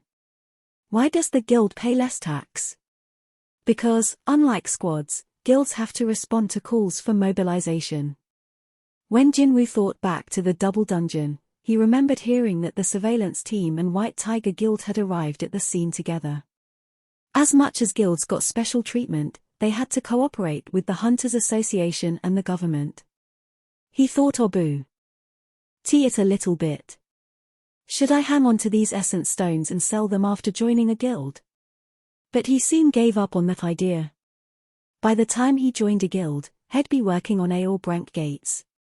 Essence stones from those would be incomparably more valuable than the ones from a crank gate. Currently, he needed every cent he could get. And I can't sign a contract with any random guild just to pay less taxes. Understood. I'd like to exchange these, please. The remaining amount was 180 million won. The fried chicken and beer were indeed for celebrating, just as Jaina had asked. Thanks for the food. Jinwoo flicked Jaina's forehead with his finger when she tried to sneak a can of beer. Tack. Ouch. This is yours. He passed Jaina a soda. Geez, I was just joking. While Jaina rubbed her red forehead, Jinwoo cracked open a beer and took a swig. As soon as he did. Ping. Jinwoo tensed at the chime. Why the sudden message? A harmful substance has been detected. Buff detoxing has been activated. 3, 2, 1 Detoxing is complete. Detoxing a harmful substance. Is the system talking about alcohol? Jinwoo finished the rest of the can and opened another one right away. Gulp, gulp. A harmful substance has been detected. Buff detoxing has been activated. 3, 2, 1 Detoxing is complete. He received the same message. Head finished 2 cans of beer in the blink of an eye, but he didn't feel drunk at all. The effect or buff or whatever it was called worked really well. What is this? Jinwoo cocked his head. Head never met a hunter who could have placed the buff on him before. Most hunters with that kind of special ability worked in a guild. Head never encounter any as a member of the association. In any case, if someone put the buff on me secretly, the system would have told me. So there were 2 possibilities. Head gotten the buff either when he'd been unconscious or way before the system had been activated. He personally thought it was more likely to be the latter. What's wrong? Heartburn. You should have been more careful. Jaina became worried at his serious expression. I just remembered something urgent. You keep eating. He went to his room. He thought back, combing over every single memory in case he'd missed anything. Oh. Something suddenly occurred to him. Every quest so far had rewards. Even a penalty quest had them. But there's one quest I haven't checked the rewards for. Jinwoo quickly opened the inbox. Head brushed this off because he'd known nothing about the system, rewards, and so on, but had definitely received a message about completing the requirements at the time. His heart started racing. He found the message at the very bottom of his inbox. Congratulations on becoming a player. Read. Jinwoo's voice shook. Check. Ping. This system is designed to assist the development of the player. Failure to comply with the system may result in a penalty. The rewards have been delivered. Just as he surmised. There was a mention of rewards. When Head heard the voice in the dungeon for the first time, it had said that you have fulfilled all the requirements to complete Secret Quest Courage of the Week. The secret quest had also been one of the quests. But Head never checked the reward. Head thought he was hearing things back then. Failure to comply may result in a penalty. The rewards have been delivered. Would you like to check your rewards? YN. Yes. Ping. Secret Quest Courage of the Week completion rewards. The Great Spellcaster Candiaru's Blessing. The great spellcaster Candiaru was amazed by your courage and gifted you with this special blessing. With Candiaru's blessing, you may enjoy a strong and healthy life. May the challenger's days be filled with light. Temporary buff spirit of rehabilitation, all injuries will be healed. Long-lasting buff health and longevity, you are immunized against all diseases, poisons, and any other debuffs. Your healing ability increases exponentially when you are asleep. It all added up now. So my severed leg. The leg Head lost was normal again because of the secret quest reward. He also couldn't get drunk because of it. Wait, I'm immune to all poisons? Jinwoo's eyes went wide. Then maybe that thing, too. Jinwoo rushed to retrieve an item from his inventory. Item Kasaka's Venom Gland. Acquisition difficulty A. Category Poison. This pouch contains refined Kasaka poison. Harvesting this from a Kasaka is very rare. Once you drink it, your skin will harden, but your muscles will be permanently damaged from the poison. Buff Kasaka's armor scales decreases physical damage by 20%. Debuff damaged muscles strength 35. If strength is damaged by the poison, won't the detoxing buff counter it? There was only one way to find out. Jinwoo squeezed his eyes shut and drank the elixir in the pouch. Gulp, gulp. Sticky liquid trickled down his throat. It tasted gross and gamey, but he drank it all. The more bitter the taste, the better the medicine. Once he swallowed all the poison, a message appeared. A harmful substance has been detected. Buff detoxing has been activated. 3, 2, 1 detoxing is complete. Debuff damaged muscles has been negated. Yes, he pumped his fist. He summoned the stat screen to make sure. Stats. Stats. Strength 53. Stamina 30. Agility 53. Intelligence 30. Perception 36. Available ability point 0. Physical damage reduced by 20%. As expected, his muscular strength hadn't decreased. His stat was still at 53, and he now had the ability to reduce his damage. Even though it was limited to only physical damage, 20% was a significant amount. Nice. As he celebrated the new stats, Jaina's voice came from the living room. Do you know a guy named Jin Wuyo? There's some guy named Jin Wuyo asking for you. His name probably isn't Jin Wuyo. Jinwoo went to the living room and grabbed the phone from his sister. This is Jinwoo. Boss, it's me, Jin Hoyo. Head figured. The voice on the phone was familiar. How'd you get my number? I know someone from the association. You didn't answer your cell, so I had no choice but to call your home number. What for?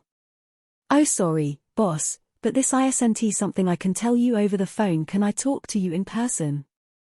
Jinwoo cocked his head. Does he really want to see me again after what happened? I'd really appreciate it, boss. Jinho was quite a unique one for sure. Because Jinho was so persistent, Jinwoo decided to give him an hour. They promised to meet in a popular cafe franchise across the street from Jinwoo's apartment building. Cafe Binny. Because it was right after lunch, there were a lot of people inside the cafe despite it being a weekday. Boss, over here, Jinho brightly greeted Jinwoo. Jinwoo had increased his perception to the max before coming in, but he hadn't detected any other hunters. Jinho wasn't here for revenge, at least, not that he remembered doing anything to cause the newbie hunter to harbor any bitter feelings toward him in any case. He sat across from Jinho. I didn't think I was going to see you again. Jinho's unfinished ice cream sat on the table. He stood up and asked Jinwoo, did you order anything? Do you want some coffee? No thanks. I'm fine. Jinho sat down looking disappointed. Jinwoo spoke first. So what did you WA? He was interrupted. He really did it, that's insane. Jinwoo looked to the side. 3 large, rough-looking jocks sat with 3 girls one table over, causing a racket. Jinwoo tried to focus on Jinho. What did you want to tar? Jerk, when did I do that? You're exaggerating, cause the girls are here. Talk. You did, yo, you want me to show them the pictures? Should I show them the evidence, huh? Both the boys' voices and the girls' laughter were invasive. It was getting hard to have a conversation because of them, so Jinwoo had no choice but to quietly walk over to their table. The boys focused on Jinwoo. Could you please lower your voices? There are other customers here, too. One of the boys rubbed his neck and bobbed his head up and down. Oh, yeah. Well, be quiet. So sorry. The girls giggled at his antics. Jinwoo looked at them in silence for a moment before moving to leave. But something hit the back of his head as soon as he turned around. A crumpled up paper napkin fell to the floor. Bwah ha ha ha. He. Hey, don't do that. The boys roared in laughter, and the girls pretended to chide them. Jinho's face froze as he watched the exchange. B-boss. Jinwoo picked up an unused spoon beside Jinho's ice cream and walked over to the counter. Look. He's gonna tell on us. Mommy, they're so loud, please stop them. Ha ha ha.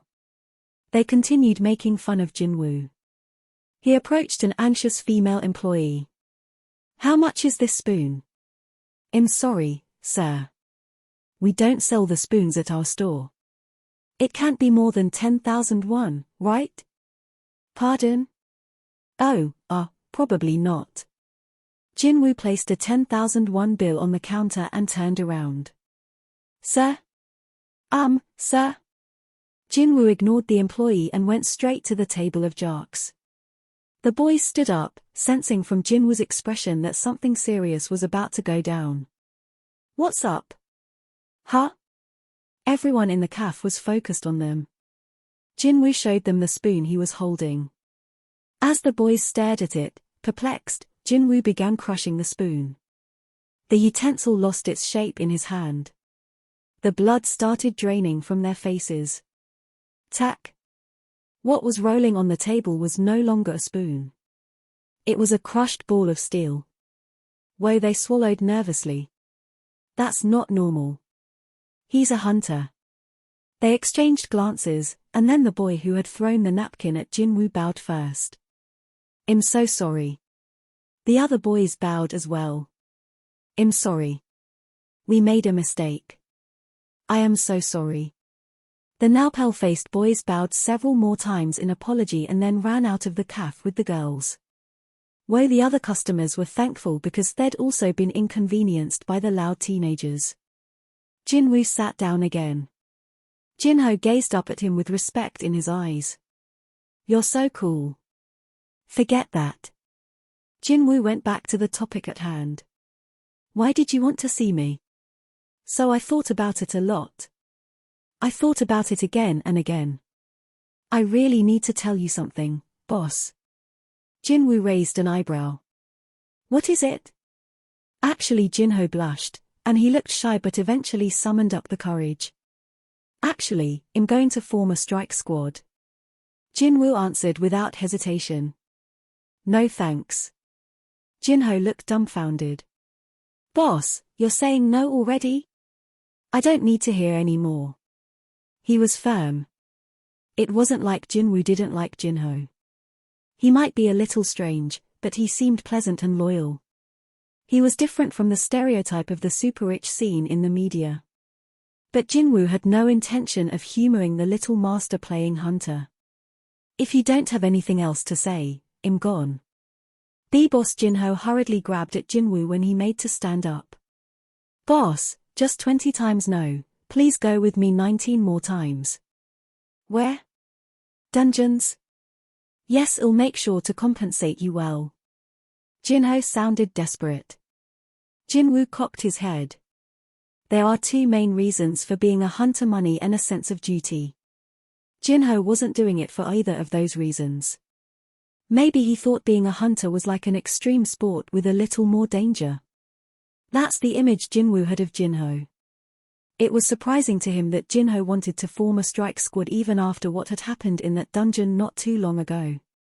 Well, I guess it takes all types. It wasn't far-fetched to assume there was at least one spoiled, rich kid who had a fetish for danger. Yet Jinho's eyes were too determined to dismiss him as such. Or does he have something else in mind? Jinwoo was more interested in what he meant by 19 times than compensation. The gears in his mind began turning. Wait, if the last raid was his first, and he's asking me to do 19 more. No way. Was he? Jinwoo quickly arrived at an answer. His expression was incredulous. Are you planning to get a guild master's license? Yes. Good thing he hadn't ordered coffee. If he'd been drinking, he would have done a spit take.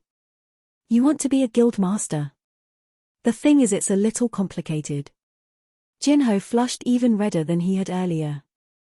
Please at least hear me out, boss. In the end, Jinwoo's curiosity won him over, and he sat down again. All right, I'll hear you out. Besides, Jinwoo had given him an hour, and it wasn't done yet. He should at least listen to his story. Jinho quickly sat back down across from Jinwoo. Like you said, I want to get a guild master's license. It wasn't difficult for someone to acquire a guild master's license. A hunter just had to participate in at least 20 raids. After that, they could get a license once they passed a simple written test. Of course, no one would want to join a guild created by an untalented guild master, and the guild wouldn't last if it didn't maintain the minimum number of members. Jinho continued. Truth is, and it hasn't been announced to the public yet, but my father plans to form a guild. Yojin Construction is starting a guild. Yes. Yojin Construction was one of the top construction companies in Korea. It had grown rapidly by expanding to other areas, and Jinwoo had heard that it had recently made a fortune venturing into hunter-related businesses. Now they want to maintain their own guild. Jinho elaborated excitedly because Jinwoo was showing interest. My father wants to form a large guild by signing up strong hunters and continuing hunter-related businesses under it. If a company wanted to conduct hunter-related business, cooperation with guilds was absolutely essential. The strength of large guilds was necessary in order to collect treasures from Aelbrank gates, such as essence stones, remnants of magic beasts, and mana stones. So he wants to create a self-sufficient company. That's exactly it, boss. It wouldn't be a problem for Yojing Construction to form its own guild, since it had the funding. The problem lay in who would be in charge. My father wants to run the guild like a company by hiring an Srank Hunter as the guild master and appointing my older brother as the vice master, but... Jinwoo caught on to what Jinho was saying. A guild structured that way would be volatile. The guild master has the highest authority in a guild. Even if the guild master was an employee hired by the vice master, it would be possible for the guild master to take control if a conflict ever arose. Therefore, there was only one way this could work. Hire a guild master who would never betray the employer. For example, a brother or a son. For Chairman Myunghan Yo, it was a son Jinho Yo. My older brother has made a name for himself, so it'll be difficult for me to be appointed the guild master. The company earned a lot of money from my brother's idea to expand into hunter-related businesses. Jinho's brother was already a successful 30-year-old businessman. On the other hand, even though he had awakened as a drank hunter, Jinho was still just a 22-year-old university student. The chairman wanted his eldest son to run the guild. Although Jinho's brother couldn't be the guild master because he wasn't a hunter, he understood the business well and had already proven himself. The chairman was clearly willing to take the risk. And you want to persuade your father to make you the guild master? Yes, that's right, boss. Jinwoo understood why Jinho was trying so hard to include him in his plan. If he hired a high-rank hunter and got the guild master's license, it would look like he'd just bought his credentials. But if he got the license while working with a purported low-rank hunter like Jinwoo, he could potentially change his father's mind. His father would recognize that Jinho could lead the hunters. That was Jinho's scheme. Once he became the guild master, all he'd have to do was scout and Srank Hunter as the vice master and bring other talented hunters to the guild. Others would feel safe and join the guild as long as either the guild master or the vice master was powerful. To accomplish this, Jinho needed to complete 20 raids. Please help me, boss, you're the only one I can count on. He bowed his head. If it hadn't been for Jinwoo, he could have died on his first raid. First by the spider, second by Dongsuk, twice in total. He needed an ally he could trust. I can trust him. Jinwoo was a true man who was strong enough to kill his enemies without batting an eye, but he was also fair and didn't carelessly harm weaker people or reap any rewards he hadn't earned. He was the ideal hunter for Jinho's plans. But Jinwoo didn't need Jinho. So Jinwoo had to ask, what's in it for me? Jinho lifted his head with a hopeful expression as he took out a large envelope. Inside was a blueprint of a building. He handed it to Jinwoo. This is the building we're constructing as the guild's offices. It's expected to have a market value upward of 30 trillion won. There was always a possibility that magic beasts could escape from dungeons even with the association managing the gates, so real estate near a branch of the association or a guild was always hot because there was nothing more important than lives. Even having a small guild nearby meant that safety would be ensured for the people in the area. And if there was a large guild nearby, say no more.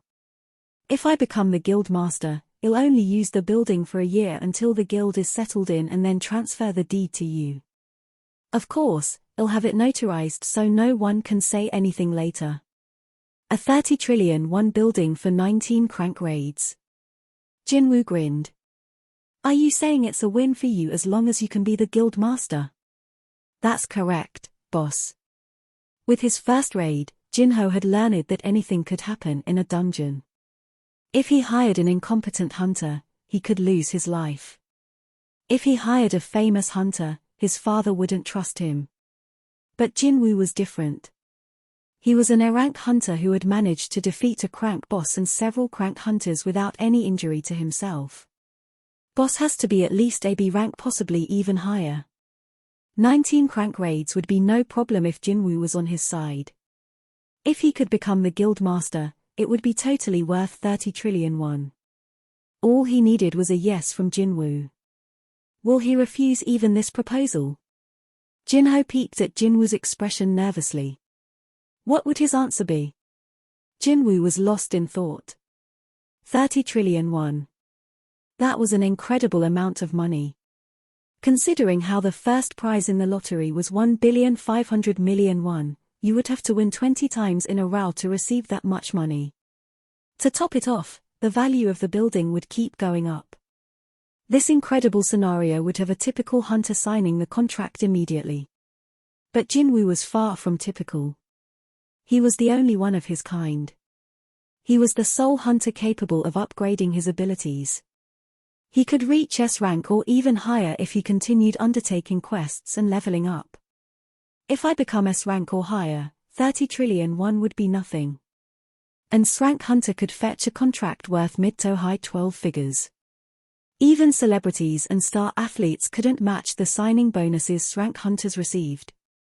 This was an era where a nation's power was measured by how many high-rank hunters were in the country. The recognition of S-rank hunters was beyond imagination. So Jinwoo's current priority was leveling up, not making money. It was easier to level up on his own. It's better to have fewer variables. If he hunted with other people, he'd get less experience, and besides, it was harder to do anything when he was being watched. Jinwoo had to threaten Jinho so the newbie hunter wouldn't be a problem later on, even though he hadn't wanted to. Scheduling would be a challenge, too. All in all, the cons outweighed the reward. I can make money anytime. Although he felt a little disappointed, he was about to refuse the proposal when... Wait. Jinwoo thought of an idea that would let him kill two birds with one stone. If I do it this way... Jinwoo looked up at Jinho, who was extremely tense. He spoke carefully. I have one condition. Jinho's face lit up. Anything you want, boss. Would he still be smiling after hearing what Jinwoo had to say? Jinwoo had to stop himself from grinning. Only you and I go in. Pardon? Jinho was caught off guard. B-boss, sorry, but did I hear that right? You're saying you and I will clear crank dungeons alone. Exactly. Jinho's face turned ashen. Jinwoo had killed the spider boss by himself, so Jinho could leave the bosses to him. He had trouble breathing, though, when he imagined it being only the two of them near the entrance of the gate when the bugs had swarmed at them. Jinho was at a loss for words. Jinwoo's face made it clear that he'd expected this reaction. Still, this is the best way. He could kill two birds with one stone. It was very difficult joining a strike squad as an A-rank hunter. Jinwoo had painfully realized that on the first day he'd decided to make money. He would have to either give up freelancing or form his own strike squad. But thankfully, Jinho said he would assemble a team himself. Wasn't this an opportunity? But, boss, in order to raid a crank dungeon, you have to have a minimum of 10 mem. A line will form if you're paying people just to reach a head count. They'd need to borrow a tactic from Dong-suk's playbook. Hunters who didn't want to risk their lives fighting but needed to make money would apply for the job with a fire in their eyes. Jinho looked like he'd be sick from thinking about it. You're not saying we'd have to kill everything from beasts to the boss by ourselves? To be precise, Jinwoo would be doing all the work, but... That's exactly it.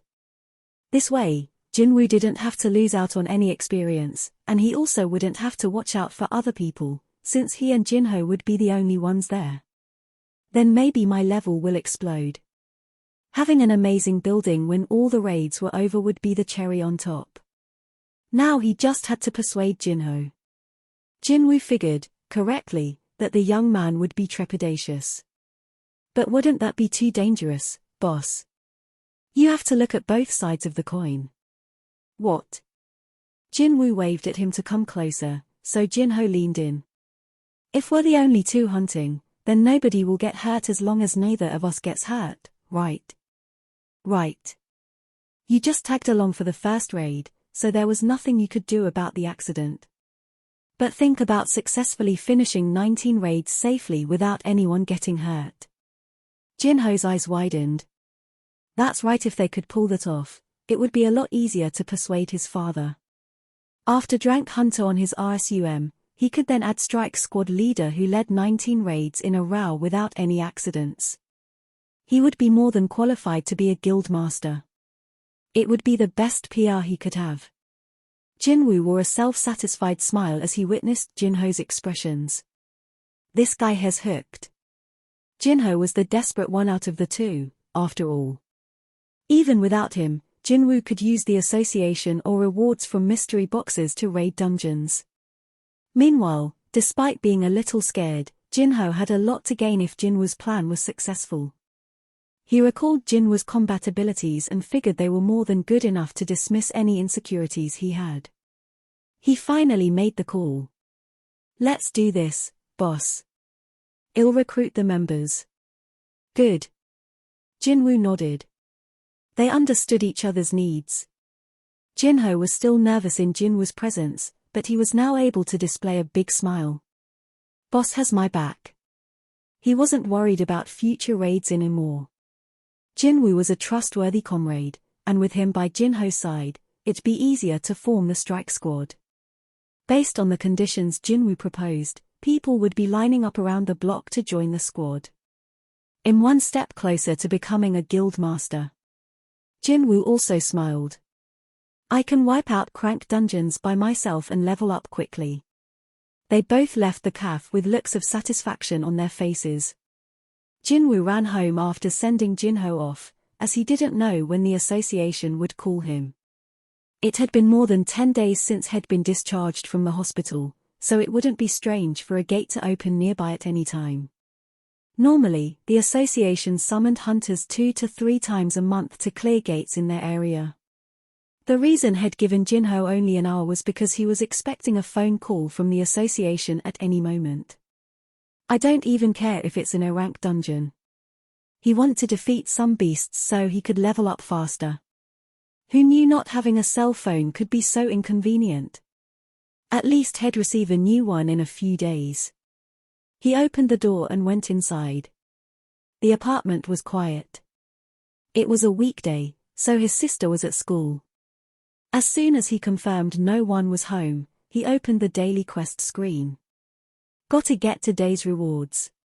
He had already finished the daily quest before meeting Jinho, but had put off accepting the rewards because there'd been too many people around. He didn't want people to see the blue light wrapping around his body or gift boxes popping up on the street. Ping. Push-ups 100 times completed 100100. Sit-ups 100 times completed 100100. Squats 100 times completed 100100. Running 10 kilometers completed 1110. You have completed daily quest strength training. Rewards have been delivered. Would you like to check your rewards? YN. No.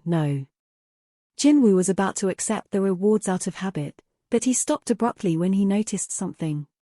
His eyes focused on the running counter. Running 10 kilometers completed 1110. His first reaction had just been to think, oh, I did an extra kilometer. But something about it felt strange. Why did it record the amount even after I reached the goal? Jinwoo narrowed his eyes. Was it just a coincidence? He got on his stomach and started doing continuous push-ups. His eyes were fixed on the screen, though. Ping. You have completed 1 push-up. Push-ups 100 times completed 111100. Ping. You have completed 1 push-up. Push-ups 100 times completed 112100. That's what I figured. It wasn't just running where the counter kept increasing. The push-up counter was noting the extras as well. Suddenly, Jinwoo wondered how high the numbers could go.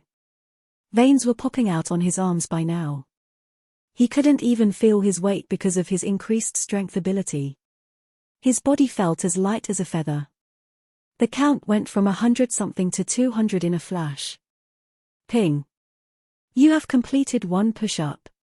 Push-ups 100 times completed 200100. Ping. You have completed 1 push-up. Push-ups 100 times completed 200100. The count stopped at 200. It didn't go up any higher even though he tried a few more times.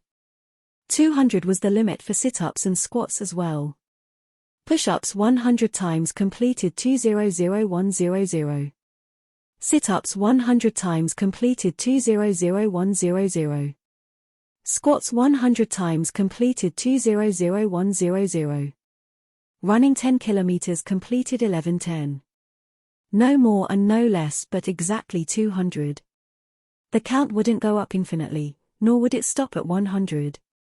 Something was going on. He had a hunch. Would there be different results waiting for him if he hit all the counter limits? Let's find out. Jinwoo was out the door in a flash.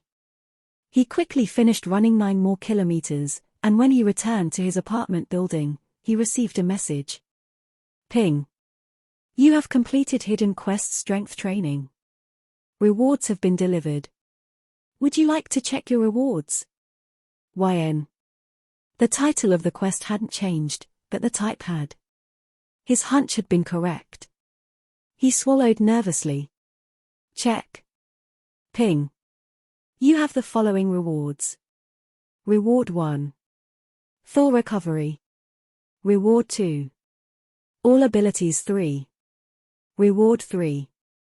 1 blessed mystery box option. 2 cursed mystery box option. Would you like to accept all? 3 points for all abilities. Jinwoo could only stare. The rewards were very high, which was fitting for the completion of a hidden quest. Adding 3 points to every stat was the same as leveling up 3 times. In fact, it was even better to have the abilities increase while the level didn't. After all, it would be easier to level up with increased abilities.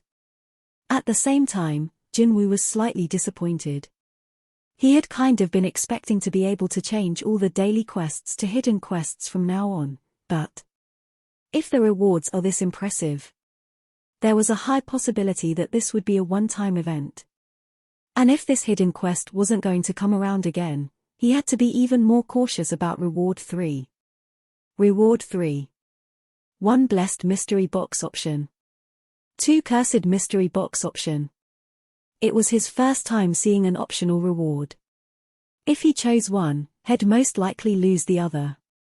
If I choose one, will I never get to see the other one again? Going by the names, the choice was obvious. But that could be a trick.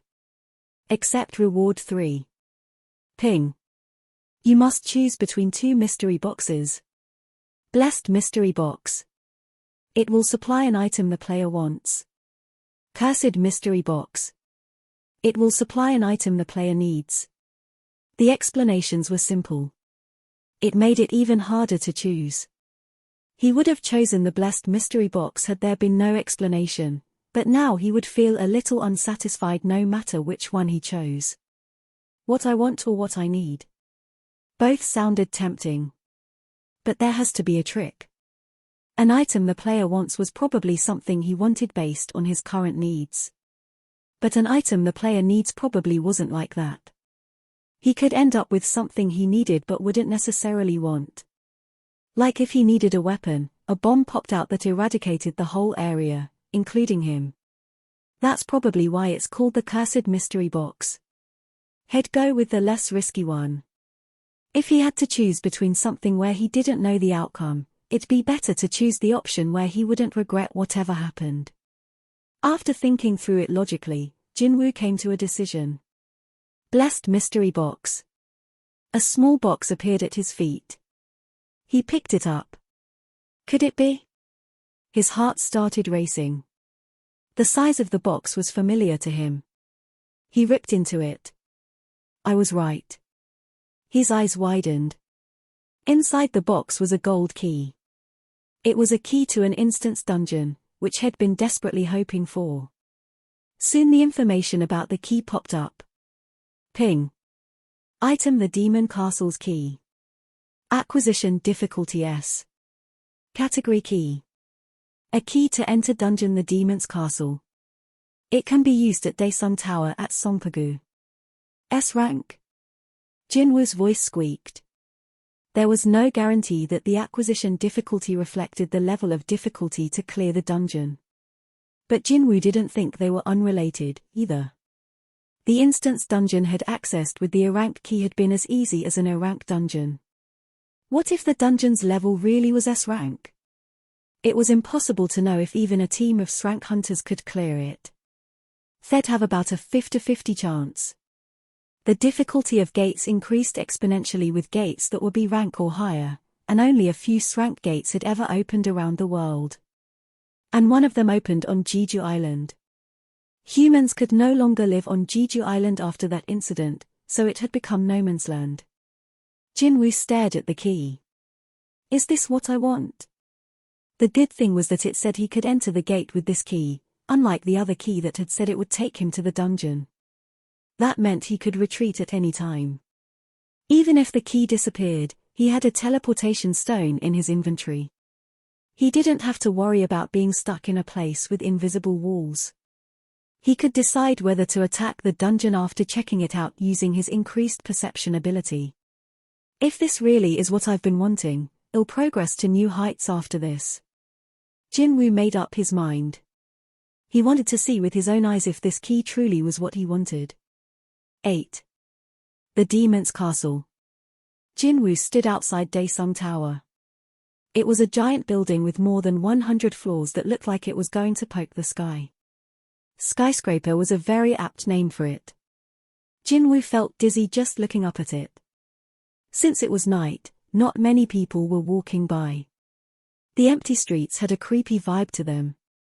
Still, just in case.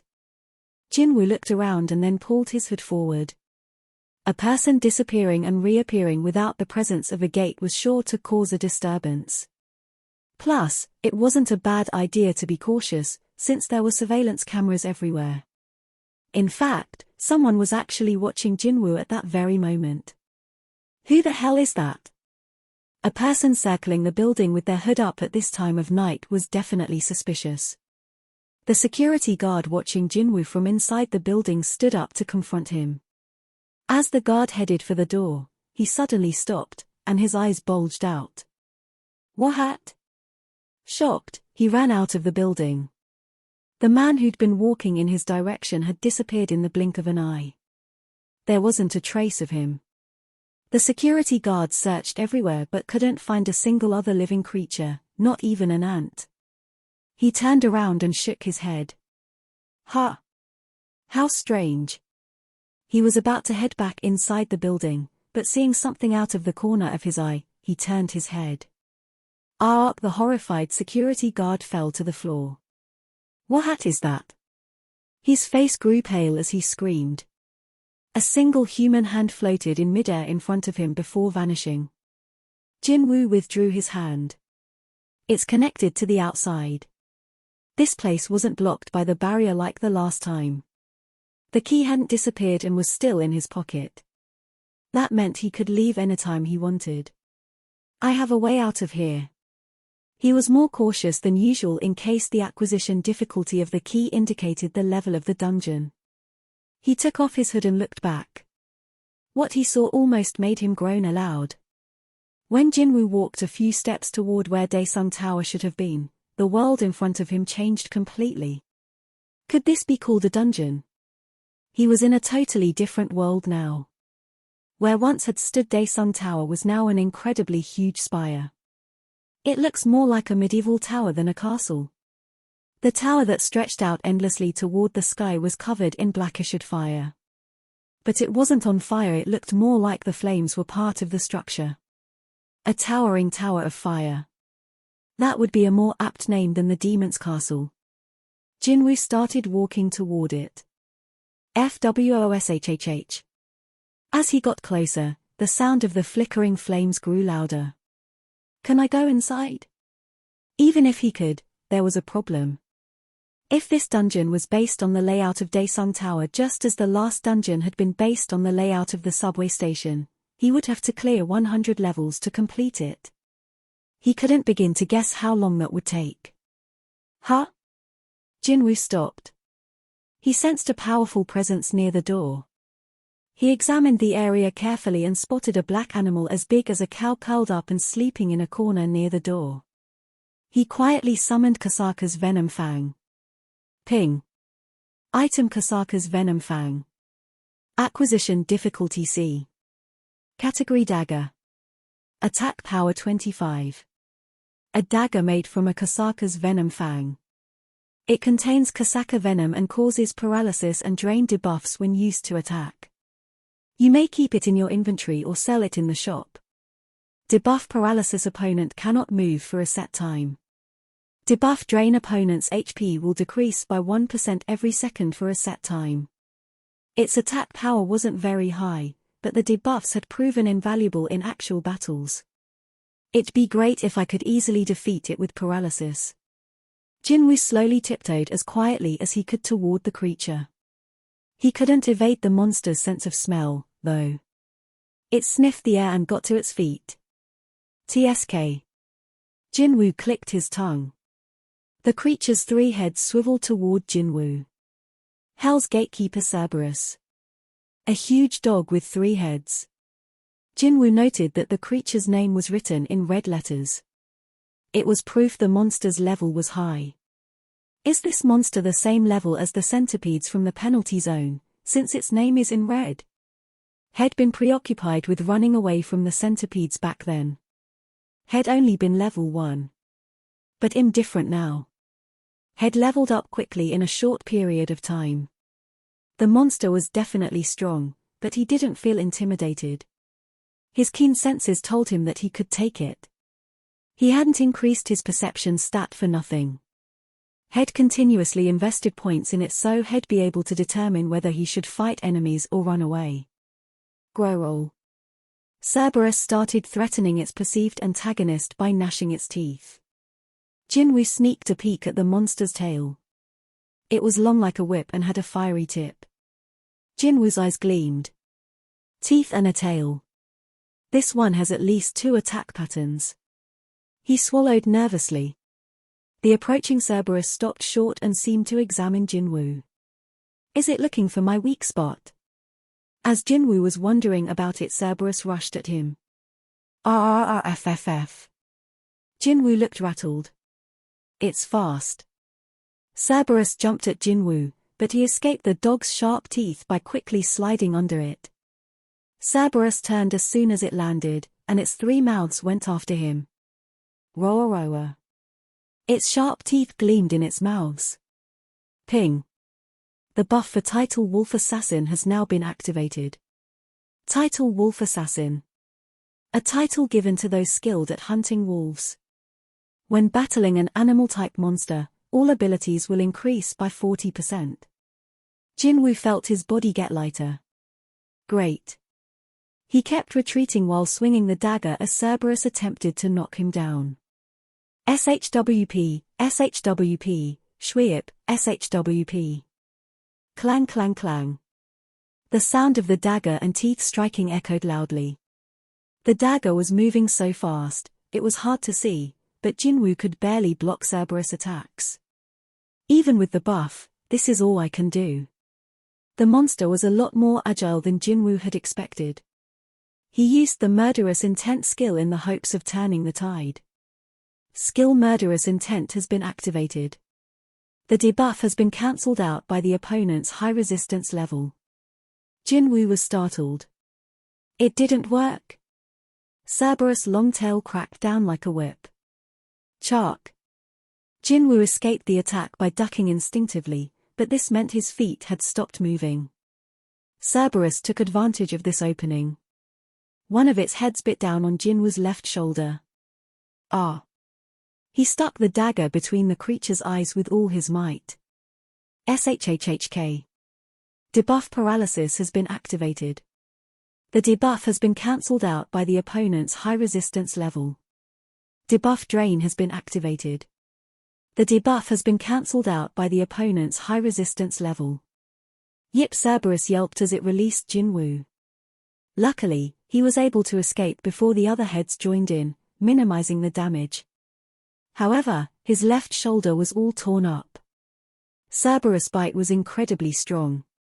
Jinwoo tried to flex his left arm but couldn't move it. He grimaced. Head dealt a bit of damage to his opponent, but the damage Head sustained was much worse by comparison. If paralysis and drain had worked, things would be different. Jinwoo gritted his teeth as he glared at Cerberus. At that moment. Huh? Cerberus' eyes started glowing red. Jia! Jinwoo felt a sudden chill. What is this? Hell's Gatekeeper Cerberus has used skill Rage. It will be in a state of rage for 3 minutes. All of Cerberus' abilities will be increased by 2 times. Cerberus will not feel pain. Jinwoo cried out, "What? A monster could use a skill?" Cerberus came charging at Jinwoo. Shit! Cerberus was in front of him before he could react. Jinwoo hastily swung the dagger but could only graze its head. All 3 of I.T.'s mouths went after him simultaneously. Chomp. Ah. Jinwoo gritted his teeth as Cerberus bit down on his neck, side, and thigh all at once. It dashed and slammed Jinwoo against the castle's door. Wham! Jinwoo's HP dropped almost to nothing in an instant. Arg.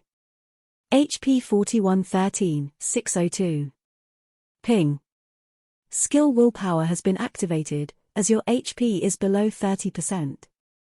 Your damage will decrease by 50%. Luckily, Jinwoo avoided an insta-kill due to the decrease of physical damage and the passive willpower skill. GKKK. He endured the pain coursing through his body because he knew he had only one chance. If he lost focus, it'd be over. 178, 179, 180. Jinwoo had been waiting for the 3 minutes of Cerberus' skill to expire. He finally played his last card. Accept Reward 1. He accepted Reward 1, which had saved instead of accepting right after the daily quest. Reward 1. Full recovery applied. Shwoo. His body was engulfed in blue light, and his HP recovered.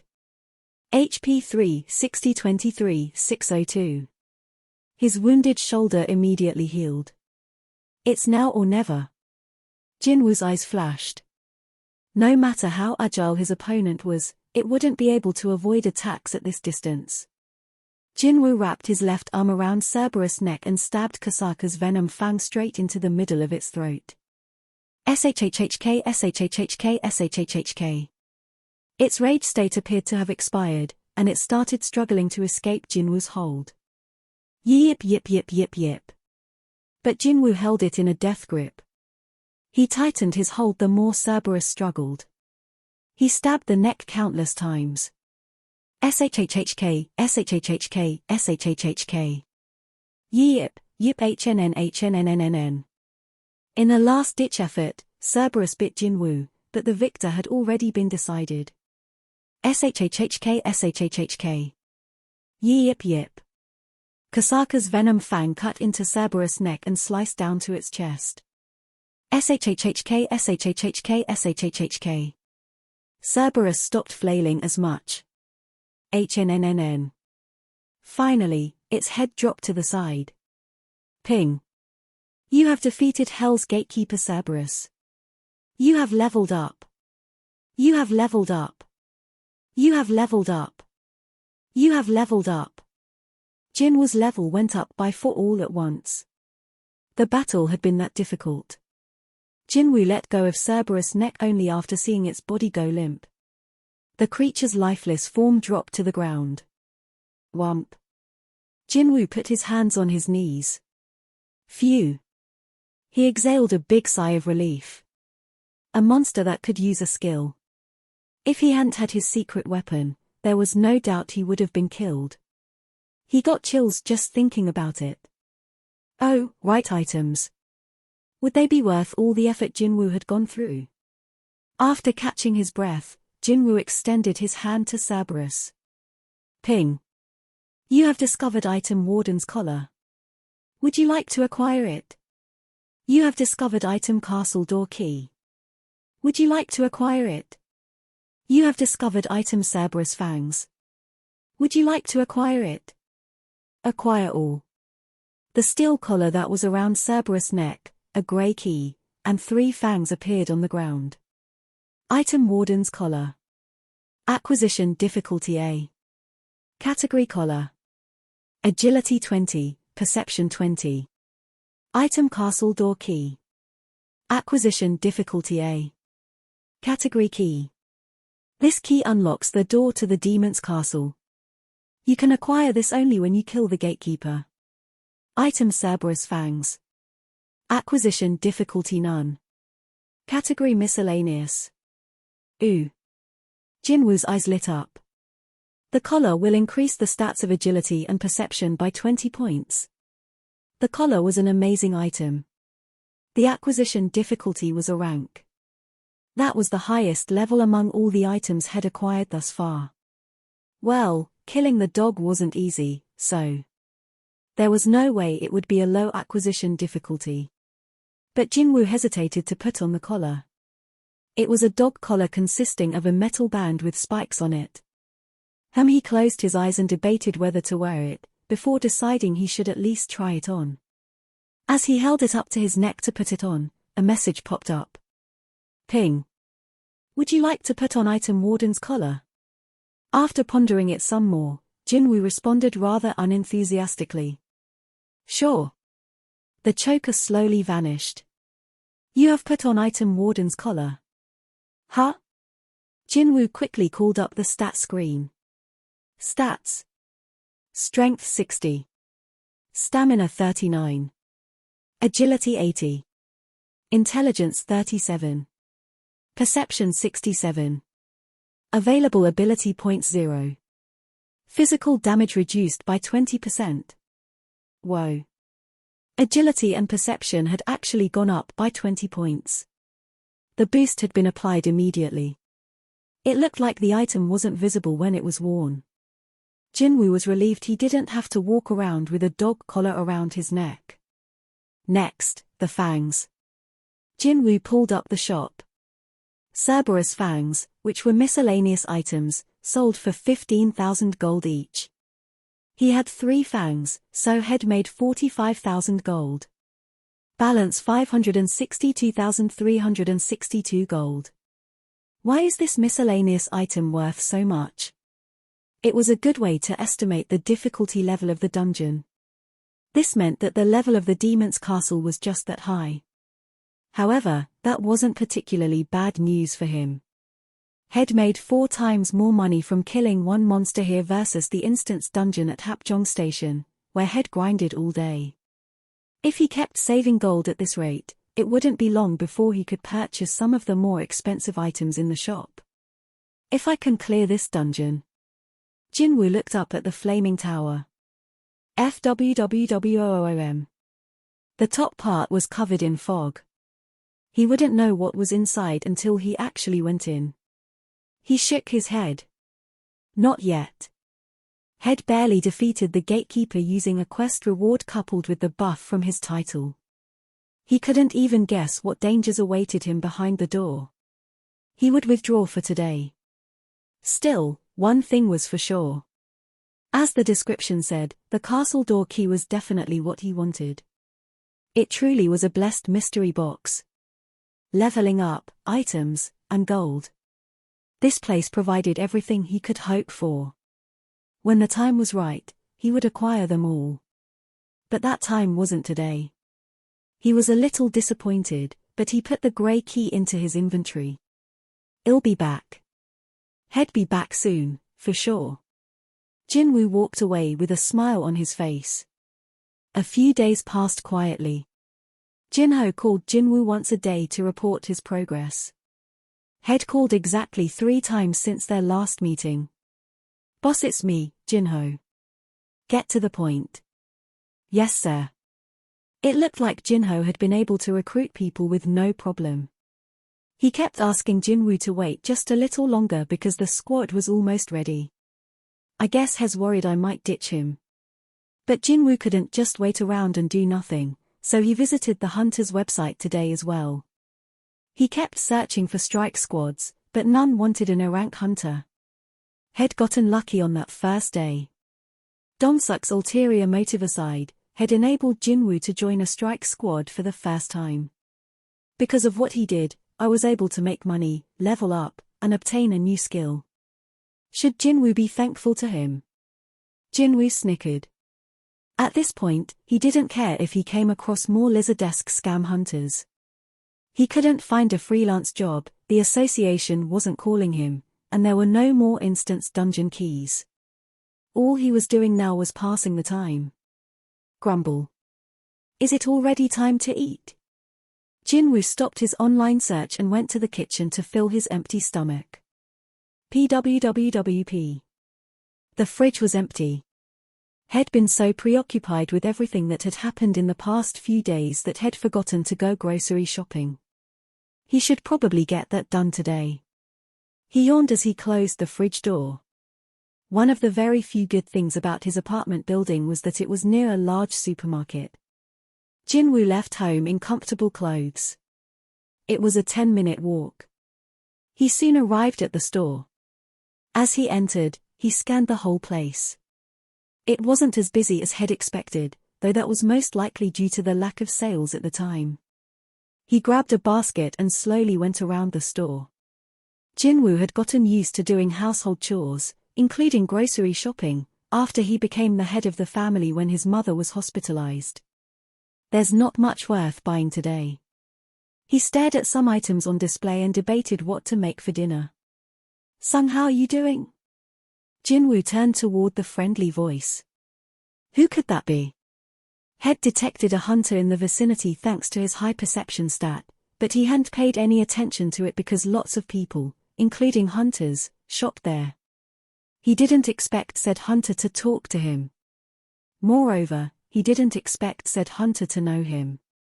Mr. Song. Jinwoo was delighted to see him. Mr. Song, Cheol Song, looked at Jinwoo, half surprised and half welcoming. I heard a rumor that you were fine, but I still can't believe I'm looking at you right now. Cheol seemed thrilled to see him, too. The way he looked at Jinwoo made him feel bashful, and Jinwoo rubbed the back of his neck. I should have visited you earlier, but those jerks from the association wouldn't say a word, so I had no idea what was going on. No idea what they were thinking. Did you know Miss Juhi is dying to hear from you, too? She is? Yes, she came on a raid last week hoping to see you, even though she said she planned to quit being a hunter. Last week. According to Cheol, the raid organized by the association had happened the same day Jinwoo joined Dongseok's squad. No wonder there hasn't been a peep from the association in the past few days. It wasn't that they hadn't Khalid just hadn't been there to receive it. In that instant, one of his questions was finally answered. Cheol continued staring at Jinwoo incredulously. Has Sung always been this tall? Especially now, after losing that leg. His eyes moved down. And then they grew large. Your leg? Jinwoo remained composed. My leg was fine when I woke up. I'm not sure how that happened. Cheol nodded in understanding. Since the first gate had appeared a decade ago, many inexplicable things had happened. The awakened beings known as hunters were one of them. It was said that an Srank healer could restore a patient with a shattered body as long as they were still breathing. Perhaps a high-rank healer had treated Jinwoo while he was unconscious. If so, reattaching Jinwoo's severed leg didn't seem so impossible. A young man like you shouldn't be disabled. I'm glad. I'm really glad. Cheol seemed as relieved as if it were his own leg. That's when Jinwoo noticed something about Cheol's left arm. The end of his shirt sleeve was flopping around as if empty. Cheol laughed as he touched his left shoulder. Don't worry about me. Injuries happen to hunters during raids. I was lucky enough that I hadn't had one until now. He spoke as if it wasn't a big deal, but other people clearly didn't see it that way. Oh no, look. I feel so bad for him. It was probably a magic beast, right? Middle-aged women and students whispered to one another as they passed by and spotted Chiyul's empty sleeve. A middle-aged man even stared directly at Chiyul as if studying something fascinating. Should we go somewhere else? Asked Jinwoo. There were too many people in the meat section. Chiyul nodded, as he was uncomfortable with the way people were staring. He still had more to say to Jinwoo. That sounds good. They walked toward a less crowded area. Chiyul felt something was off as they walked. Sung's footsteps sound. Jinwoo's footsteps seemed too light. Chiyul walked right beside Jinwoo, but it was hard to feel his presence. Why was that? It was strange, but he felt like he wouldn't even be able to lay a finger on Jinwoo if they fought each other right now, even though he was C rank and Jinwoo was E rank. What am I thinking? Chiyul shook his head. That wasn't important. He wanted to tell Jinwoo something. No, he needed to tell him something. Chiyul stopped in a quiet spot. Jinwoo stopped as well. Chiyul turned toward Jinwoo and, before Jinwoo could stop him, bowed in gratitude. Thank you so much, Sung. It was sobering to see a man around his father's age bow to him in that manner. Even though Jinwoo tried to get him to lift his head, Chiyul continued talking with his head downcast. 11 people died because of me, but at least 6 survived thanks to you. I bear the biggest responsibility for that day, so I'm thanking you on behalf of everyone. Each word Chiyul spoke was genuine. Jinwoo could feel the sincerity of his sentiments. He also felt a little awkward, but he didn't mind that. He sort of felt proud. But Jinwoo couldn't allow an elder to stand before him like this for long. Mr. Song, it's okay, please raise your head. As Jinwoo moved to raise Chiyul's head, the phone in Chiyul's jacket rang. He excused himself and took his phone out of an inside pocket. Hello? His face became serious as he listened to the other party. I understand. I'll be right there. With that, he ended the call. It looks like I have to go now. He made it sound like a personal matter, but Jinwoo had heard the contents of the conversation due to his keen hearing being boosted by his perception stat. The call had been from the Hunters Association asking for Chiyul's help with a nearby gate that needed attention. Chiyul kept this to himself so Jinwoo wouldn't follow him. He didn't want Jinwoo getting hurt again, since he'd been discharged from the hospital only recently. Jinwoo asked him directly. Was that the association? Chiyul hesitated before answering. Did you hear everything? The association summons all the hunters nearby when they host a raid. If Chiyul had gotten the call, they must have called Jinwoo's house as well. Jinwoo had been waiting for this call to battle. Incoming, too. You. Chiyul started to see Jinwoo in a different light. They arrived at the meeting place. Police had blocked off the vicinity because the gate had materialized close to a residential area and major road. There were barely any spectators. Gates handled by the association tended to have first appeared a few days ago, so they were often volatile situations. Besides, nobody would be able to see any actual fights no matter how close they got to the gate anyway. Occasionally, the police would have to chase away some mischievous kids. Clack. The taxi door closed. Jinwoo and Chiyul, who had exited said taxi, were stopped by the police while heading to where the other hunters were gathered. May I see your ID, please? Chiyul took out his wallet and presented his license. Chiyul Song, C rank. This is my colleague Jinwoo Sung. The police compared Chiyul to his photograph, returned his license, then let them through. Thank you, sir. Please keep up the good work. Chiyul lightly greeted the policeman before he continued on his way. Jinwoo followed him. An employee of the association was waiting for them in front of the gate. It was a young lady with round glasses. She spotted them and headed toward them. Hunter Chiyul Song Ha. And Hunter Jinwoo Sung. How did you know about this raid? You didn't answer your phone. Cheol responded for Jinwoo. He was with me when you called. Oh, really? I thought Hunter Sung was avoiding my call again, she said jokingly. Jinwoo used to actually do that in the past. There'd been times when he would turn off his phone after sustaining heavy injuries because he was too scared to go back into another dungeon.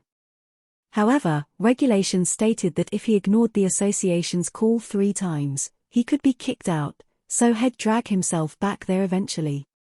He smiled bitterly as he remembered the past. Oh, other hunters are already here.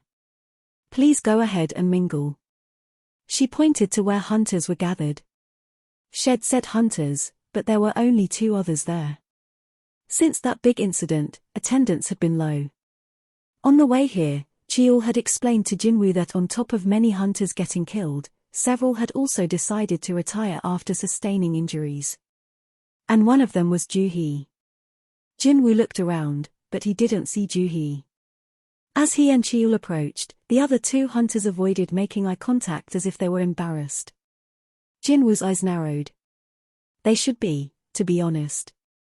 The 2 were Kim Sang-shik, who'd hightailed it out of the dungeon to save himself, and the hunter who'd tossed Jinwoo aside to escape the room. They were clearly uncomfortable having to face Jinwoo. Sung Kim tried belatedly to say hello to Jinwoo after an uncomfortable silence, but he turned away after being met with Jinwoo's cold stare.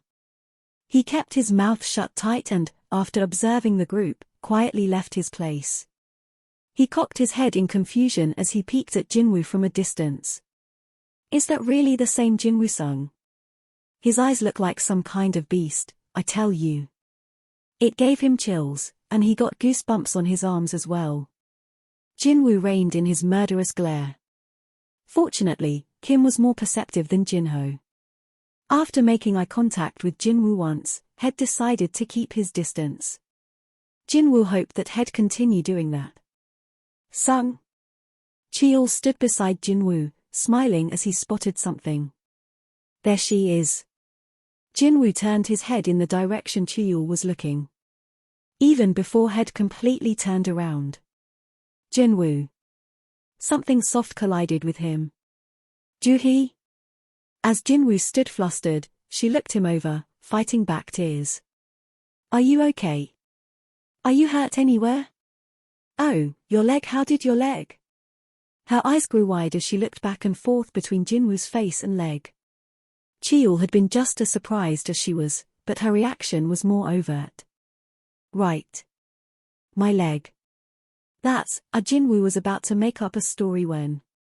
Ooh, that's hot, so hot. Both Jinwoo and Joo-hee looked toward the voice. Some man was catcalling at them from a distance. He wore a blue prisoner's outfit.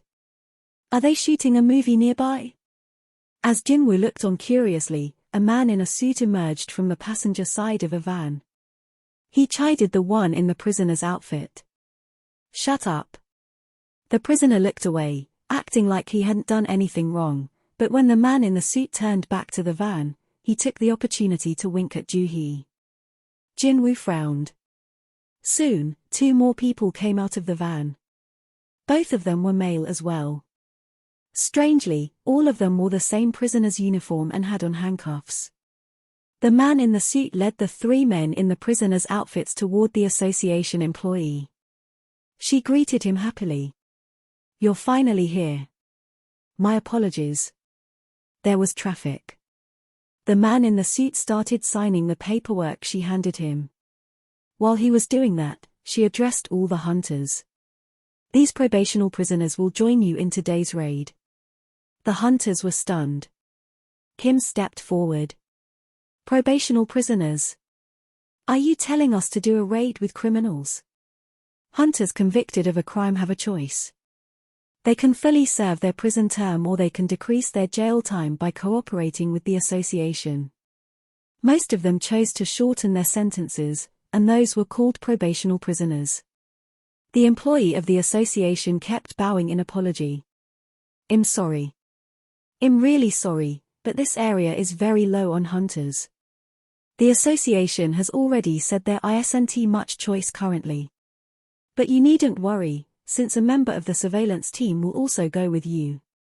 Kim eyed the man in the suit suspiciously. A member of the surveillance team, too? Yes. The probational prisoners are all C rank, and the hunter from the surveillance team is B rank, so you needn't worry. Kim nodded. There was a theory that 10 crank hunters would be needed to defeat one brank hunter. There was no reason to refuse a brank hunter who would both help them and keep an eye on the prisoners. A brank hunter and 3 crank hunters.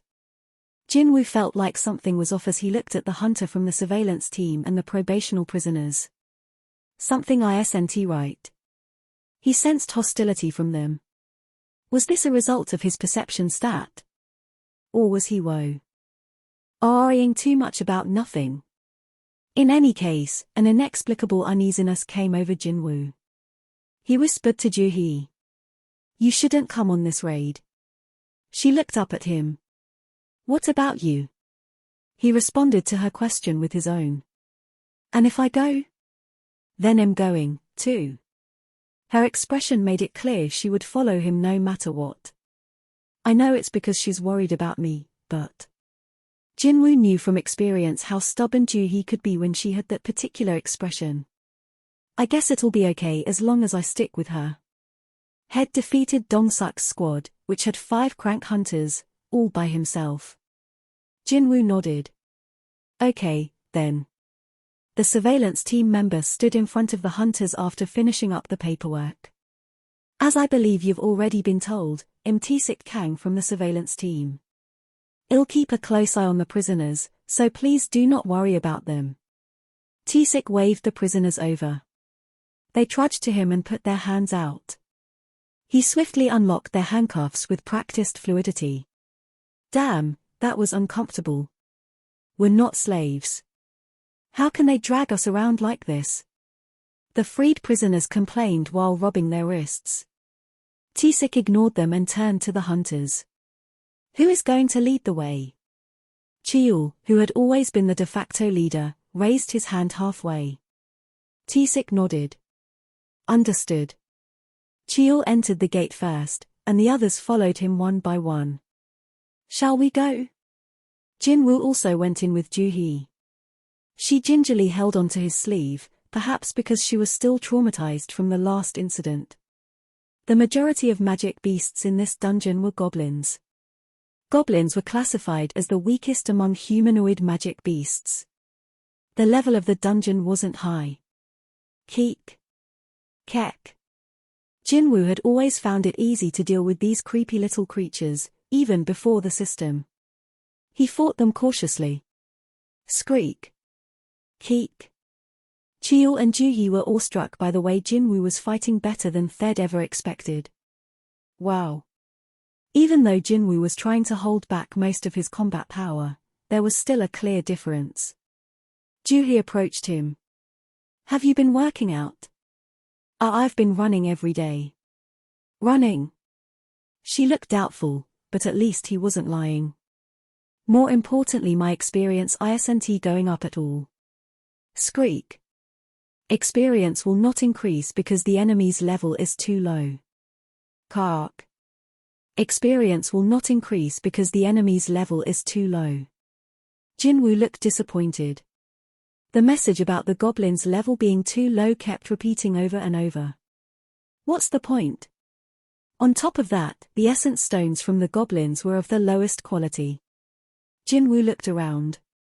The crank prisoners seemed hyped up because of their temporary freedom and were tearing apart the little beasts with their weapons.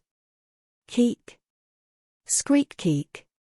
It was hard to tell which of them were the beasts and which were the humans. Looks like I don't need to work that hard. He couldn't increase his experience here, neither could he make much money. At the same time, he had another thought. If it's gonna be like this all the time, isn't it better to leave the association? Most of the work from the association was attacking D or A rank gates. If he couldn't level up with D or A rank raids, though, there was no reason for him to participate. And I'll have enough to pay for my mother's hospital bills from now on. He could leave the association at any time. This was why it was good to have money. Jinwoo had more options open to him. The party had ventured farther inside the dungeon while he was lost in thought. Huh? Now there were 3 different forks in the path before them. Taesik offered his suggestion to Cheol. How about we split up here, since the level of the dungeon is lower than we thought? Let's do that, Cheol agreed. Jinwoo closed his eyes and focused on his other senses. Which way is the boss? Jinwoo was hoping the boss, at least, would give him some experience. Soon, he started sensing the life force of every living thing in the dungeon. He opened his eyes and spoke to Cheol. Mr. Song, let's go to the left one. Sure. Jinwoo, Cheol, and Juhee took the left path, Taesik and the prisoners took the right, and the last 2 hunters took the middle. Jinwoo's heart was racing with excitement. The boss is at the end of this tunnel. He couldn't say it was particularly strong, but the energy coming from the end of the corridor was unique and different from that of the other goblins. He wanted to get to the boss as soon as possible, but goblins sprang out at them every few steps. Keek, keek. Screek, keek. Keek. There were about 10 this time. One with a wooden club, another one with a wooden sword, and yet another with a long wooden stick with a sharp stone point attached to the end. They'd done their best to arm themselves, but they didn't feel threatening at all. Aren't these bastards sick of attacking us? Jinwoo made a face. He considered goblins to be pesky, as they attacked in groups but weren't worth very much. There are 10 of them. What should we do? Should we regroup with the others and come back? On the other hand, Cheol and Juhee took them much more seriously. They're only goblins, so we should at least try to fight them ourselves first. Okay. Flames flickered on the tips of Cheol's fingers, and Juhee was readying her healing magic. Jinwoo scratched the back of his head. Now that I think about it, I don't feel nervous at all, even though I'm in a dungeon. Was it because he was much stronger than before? It was slowly starting to sink in how different it felt. Cheol turned to Jinwoo. Sung, are you ready? Yes, sir. Jinwoo kept pace with his teammates and steadily eliminated the goblins. In this way, they were focused on tackling the dungeon when a steady stream of shrieking came from out of nowhere. Arg. Arg. It wasn't the goblins. They were definitely human screams. Jinwoo, Cheol, and Juhee stared at one another. It was quiet for a moment, but then the awful wailing started up again. Ah. Cheol's face hardened. Let's go. The 3 of them sped toward the source of the commotion. Jinwoo could have run faster and gone on ahead, but he paced himself for the safety of the other 2. How long had they been running? Juhee spotted someone. Over there. It was Taesik Kang from the surveillance team, and he was kneeling, covered in blood. He called out to them. Be careful, those bastards might still be here somewhere. After spitting out the words with his last remaining strength, Taesik sank down as if he was in a great deal of pain. You. Juhee couldn't just stand by and watch. I'll heal you. She figured that, even if there were enemies nearby, she was a brank healer. She was pretty quick at tending to others. She thought it'd be better to treat Taesik before the enemies struck again. Please hang on. Juhee stopped in front of him and stretched out her arms. Dim lights began emanating from her hands. That was when Taesik sprang up and reached for her neck, his hand charged with magic. SWWWP. Someone grabbed his wrist right before his hand could touch Juhee's neck. TMP. A startled, Juhee jerked back and landed on the ground. Whump. Taesik had a look of surprise on his face. Who blocked my attack at this distance? It wasn't difficult for a high-rank hunter to get rid of his lower-rank comrades. His only issue was the brank female hunter who was the same level as he was. Luckily, she was a non-combat hunter. She wouldn't be able to protect herself if he hit her with a surprise attack. But his strike had been blocked. His effort to act the part of a responsible hunter had been in vain. T6's eyes scanned up the arm holding onto his wrist. His eyes stopped at Jinwoo's face. There was malice in those eyes. T6 scowled. How dare you, you low-rank trash. Shwip. T6's other fist flew for Jinwoo's face. But Jinwoo easily avoided it by turning his head. What? T6 put in all his strength and wrenched his wrist out of Jinwoo's grasp. Huh? This surprised Jinwoo. As expected of the strength of a high-rank hunter. With both hands now free, T6 attempted to pummel Jinwoo, but he moved as fast as T6 did, blocking all his attacks. Puppa pack. The two of them continued their assault on each other. They were very evenly matched. Cheol took the opportunity to get Juhee away from them. Song Juhee was speechless from shock. But Cheol was even more shocked than she was. How is this possible? It was a fight at an unbelievable speed, too fast for the naked eye to follow. It might be been expected from the Brank hunter, but Jinwoo was no longer the person Cheol once knew. He was going head-to-head with a B ranker. In C rank, but I can hardly follow their moves. His hunch had been right. Jinwoo wasn't that same E ranker who'd been weak but had good hunches. After exchanging hundreds of blows in a short amount of time, the two fighters separated to catch their breath. Jinwoo glared at T6. The blood on your clothes, that's not yours, is it? T6 shook out his wrists as he replied, that's right.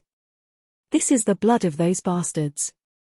But forget that I had no idea I'd encounter a hunter like you in a place like this. He was truly amazed by Jinwoo. He hadn't heard of a high-rank hunter working with the bottom-tier trash in the association. This isn't good. T6 had thought today would be the perfect time to enact his plan.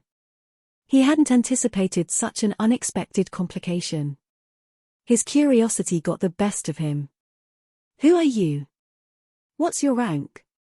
Jinwoo summoned Kasaka's Venom Fang and gripped it tightly as he replied. Jinwoo sung. E rank. 9. Brank T6 Kang. T6 felt like he'd been hit over the head. He'd never been bested in speed before by other B rankers, but this bastard, whose moves were as fast as his, dared to introduce himself as an O-rank hunter. How dare he make fun of me? He ground his teeth. No, wait a minute. Something about that bothered him. There's no reason for a high-rank hunter to be here. This was obviously work for the bottom-tier hunters in the association. Their main job was to take care of gates the guilds or strike squads passed on because there wasn't much money to be made. Their incomes were lousy compared to other hunters, and it was hard to gain recognition from their colleagues. He probably was an E-ranker like Head said. The only thing was, his skills were way above that of an E-rank. And there's no way a false ranker would work for the association. T6 could come to only one conclusion. A second awakening. He remembered that upper management had been fussing about some hunter who might be had a second awakening near here not too long ago. They definitely said the hunter was with the association. He wished he remembered the name. If his reawakening was recent, it was possible he was postponing his reapplication and helping out the association in the meantime. Who knew he'd end up facing this man today? T6 had carefully checked the list of hunters attending today's raid, but had missed Jinwoo. How unlucky can I get? He had only one thought on his mind. I better add an additional fee after all this.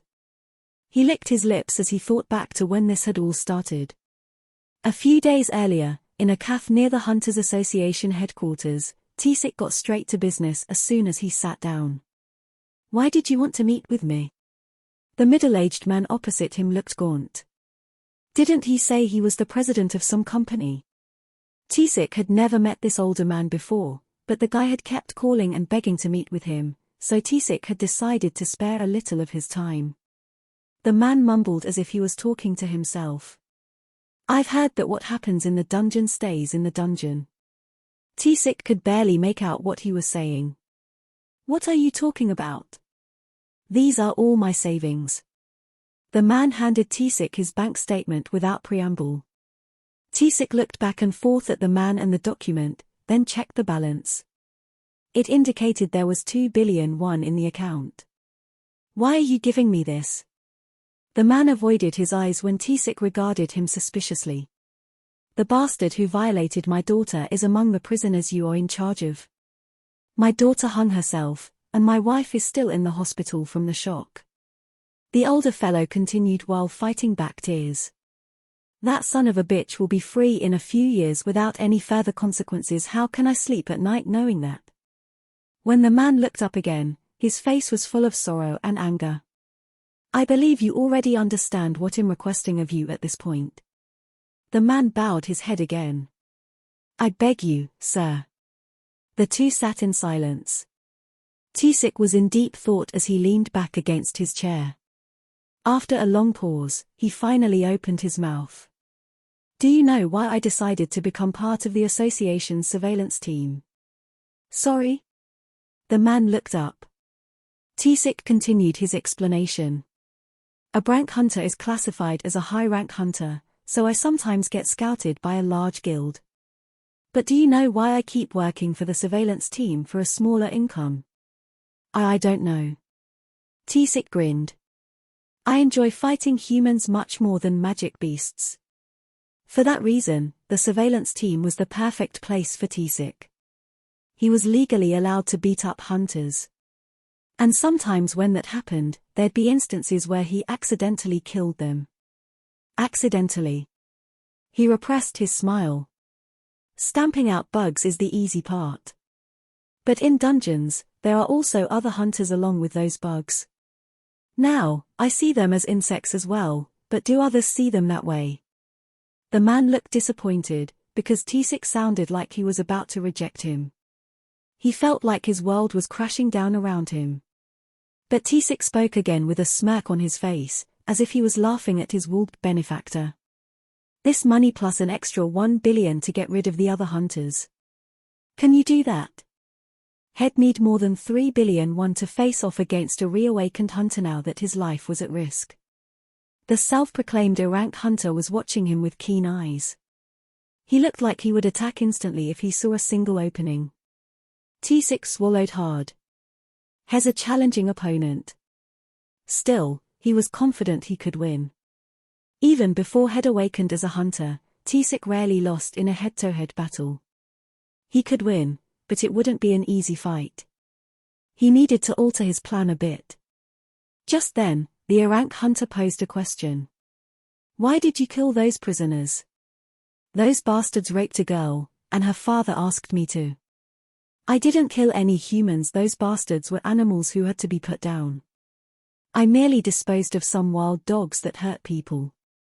The A-rank hunter was listening to him. It might be possible to talk him down. Tsik decided to try to persuade Jinwoo.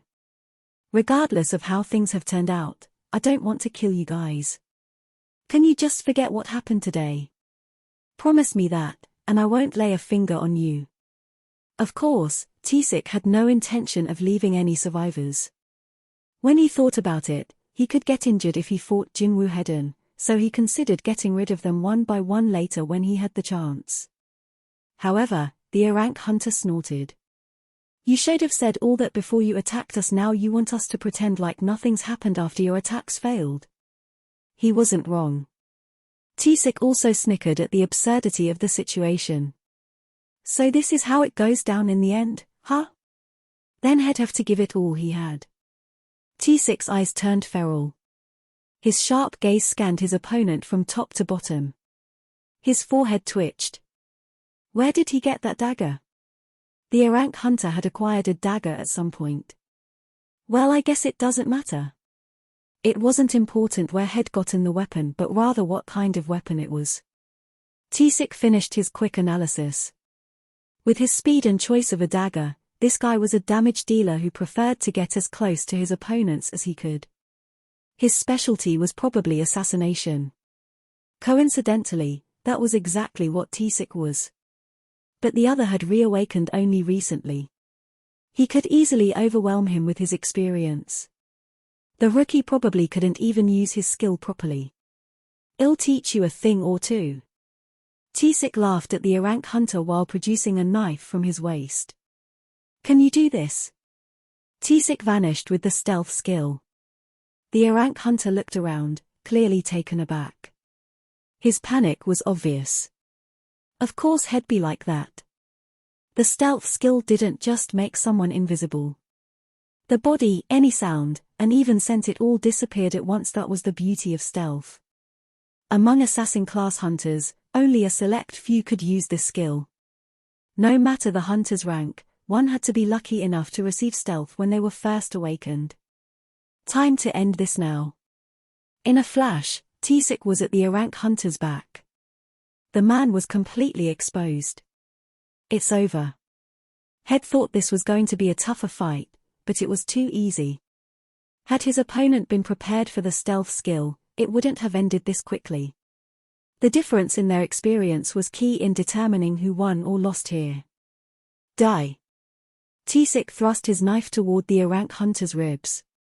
But then. Clank. Two weapons collided and sent sparks flying. The stealth skill expired, and Tisik's eyes went wide. What? How? The Arank hunter had blocked his knife perfectly. The surprised Tisik looked up at the E-ranker's expression. His face was blank, but his mouth opened. Finally, it's here. What? Tisik was suddenly frightened by the cryptic words and actions of the Arank hunter in front of him. Ping. Urgent quest: defeat the enemies. There are people present who want to kill the player. Defeat them all and ensure your safety. If you do not complete this quest, you will receive an appropriate penalty. Number of enemies to defeat 1. Number of enemies defeated 0. Jinwoo was relieved after checking the quest contents. It wasn't for nothing. Head thought he might trigger an urgent quest if he let Tisik attack him first like Dongsuk's squad had, so Head put this theory to the test and gotten the result he'd expected. The message had come up as soon as Tisik resolved to kill Jinwoo. Head lured Tisik in by displaying weakness and acting like he was panicking. Of course, I didn't know he was going to use the stealth skill, though. Truthfully, Jinwoo had been caught off guard when Tisik disappeared before his very eyes, as stealth was rare. Nevertheless, he was able to detect Tisik's movements when Head calmed down and focused. That was the power of a high perception stat. Jinwoo had initially invested points into perception in order to classify enemies as beatable or unbeatable, but it had proven useful in this application as well. I was lucky. Because of this, Tisik looked like He'd just seen a ghost. Know how? Once Jinwoo got rid of him, He'd be able to reap the rewards of the urgent quest. Since I have to fight him anyway, gotta milk it for all it's worth. It was his turn to make a move now. It was time to attack. The two weapons were crossed in a stalemate. They were both equal in strength. Jinwoo's eyes flashed. Why don't we try something different? Jinwoo quickly moved to step on Tisik's foot. Crunch. Tisik had been focused solely on his dagger, so the sudden sharp pain in his foot startled him, and he instinctively retreated. Jinwoo saw his chance. Dash. Skill dash has been activated. Your speed has increased by 30%. When in use, your mana will decrease by 1 every minute. Jinwoo immediately charged at Tisik. Tisik watched in disbelief. Has become even faster. He was unable to process how Jinwoo was even quicker than before. In a flash, Jinwoo was close enough to stab his thigh with K. Asaka's Venom Fang. Since Tisik was focused on guarding his upper body, Jinwoo went for an opening. Debuff paralysis has been activated. The debuff has been cancelled out by the opponent's high resistance level. Debuff drain has been activated. The opponent's HP will decrease by 1% every second. Yes. Kasaka's Venom Fang's debuff worked. Unfortunately, it wasn't paralysis, but it would still be much easier to defeat Tisik now. But Tisik was a high-rank hunter, his resistance shouldn't be underestimated. He leaped at Jinwoo, dagger in hand. Fwick, fwick. Jinwoo aimed for T6's vulnerable spots while narrowly avoiding his dagger. Despite his injured thigh, the more experienced T6 calmly blocked Jinwoo's attacks. Clink, clang. Both Jinwoo and T6 were drenched in sweat. Our speed is equal. Our speed is the same. Both hunters were impressed by the other's agility as they continued to battle. They exchanged killer blows that could decide the match with a single strike. SHHHK, SHHHK, Shiik, SHHHK, SHHHK, SHHHK, SHHHK, SHHHK. The fight was so intense that those watching felt like they were the ones being attacked. I need to tip the balance here. Jinwoo focused energy on his eyes. Skill murderous intent has been activated. T6 trembled when he met Jinwoo's eyes. What the? Debuff panic has been activated. All of the opponent's abilities will decrease by 50% for 1 minute. Got him. Jinwoo was confident he had won. T6 pupils dilated. What's happening to my body? As soon as he locked eyes with Jinwoo, his movement started feeling heavy, as if he were moving underwater. The speed he was so proud of started decreasing. Shiik SHHHK. T6 took more damage. No way. T6's mind was a jumbled mess. This was definitely the effect of a debuff, but had never heard of an assassin-class hunter who could use debuff magic. Is he not an assassin? No, but then how to explain his speed? But his thoughts were abruptly cut short. The confusion turned to panic. Jinwoo was charging straight for him. T6 aimed for Jinwoo's eyes. SHHHK. Jinwoo pulled back his head quickly, but T6's knife scratched his cheek. Still, Jinwoo had come to terms with taking damage. Had calculated the risk of charging in to unleash a final, fatal blow. T6 grimaced. Ah, shit. Jinwoo got up close and stabbed T6's chest with Kasaka's venom fang. Shook. Gak. T6's eyes bulged out. At that moment, both of them knew that the winner and loser had been decided. T6's mouth filled with blood that had bubbled out from inside his chest. He sneered with blood in his mouth. Had run into a reawakened hunter in a drank dungeon on today of all days. Seriously, what shitty luck.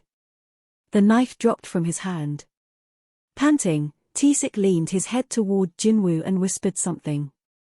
Jinwoo listened quietly before eventually removing the dagger from T6's chest. T6 fell lifeless to the ground like a shirt falling off a hanger. Whump. Ping. You have completed urgent quest, defeat the enemies. Despite the message, Jinwoo wasn't particularly happy. He deplored killing anyone other than monsters, especially people, even if the opponent had started the fight. Rewards have been delivered. Would you like to check your rewards? YN. At least the rewards ensured that he wasn't totally losing out. Jinwoo tried to look on the bright side as he checked the rewards. Ping. You have the following rewards. Reward 1. Ability points 5. What? Jinwoo looked bewildered. The reward was noticeably lower than when Head defeated Dongsuk's squad. The level of difficulty was much higher today, too. Was the number of enemies more important than their skill levels? Or was there another requirement Jinwoo didn't know about? He cocked his head in confusion. Suddenly, an object on the floor caught his eye. Something shiny and about the size of a coin was emanating light from T6's body. Jinwoo's eyes went wide. Is that? He couldn't believe it, but it was the same light that emanated from dead monsters. The shiny things he found in magic beasts were essence stones, and now the same illumination was coming from T6's corpse. What could it be? Jinwoo tried to remain calm as he reached toward T6's heart. Ping. It hadn't been some hallucination. You have discovered Runestone Stealth. Would you like to acquire it? Runestone. An actual runestone. His heart started racing. The skill T6 had used had transformed into a runestone that was embedded in his body. Stealth was a very valuable skill that only a handful of hunters possessed. If this was the same kind of runestone Head heard so much about. Acquire. A small stone with runic writing on it appeared in Jinwoo's hand. Runestone Stealth. You may obtain the skill by crushing the stone. Obtain the skill by crushing the stone. It really was a runestone. Jinwoo would be able to use the stealth skill once he shattered it. Head never heard of a runestone with the stealth skill ever being found where a hunter could learn it. For that reason, it was impossible to figure out the monetary value of this particular runestone. At that moment, he heard two voices. Sung, you okay? Jinwoo. Jinwoo hid the runestone in his pocket and turned around. Cheol and Juhee were staring at Jinwoo in disbelief. The Arank hunter who'd previously had a hard time in a Drank dungeon had defeated Tsik Kang, a Brank hunter. As a non-combat hunter, Juhee might not have fully grasped the scale of this feat, but as AC ranker, Cheol very well knew just how impossible a task this was. Jinwoo examined himself. Yeah, I'm all right. He looked fine at first glance, and he didn't feel any pain. However, blood trickled from under his chin when he turned his head. He inadvertently touched his cheek to find that the cut he'd received earlier was bleeding. Oh. I'll fix that. A blue light appeared on the end of Juhee's hand, and the cut was gone. An Arank hunter defeated a Brank hunter without more than a scratch. Because they'd known the old Jinwoo, this shocked Cheol and Juhee more than the fact that someone had just tried to kill them. How did you? Cheol couldn't finish his sentence. Jinwoo knew what Cheol and Juhee wanted to say, so he spoke first. I'm sorry. I'll explain everything when the time is right, but for now, please don't ask. His voice sounded serious, so Juhee nodded. Cheol soon did the same. You must have a good reason. Understood. Jinwoo's gaze shifted toward where the boss was. His plans to kill it hadn't changed despite how messy things had gotten. He wanted to slay the boss by himself if possible. Not to mention, there was something he could do only if the other two went around. Jinwoo looked at Cheol. It'll be hard to continue the raid after what happened. You two should go out and contact the association. I'll stay behind and search for survivors. Cheol knew instinctively what Jinwoo was up to. Jinwoo is going to close the gate. Cheol thought that would be the best way to prevent any further complications. I think that's a good idea. Miss Juhee, we should go. Juhee hesitated but eventually ran toward Jinwoo. You haven't forgotten that you promised to take me out for dinner, right? Jinwoo smiled. I haven't. I still need to get my change back from you. Then keep your promise. I'll wait for you outside. Relieved, Juhee finally stepped away as Jinwoo nodded. She looked back at him several times until she was completely out of the dungeon. Jinwoo let loose a sigh of relief when even their shadows had made their exit. Phew. Head wanted to keep his secret for as long as possible, but Thed found out. He couldn't deny it now that there were witnesses. I don't want to threaten Juhee or Mr. Song. He could claim self-defense for attacking the Brank hunter with no issues. He had two witnesses, after all. The problem was explaining how an Arank hunter had defeated a B ranker. I guess a reawakening would be the best explanation. Jinwoo decided to go with that. He'd tell the association that he was a reawakened hunter and get reevaluated. There was no reason to reveal anything about the system or leveling up, since no one would believe him anyway. He had mixed feelings about getting reevaluated. I didn't want to get reevaluated until after I got even stronger. But not everything goes according to plan. There was nothing he could do. I wonder what my current rank is. Would he be a high B rank, since his close fight with Tsik had ended in victory? He was quite confident he'd gotten stronger, but the B+ rank hunters were quite powerful. Well, I'll worry about that after I get out of here. It was time to defeat the boss. There were only Arank goblins in a Drank dungeon. That meant it was highly likely that most of the magic power detected here had come from the boss. If the boss level was that high, Jinwoo could probably get enough experience to level up. But first, he had something he needed to check on. Jinwoo maxed out his senses and inspected every energy signature inside the dungeon. Found him. Jinwoo headed in a certain direction. He came across the bodies of Kim and the others along the way. This was the power of a high-rank hunter on display. They could kill several low-rank hunters in the blink of an eye if they wanted to. Jinwoo's face hardened as he walked past the corpses. And soon, MMMF, MMMF, MMMMF. He found a prisoner struggling nearby. His hands and feet were bound and his mouth gagged. He looked just as Tisik had described him before he died. I tied up the rapist not too far from here. I was going to kill him last because the victim's father asked me to make it as slow and painful as possible. Tisik had died right after saying that. The prisoner struggled harder when he saw Jinwoo.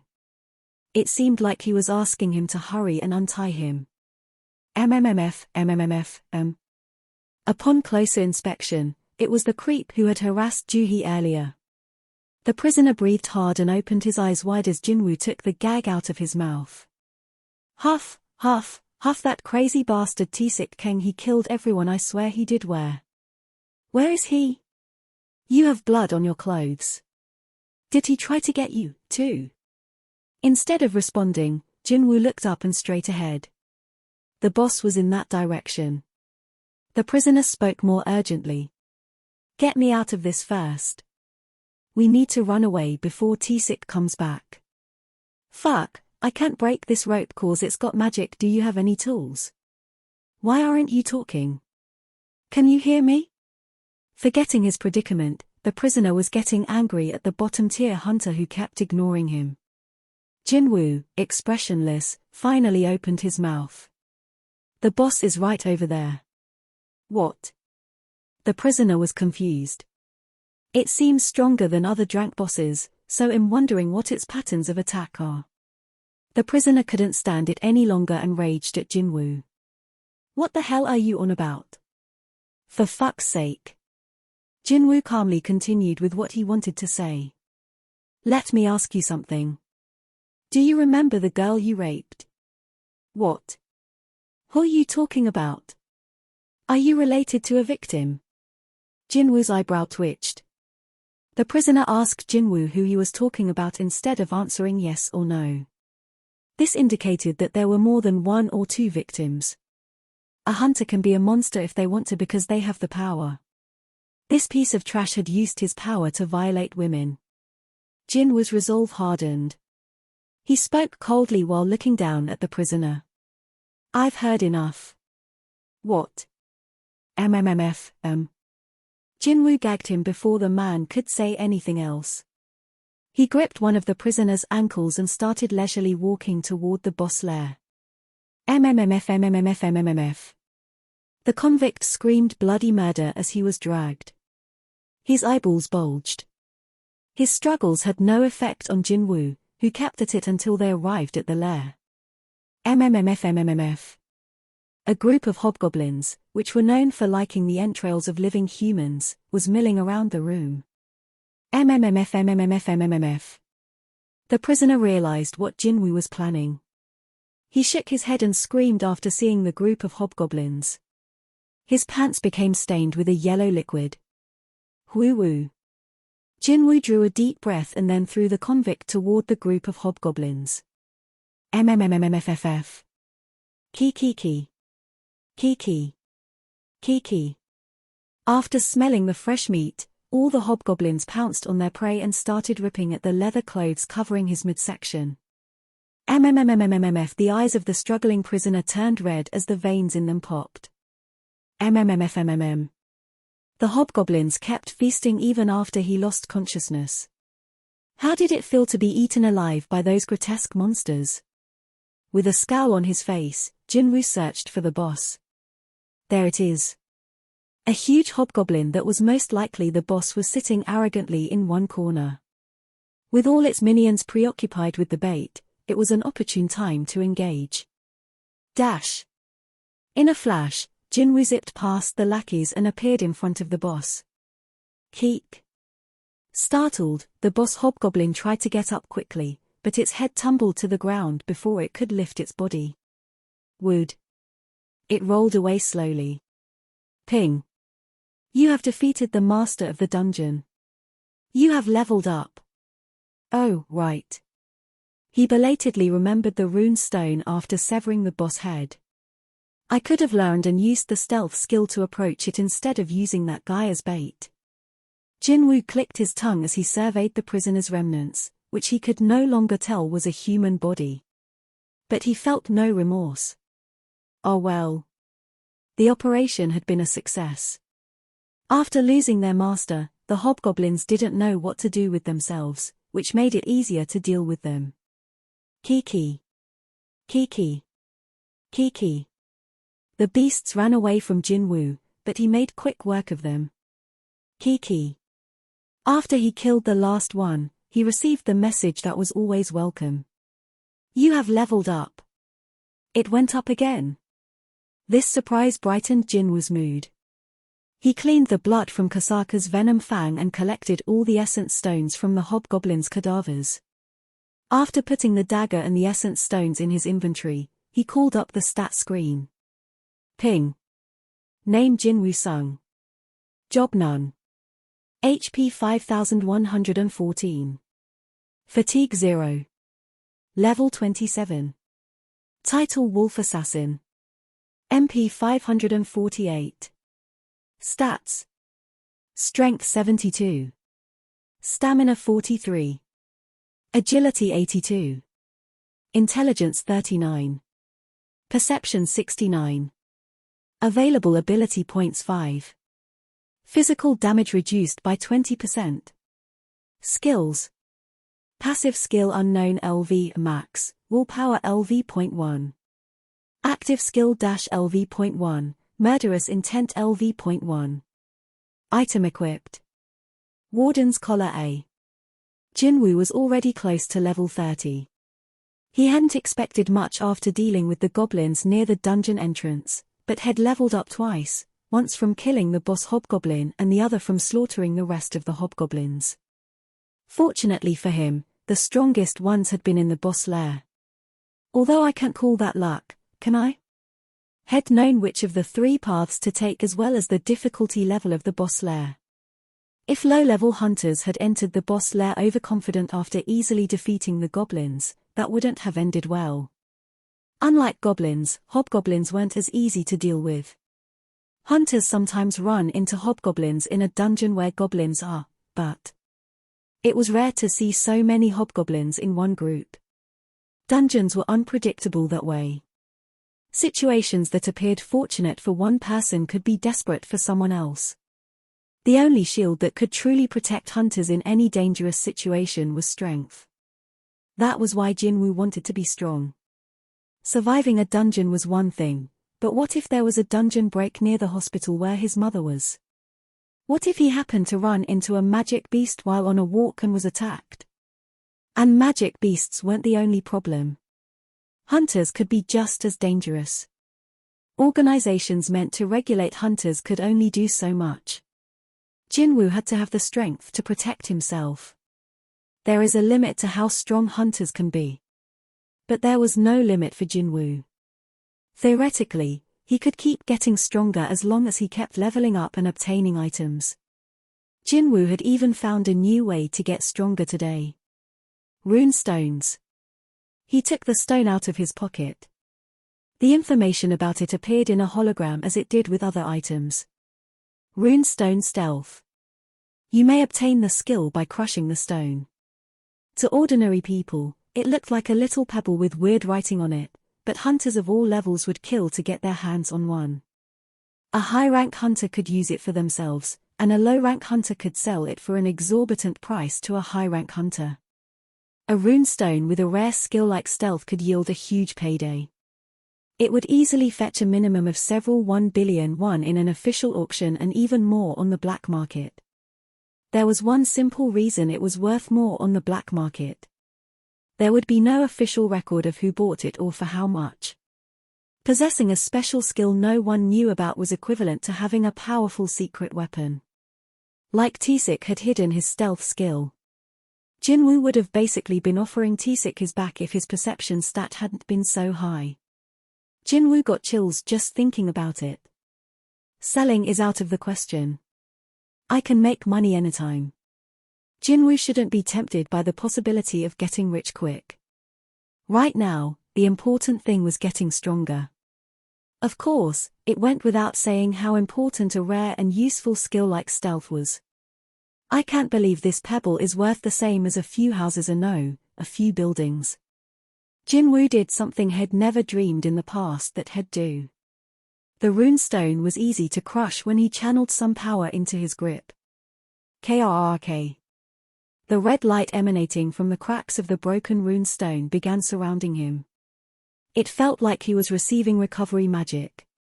The only difference was that the color of the light was red instead of blue. Whatever the case, it didn't feel bad in any way. As the red glow swirled around him and then entered his lungs through his nose, it felt like there was an energy he couldn't describe filling him. He heard the usual notification chime. Ping. You learned skill stealth. You may now use skill stealth. Nice. Jinwoo had successfully obtained the skill. He had been nervous because it was the first time he'd be acquiring a skill via a runestone, but it went faster and easier than he'd expected. Can I start using the stealth skill? His heart was beating faster from the achievement of learning a rare skill. Didn't people say it was better to experience something rather than just read about it? Jinwoo activated the skill immediately. Stealth. As soon as he thought the word, his body gradually disappeared. He became invisible from head to toe. He felt weird because he couldn't see his hand when he held it up in front of his face. What happens if I do this? He called up his dagger. Jinwoo felt something in his grip. Strangely, he couldn't see it, but he felt its shape and weight. That's what I figured. Stealth applied to Kasaka's venom fang like it had with T6 knife. There was nothing special about the knife itself.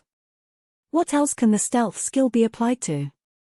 He picked up a stone from the ground, and it became invisible right away. Can I do this, too? He placed his hand on the shoulder of a dead hobgoblin, but nothing happened. It looked like there was a limit to the application of the skill. It definitely worked on the clothes he was wearing and things he could hold in his hands.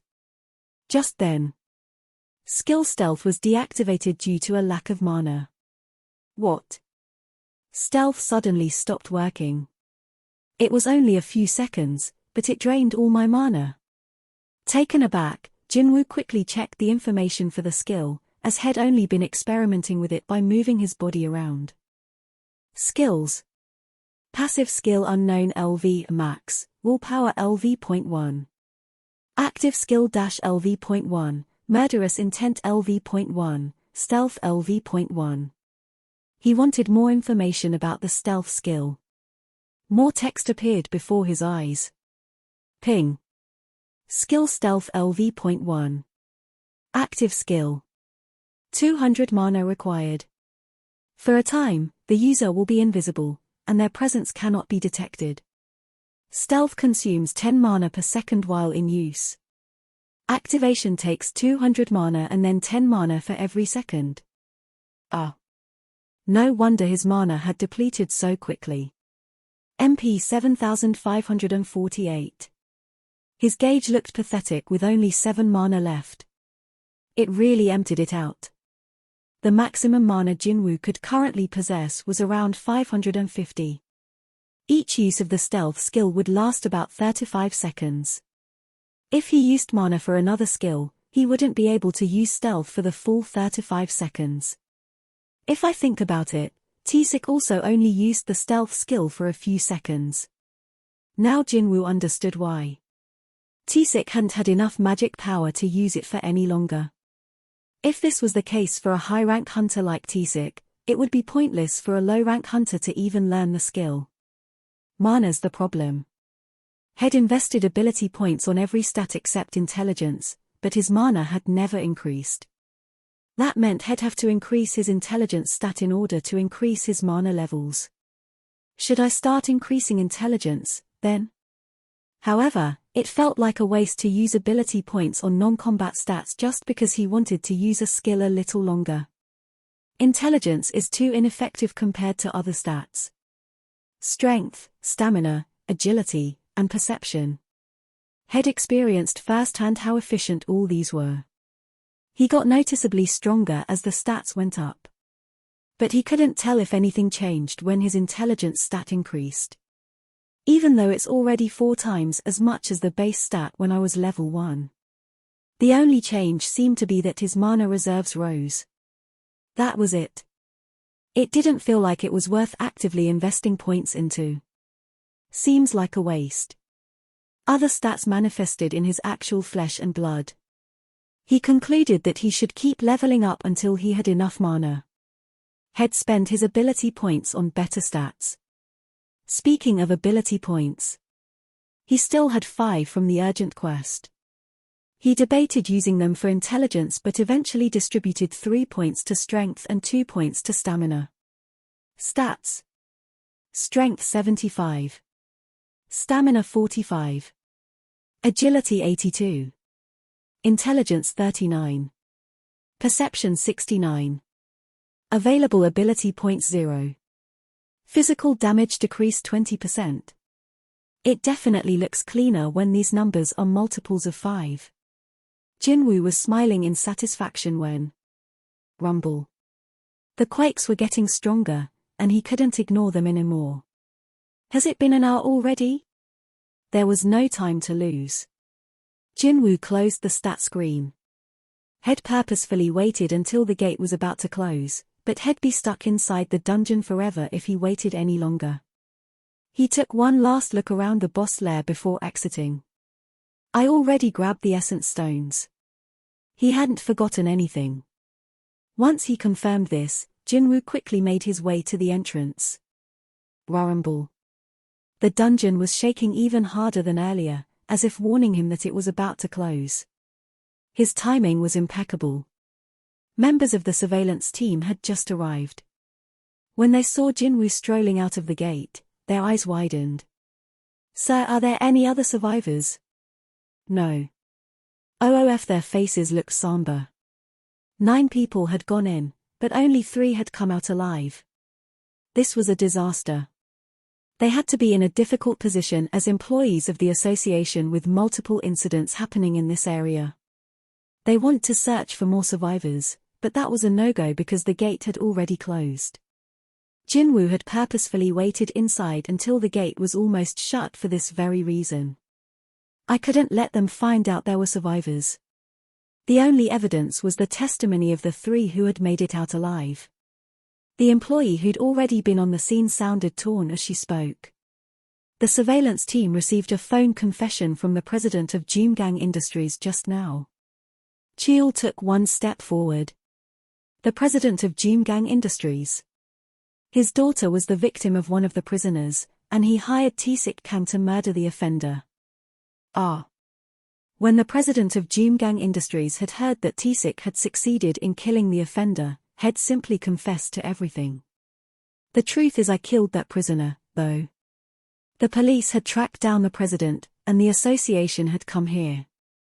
Jinwoo, who'd been quiet until now, asked a question. "Then there's no problem, is there?" The employee looked like Jinwoo had put her on the spot. "Yes, that's right." There was clear evidence of T-Sik's crime, and the 3 hunters had fought against him to live. This wasn't a problem, as Jinwoo said. However, one thing was bothering the employee. Who killed T-Sik Kang, a brank hunter? The surveillance team members hadn't heard the full story yet, as they'd just arrived. Well, the headquarters of the association is quite a distance from here, but they did arrive just before the gate closed. They'd rushed to the scene as soon as they'd received notice. The surveillance team members all showed signs of fatigue on their faces. Before he confessed, Jinwoo thought about Jinho. "It's too bad, but I guess I won't be able to help him with any raids." If Jinwoo went with the story that he had reawakened and got his rank re-evaluated, he wouldn't be able to help Jinho. Jinho needed a low-rank hunter with incredibly good skills. All his plans would go down the drain once Jinwoo's rank went up. But then why was he feeling this way? Rather than feel guilty, he wanted to laugh when he pictured Jinho's sulking expression. It was too bad he'd lose that building he was supposed to get as compensation. Well, can't do much about that. Jinwoo was going to open his mouth and confess when I did it. Jinwoo's head turned in the direction of the voice. Juhee was there, staring at Cheol in surprise. Mr. Song. Cheol took a step toward the employee before Jinwoo could ask what he was doing. I'm the one who killed Tae-sik Kang. The employee had a look of disbelief on her face. You really defeated Hunter Tae-sik Kang, Hunter Cheol Song? Her reaction was understandable because not only was Cheol a crank hunter, but he was also missing his left arm. Meanwhile, Tae-sik had been a rank hunter, which was classified as a high rank. A high-rank hunter's power was beyond imagination. It was commonly known that the difference between AB rank and AC rank wasn't even comparable to the gap between C and D. Cheol chuckled. Don't you see who was with me? Oh. Everyone's eyes turned to Juhee, who flushed and looked down. Juhee was a rank hunter. They hadn't considered her because she wasn't a combat hunter, but she was the same B rank as Tae-sik. There was no reason a crank hunter wouldn't be able to defeat a B ranker with the support of another B ranker. The surveillance team members nodded in understanding. Jinwoo quietly drew closer to Cheol while the others were distracted. Why did you lie to them? Cheol also lowered his voice. I thought you were hiding your abilities for a reason. Was I being too nosy? Of course he hadn't been. Thanks to Cheol, Jinwoo was avoiding a lot of trouble. This was why years of experience shouldn't be dismissed. Never, sir. Considering how much you've helped me, I'm glad to be of help to you. One of the surveillance team members approached them. Mr. Song, please come with us. We need your help with the report, if that's okay with you. Right. It was only Jinwoo and Juhee at the scene after Cheol and the surveillance team left. The sun had already set a while ago. Juhee felt awkward because Jinwoo seemed quite different from before. After hesitating for a bit, she carefully approached him. Would you like to go for a walk? Does she want to talk about dinner? He was hungry after all that physical activity. Jinwoo gladly accepted. Sure. They walked quietly under the streetlights. Without getting ahead of each other, they simply strolled side by side as if they'd practiced this. Juhee kept her eyes on her shoes. Anytime she raised her head, her gaze was automatically drawn to Jinwoo. She tried not to be self-conscious about it, but she couldn't help it. She'd felt comfortable around Jinwoo before, but now he gave off a powerful energy. It made it difficult for her to talk to him. What happened to him? Not only had he been able to defeat the Brank Hunter, but had changed completely. Juhee had no intention of prying because it was clear Jinwoo wanted to keep things secret, but she couldn't help thinking about how much he had changed. I wish he'd start the conversation at times like this. She felt for a second that Jinwoo's silence came across as almost heartless. Eventually, she stopped walking and started talking. I don't think you'll be able to eat anything today, so I'll return this to you. Jinwoo took the essence stone she was offering him. It was the same one Jinwoo had given her in the underground temple. Juhee's hand was shaking as she passed him the essence stone.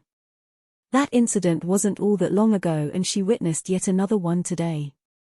Juhee was a person full of fear. Jinwoo understood why she wouldn't want to go to dinner right now. Well, today isn't the only day. You don't have to return this to me now. Juhee shook her head. I'm going back to my hometown next week. It looked as though she was moving away on top of quitting her work as a hunter. Jinwoo would be sorry to see her go. Is it because of the incident? That's not the only reason, but Juhee's face darkened as she recalled that day. Jinwoo quickly changed the subject. So where's home anyway? Busan. So Jinwoo. Her expression turned serious. Yes. Jinwoo removed the smile from his face when he sensed the change in Juhi's mood. She gazed at him. His two eyes showed a strong will to live. Only his had been on fire, full of strength, when everyone else had been trembling in despair inside the underground temple. She'd seen them close up. He has the eyes of a survivor. Those two eyes that never lost sight of hope had saved several people, including herself. No one else could have done that. Ba-dump, ba-dump. Her heart started racing as she remembered that day. No. Juhi had no regrets about quitting. This job wasn't right for her. But she was sad that she wouldn't be able to see Jinwoo regularly. Would he think him weird if I asked to see him again? There were things she had to let go of. It would hurt her if she dwelled on them. Juhi smiled brightly and shook her head. It's nothing. If you happen to be in Busan, please give me a call. I'll treat you to some good sashimi. Sounds good. As Jinwoo smiled at her, she returned his grin. Without telling him what she really wanted to say, she said goodbye and turned away. The road home had never felt so long. Jinwoo headed to his apartment after saying goodbye to Juhi. He could see the old apartment building in the distance. His place was on the 9th floor. He passed some parked cars and was about to head in, but an old man's voice stopped him. Young man, Unit 902. It was the security guard. Since Jinwoo had known him for a long time, he struck up a friendly conversation. Haven't you gone home yet, sir? I'm on night duty today. Jinwoo nodded in understanding. The guard brought out a package from his office. This has your name on it, boy. Oh, thank you. It was from the Hunters Association. Was that today? Was today the day the phone from the association was supposed to arrive? Jinwoo took a phone out from the box. It was shiny and new. He remembered seeing on the news that more and more people were becoming a little too interested in hunters and trying to get their hands on the hunter-exclusive phones. Never mind the people trying to buy them. What kind of scumbag sneaks around selling black market phones? Had heard someone say once that it wasn't that the country was poor, it was just that there were too many thieves. Whether it was the Hunters Association or the military, there was corruption anywhere with enough people. When an organization was corrupt and money was wasted, there would be less support for those who needed it, and with less support, the situation would worsen. Eventually, the people who needed benefits the most would be the ones hit the hardest. That's why I was worried, but it didn't look like there were any problems with the delivery. Jinwoo had nothing to do while waiting for the elevator, so he turned on the phone. He had a ton of notifications. When am I going to have time to check all these? Two numbers in particular caught his eye.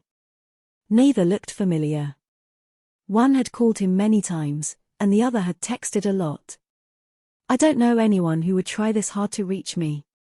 Jinwoo cocked his head and checked the texts first. _hello. I'm the one from the hospital. _ if you have time this week. _ am I bugging you too much? I just wanted to talk. He wondered who this person was at first but eventually realized it must be the young nurse to whom he'd given his number. What was her name, Yura Choi? He couldn't say that she was bugging him per se, but he had a strong feeling that things would get annoying if he texted her back. Let's just move on for now. Should he check who'd called him so many times? Jinwoo pressed the call button. The latest pop song blared from the phone speakers. He could guess who it was. The call connected quickly. Hello? Jinwoo was right. He chuckled a little bit at how predictable this guy was. It's me. You can call this number from now on. Oh, you finally got your cell, boss. It was Jinho. Jinwoo had written down Jinho's number, but he hadn't recognized it because he never called first. Jinho sounded excited. I was about to call you, boss. I have all the squad members now, so I'll pick you up tomorrow. Jinwoo could picture his bright face just from hearing his voice. He grinned. Great. See you tomorrow. BIP. The elevator arrived at the first floor, and its door opened right as he hung up the phone. Ding. Finally, there'd be a raid tomorrow. Jinwoo's heart raced at the thought. I need to level up as quickly as possible. He needed to raise his level, increase his abilities, and become stronger than everyone else. Money, honor, and power. He could have it all if he became a strong hunter. And tomorrow would be the first step in that direction. It was late at night on the east coast of the United States of America. The main rank hunter Dong-se Huang of the Scavenger Guild, arguably the strongest guild in North America, was about to go to bed when he heard the shocking news. How did my big brother die? Give me all the details slowly. His brother's name was Dong-se Huang. He was told that his brother had been killed in a crank gate. His 8 squad members were killed, and the other 2 survived. And those 2 survivors were D&E rank. Something wasn't right. The brother he knew wouldn't risk his life for his squad members. Besides, those 2 had been temps. No further explanation was needed. Only D&E rank hunters survived, but all the crank hunters, including his brother, had been killed. There must be something. Dong-su's eyes grew sharp. Even though he and his brother had been separated after he was scouted by a famous guild in the US, his brother had always taken care of him when he was in Korea. He couldn't say he had been a good man, but he had been a good brother. I was going to bring him here when I'd established myself more, but somebody had murdered him. He bit his bottom lip. Fax me the info about the 2 survivors. The number is. He hung up and immediately called his manager. She answered quickly. Mr. Huang, it's quite late. Is something wrong? Laura, what happens if I kill someone in South Korea? Are you serious? Yes. There was a brief pause before she spoke again. There's no extradition treaty between South Korea and the US for hunter-related crimes. You'd be tried here, since you have US citizenship. We should be able to negotiate a deal with the government to reduce your sentence. That's good. Something's come up, so I have to go to Korea. Could you please clear my schedule? But if you leave so abruptly, the guild work will grind to a halt, Mr. Huang. Could you please tell me what's happened? It's personal. Of course, I don't want to cause any trouble for the guild. How far has my schedule been booked? You have a full schedule for the next 2 months. 2 months fine. Please keep my schedule afterward free. I'm not asking for a lot of time. 2 weeks exactly. I'll visit Korea for 2 weeks. Understood. But what should I tell upper management? Tell them it's a bereavement trip for my brother's funeral. Yes, sir. I'll do that. Mr. Huang, if there's anything I can help WI. Click. He hung up the phone. He wasn't in the mood to hear words of comfort or advice. VMMMM. The fax head requested was coming in. He took the printouts from the machine. Pictures of the 2 hunters, their names, and short profiles were in the document. Drank hunter Jinho Yo and Arank hunter Jinwoo Sung. He hardened his resolve as he looked between the 2 pictures. I can probably get some answers from these 2. And if he found anything suspicious, he'll regret coming out of that dungeon alive. Dong-se saw red. 10. The strange raids. The following morning, after Jinho called him down, Jinwoo found a big van idling in front of his apartment building. Jinwoo was about to ask the driver not to block the entrance when the window on the driver's side slid down. It revealed a face with a big grin. It was Jinho Yo. Please hop in. Boss Jinho stuck his hand out the window and tapped the side of the van. When Jinho had said he would pick Jinwoo up yesterday, Jinwoo had thought he'd be driving a sports car or something fancy, but this was an ordinary van, even if it was slightly too big to be ordinary. Isn't your family super rich? It would be too noticeable if I used my car. I bought this for raids. No wonder the van's exterior was extra shiny. He bought a brand new vehicle. Jinho was on time picking Jinwoo up early in the morning, and he was driving a new car that wasn't too conspicuous. He was fully prepared. It seemed his expectations were just that high. As Jinwoo checked out the new van, Jinho misread him and began to worry. "Do you not like this kind of car, boss?" "No, it's good." Jinwoo got in the front passenger seat. "Here we go, boss." Jinho looked excited for their first day. He hummed as he gripped the steering wheel. They drove for a while before finally stopping in an empty lot. Squeak. "Here we are, boss." 8 other hunters were waiting for them at the meeting place. The gate behind them looked a little too small to be a crank. Tack. Tack. The other hunters gathered around Jinwoo and Jinho as they got out of the van and closed the doors. You would be hard-pressed to find a normal person in the whole bunch. Many of them appeared as if they could barely walk. One person looked like a hospital patient. Another came across as an alcoholic. There was a teenage girl, which was unacceptable by association or guild standards. She seemed like a high school student. Is it okay to work with minors? I consulted an advisor, and there shouldn't be a problem, legally speaking. No one hires minors because of potential issues if there's an incident. Jinwoo nodded. That should be fine, then.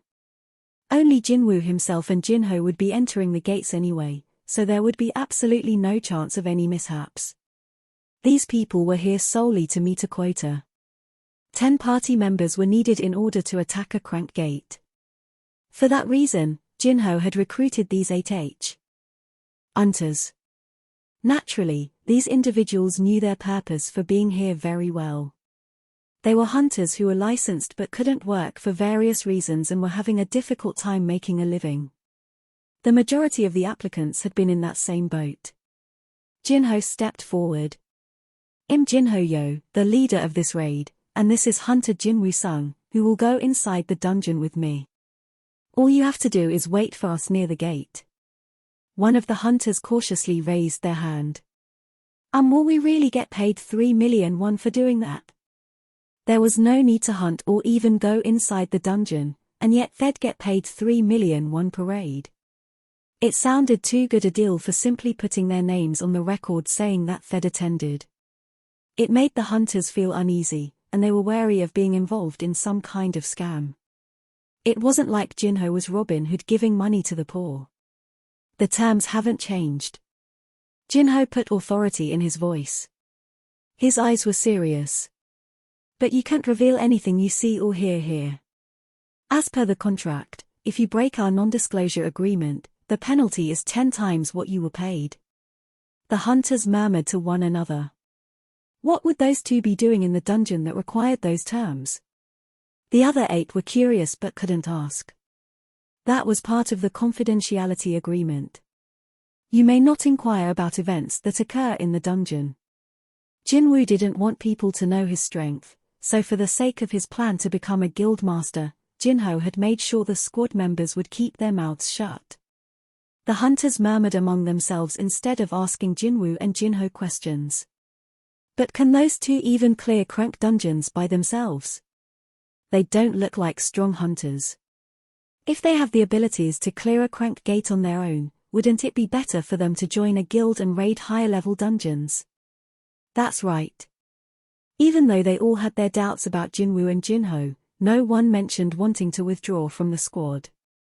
Of course not. The deal was too good. Jinwoo himself had once been lured in by 2 million won. The reason they were paying 1 million won more than Dong-suk had been willing to pay was due to the confidentiality agreement. The introduction had taken quite a while. Jinwoo checked the time and then nudged Jinho. "We should get going." "Yes, sir." Jinho clapped a couple of times to draw everyone's attention. "Well, that should be enough of an explanation. I can't force anyone to stay. So does anyone want to quit?" Of course, no one raised their hand. It was now time to enter the gate. Oh, boss, hang on a sec. Jinho hurried back to the van as if he'd forgotten something. He equipped himself and then waddled back. What are those? This is a full set of tempered armor by a master craftsman guild in Italy. If we're going into those dungeons by ourselves, I had to at least prepare something. Jinwoo rubbed his forehead. He felt uncomfortable just looking at the pieces of steel covering Jinho's body from head to toe. What's wrong, boss? Jinwoo couldn't take it any longer, so he drew the sword holstered at Jinho's waist and dropped it on the ground. Huh? Jinho tried to pick it up but lost his balance and fell to the ground. Krrssshhhhh. Jinwoo tried to push his irritation down as deep as he could. Take that off before I say something you'll regret. Yes, sir. But when Jinho tried to get up. Boss. What now? Could you help me up?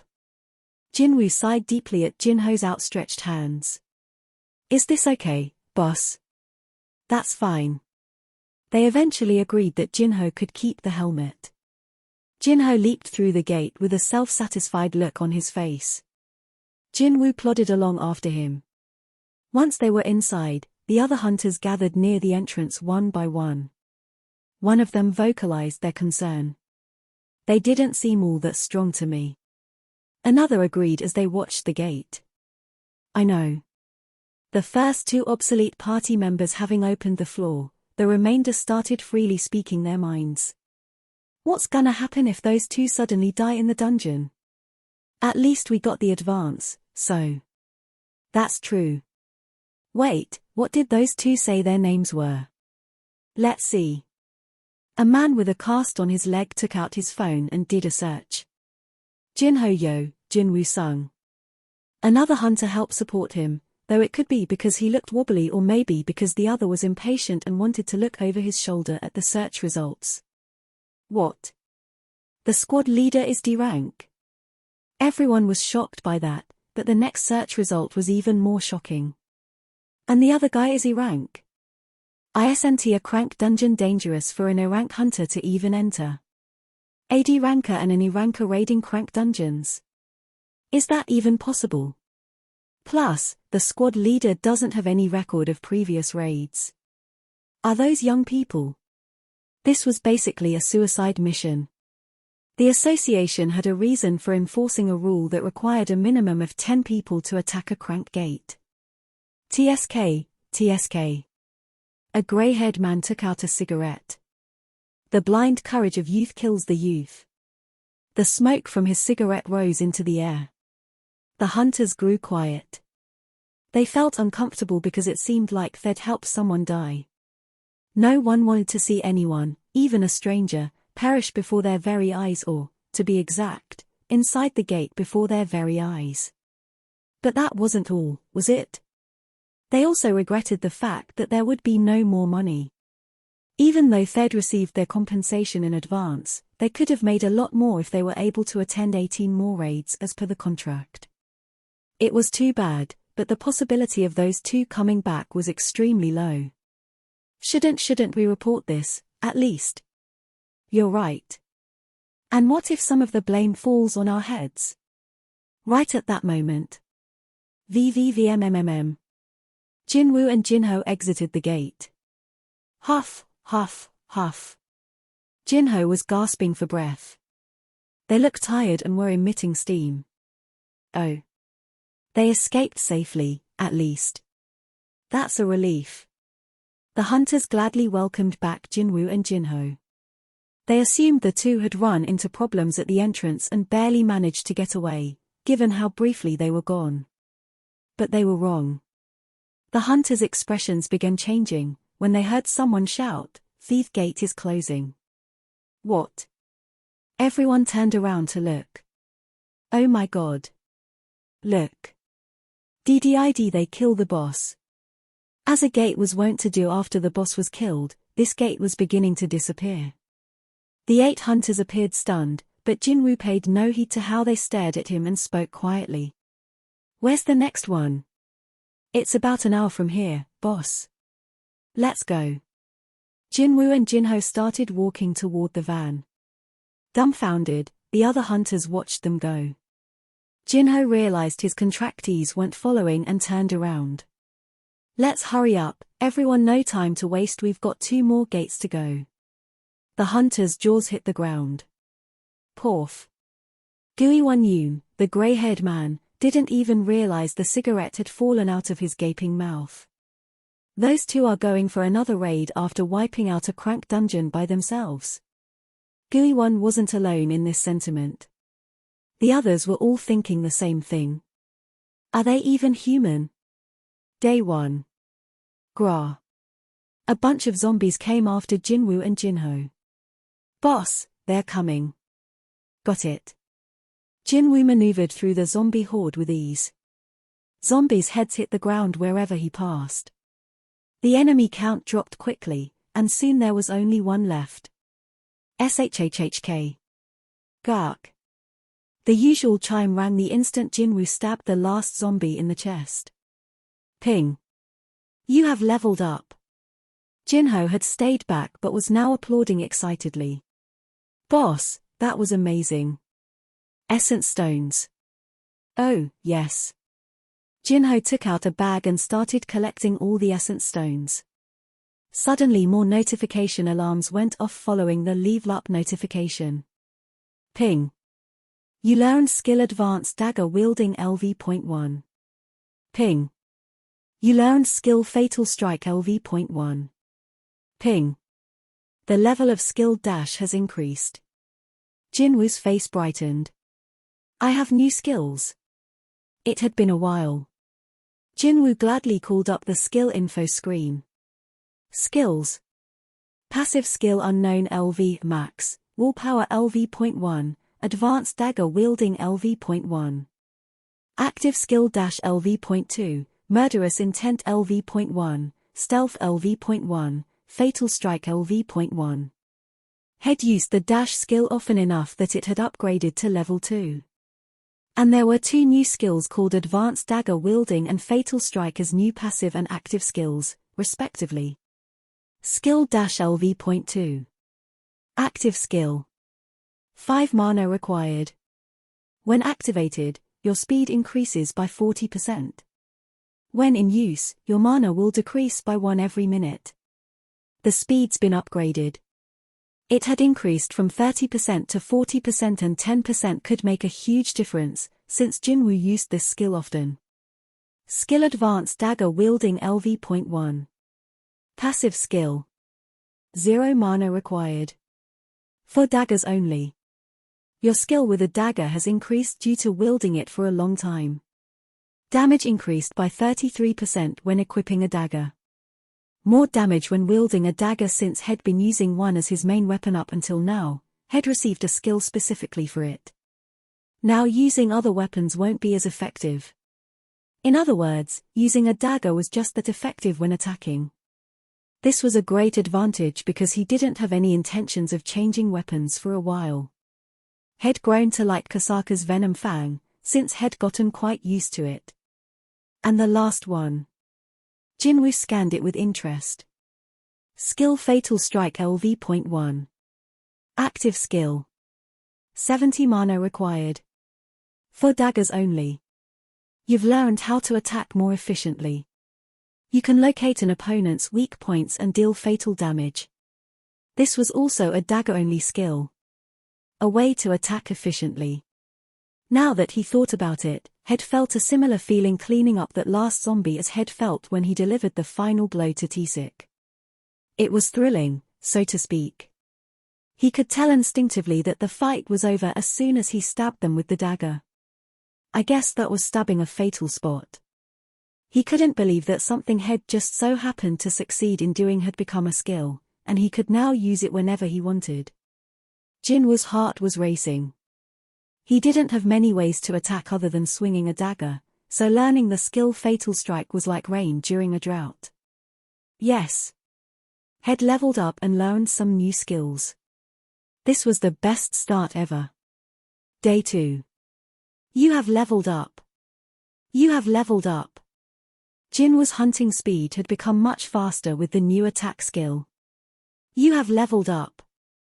It was one shot, one kill. Jinho's eyes got bigger as he witnessed magic beasts fall left and right after being struck with fatal strike. Was he hiding that skill until now? What were the limits of the boss skills? Jinho was amazed, but at the same time, he was curious about Jinwoo's actual rank. Since he defeated crank hunters easily, he has to be at least a B rank.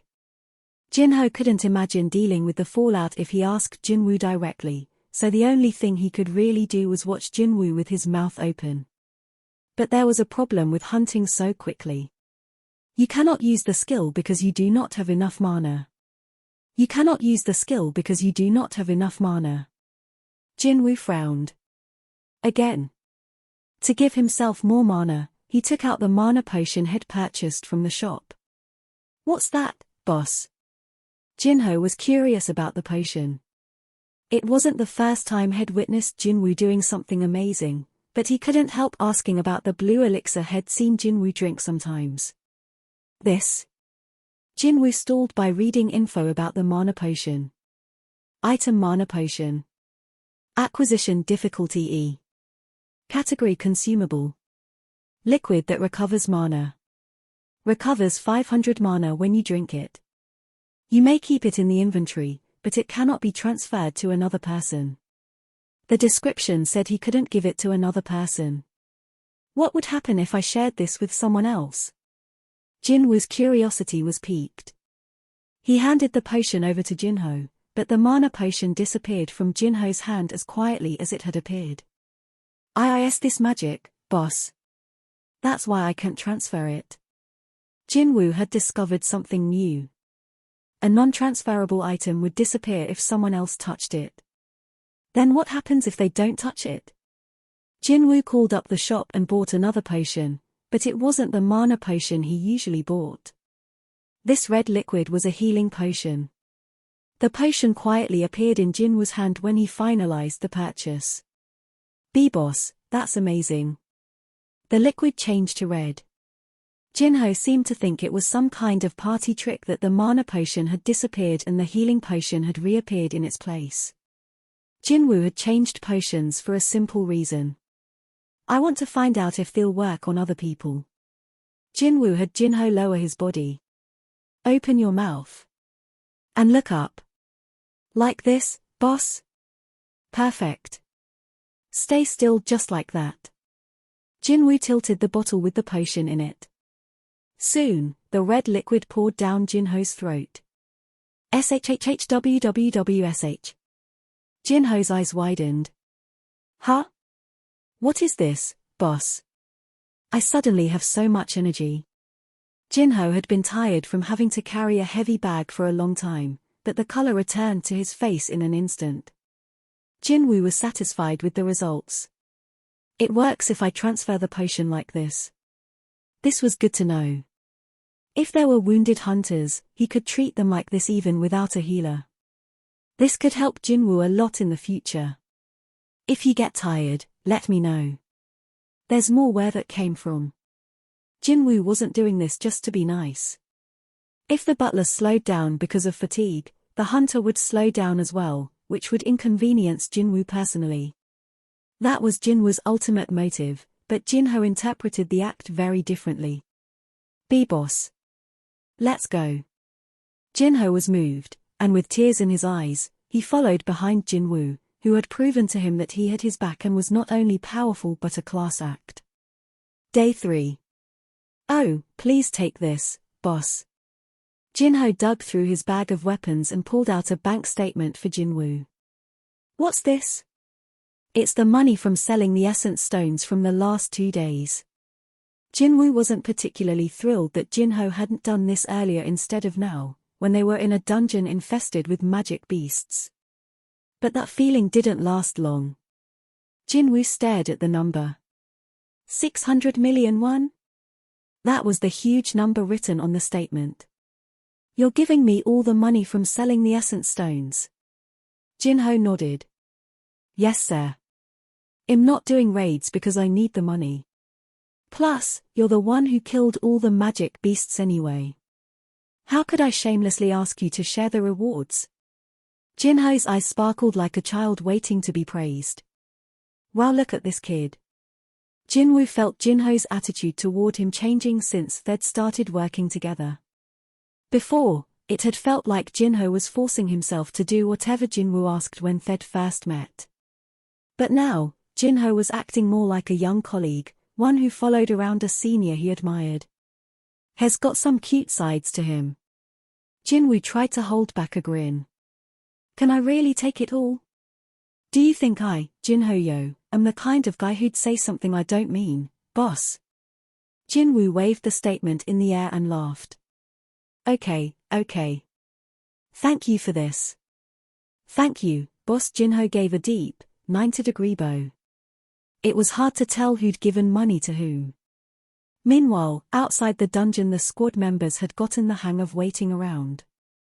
They sat in small groups and enjoyed doing whatever they wanted as soon as Jinho-yo, the leader, and Jinwoo-sung, the sidekick, entered the dungeon.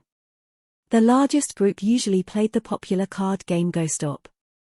This time, 5 people sat in that circle. What number is this raid? Let's see, 3 the day before yesterday, 2 yesterday, and this is the second one today. So this is number 7. Are those 2 going to be okay raiding dungeons at this pace? Usually, you'd take a week off after attacking a single dungeon. Nah, no need to worry about them. They don't even break a sweat. It's an additional 3 million won in our bank accounts every time. Good for us. By the way, it's your turn, show your card. Oh, okay. Despite their crazy schedule with no breaks, Jinwoo and Jinho never looked tired. The other hunters didn't know that this was due to the power of potions. Thanks to the potions, they'd already cleared over 1/3 of the 19 raids they needed. Soon, the gate's black membrane rippled, and Jinwoo and Jinho jumped out. Ah, the leader's back. Let's get going. The hunters started tidying the areas they'd used. Please pack that up. And please wake anyone who's sleeping. Make sure you don't leave anything behind. The hunters moved in an orderly fashion. Even those who'd just woken bolted up and started getting ready to leave. Let's move out. Everyone was gradually getting used to these weird raids. At an office of the White Tiger Guild located nearby, it was early in the morning, but the department manager of the second administration team, Manager Sung-min, was already furious. Assistant Manager Hyun, the training of the new members begins tomorrow, and you still haven't booked a gate yet. Assistant Manager Kichul Hyun lowered his head. I'm sorry, sir. There's a strike squad that always closes the bid whenever a crank gate appears nearby, even before we do anything. What? Then you can pay them extra and take it. It's not like we don't have the money or the manpower. What's the problem? I was going to do that, but... Hey, how dare you talk back like you did well? The entire second administration team fell completely silent at Sangmin's roar. It had been a while since he'd been this mad. What was the White Tiger Guild? It was one of the top 5 guilds in Korea. Its employees were the cream of the crop. Kichul was an excellent employee who hadn't made any major mistakes since he'd joined the guild. Yet he couldn't book a single gate for the purpose of training new members. That was a major mistake.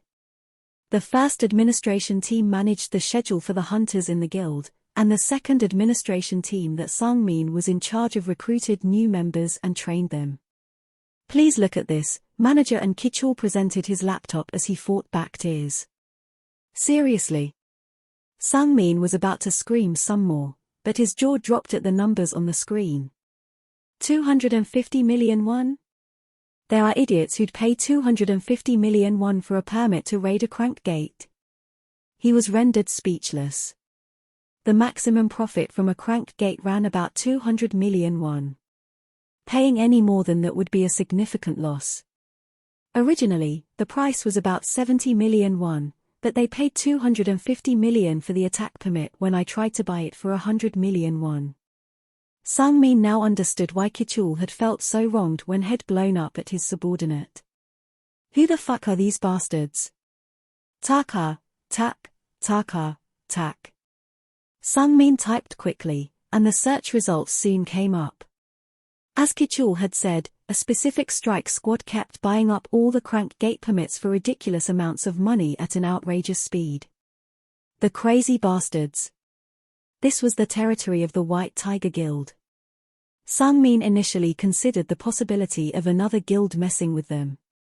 No, there's no way. No other guild would pick a fight like this with White Tiger. Even the other guilds in the top 5 knew how risky it would be to challenge the White Tiger Guild and how easily they could be crushed. It can't be another guild. Then who would it be and why? Sungmin swallowed nervously and then checked the information about the strike squad members. The leader's name was Jin Ho-yo. Never heard of him. Sang. IN's job was to recruit new members. Because of this, he knew every single freelance hunter's name, even if they had only the slightest bit of notoriety. But the name Jin Ho-yo was new to him.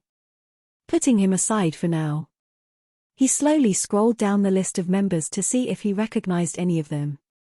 There was only one name that sounded familiar. Jin Woo-sung. Jin Woo-sung. I've heard that name before. After some thought, he recalled the incident with the double dungeon that had happened about 2 months earlier. The White Tiger Guild had helped the association out at the time. Kichul, do you remember that double dungeon our men helped out with a couple of months ago? Of course I do. Didn't they say there were no beasts but that there was one survivor? What was the survivor's name? Kichul had a good head on his shoulders. He wasn't remarkably smarter than average, but he had a superb memory. He didn't need to do a search. He responded immediately.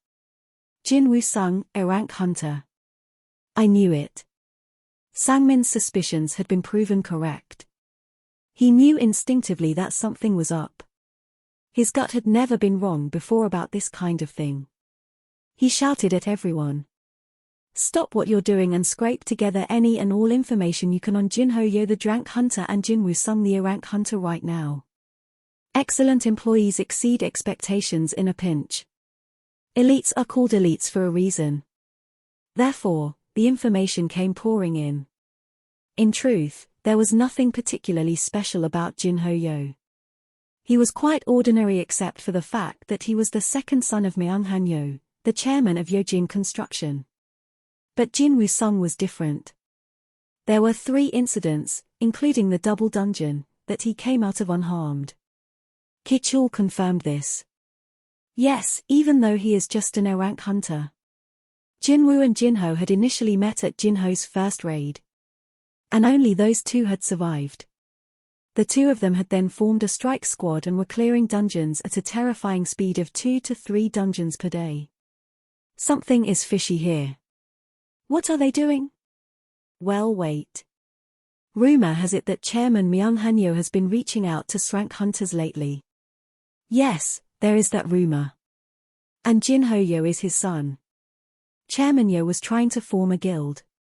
It was the most well-known secret in the industry. If that was true, Jin Ho's odd activities were probably related to that. Wait. A picture was forming in Sangmin's head. It makes sense now. Kichul gulped as his manager's eyes changed. Sungmin was confident. That bastard has a reawakened hunter. A reawakened hunter? Kichul looked like a deer caught in headlights. Sungmin was completely sure. That's right. An A-rank hunter wasn't so different from an ordinary person. If there was a big incident, it wouldn't be far-fetched to say they'd just get killed. But Jinwoo had escaped safely from incidents where more than half the hunters had been killed each time. Of course, he might have been lucky, but that third incident, the one involving Tae-sik Kang from the surveillance team, was a little different. According to the record, a crank mage hunter had defeated him with the help of a brank healer. That's absurd. A surveillance team member's main job is to fight other hunters. Unless Tae-sik Kang was stupid, he probably would have tried to kill the brank healer first, since they were a high rank but had no combat skills. But a crank mage hunter stopped Tae-sik by himself. A mage hunter was weak against combat hunters, especially assassin-class hunters. Unless Tisik had been caught off guard and completely ignored the Brank healer, but he couldn't imagine a hunter with a 3-year career on the surveillance team making that kind of mistake. Someone else who was there with this crank Cheol song stopped Tisik.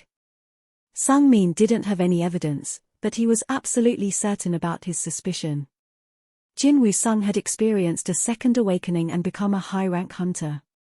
Jin Ho-yo happened to find out about Jinwoo's abilities in a raid, so he was testing Jinwoo out for the guild his father was planning. Everything fit together with that theory. This is big news. Not a lot of people probably knew about Jinwoo's true value as a reawakened hunter besides Jinho. Those who knew Chairman Yo knew he wouldn't accept any random hunter. Furthermore, this was a matter of choosing the founding members. This was an excellent opportunity to poach talent from him. If this guy took down Tisik, a Brank hunter, he is, at minimum, a Brank hunter. The first thing Sungmin had to do was scout Jinwoo before he joined another guild, especially Chairman Yos. The competition would be fierce when Jinwoo got his re-evaluation. It didn't matter even if Jinwoo wasn't as strong as Sungmin assumed. There were only a few reawakened hunters, and media from all over the world liked to pay attention to them. No amount of money would be able to buy this kind of PR. It was an opportunity they couldn't pass up. If the hunter already signed a contract with him, there's nothing we can do, but that was unlikely. That he was still being tested in crank dungeons was evidence enough that it was doubtful. There was a high chance nothing was set in stone yet. That meant the White Tiger Guild still had a shot. There's no time to waste. Sungmin grabbed his jacket from the back of his chair and put it on. Kichul, let's go. He didn't forget to take his right-hand man. Since Kichul was the only one who could succeed his position in the future, Sungmin was especially tough on him. Kichul blinked in surprise. Excuse me. Where are we going, Managerin? Where? To recruit a new member. You're going recruiting yourself? Why? Is there a problem? Sungmin replied coolly before striding out of the room. He was followed by a bewildered Kichul. How strange. This was Sangmin's first time recruiting a new member personally since he'd become the department manager 2 years ago.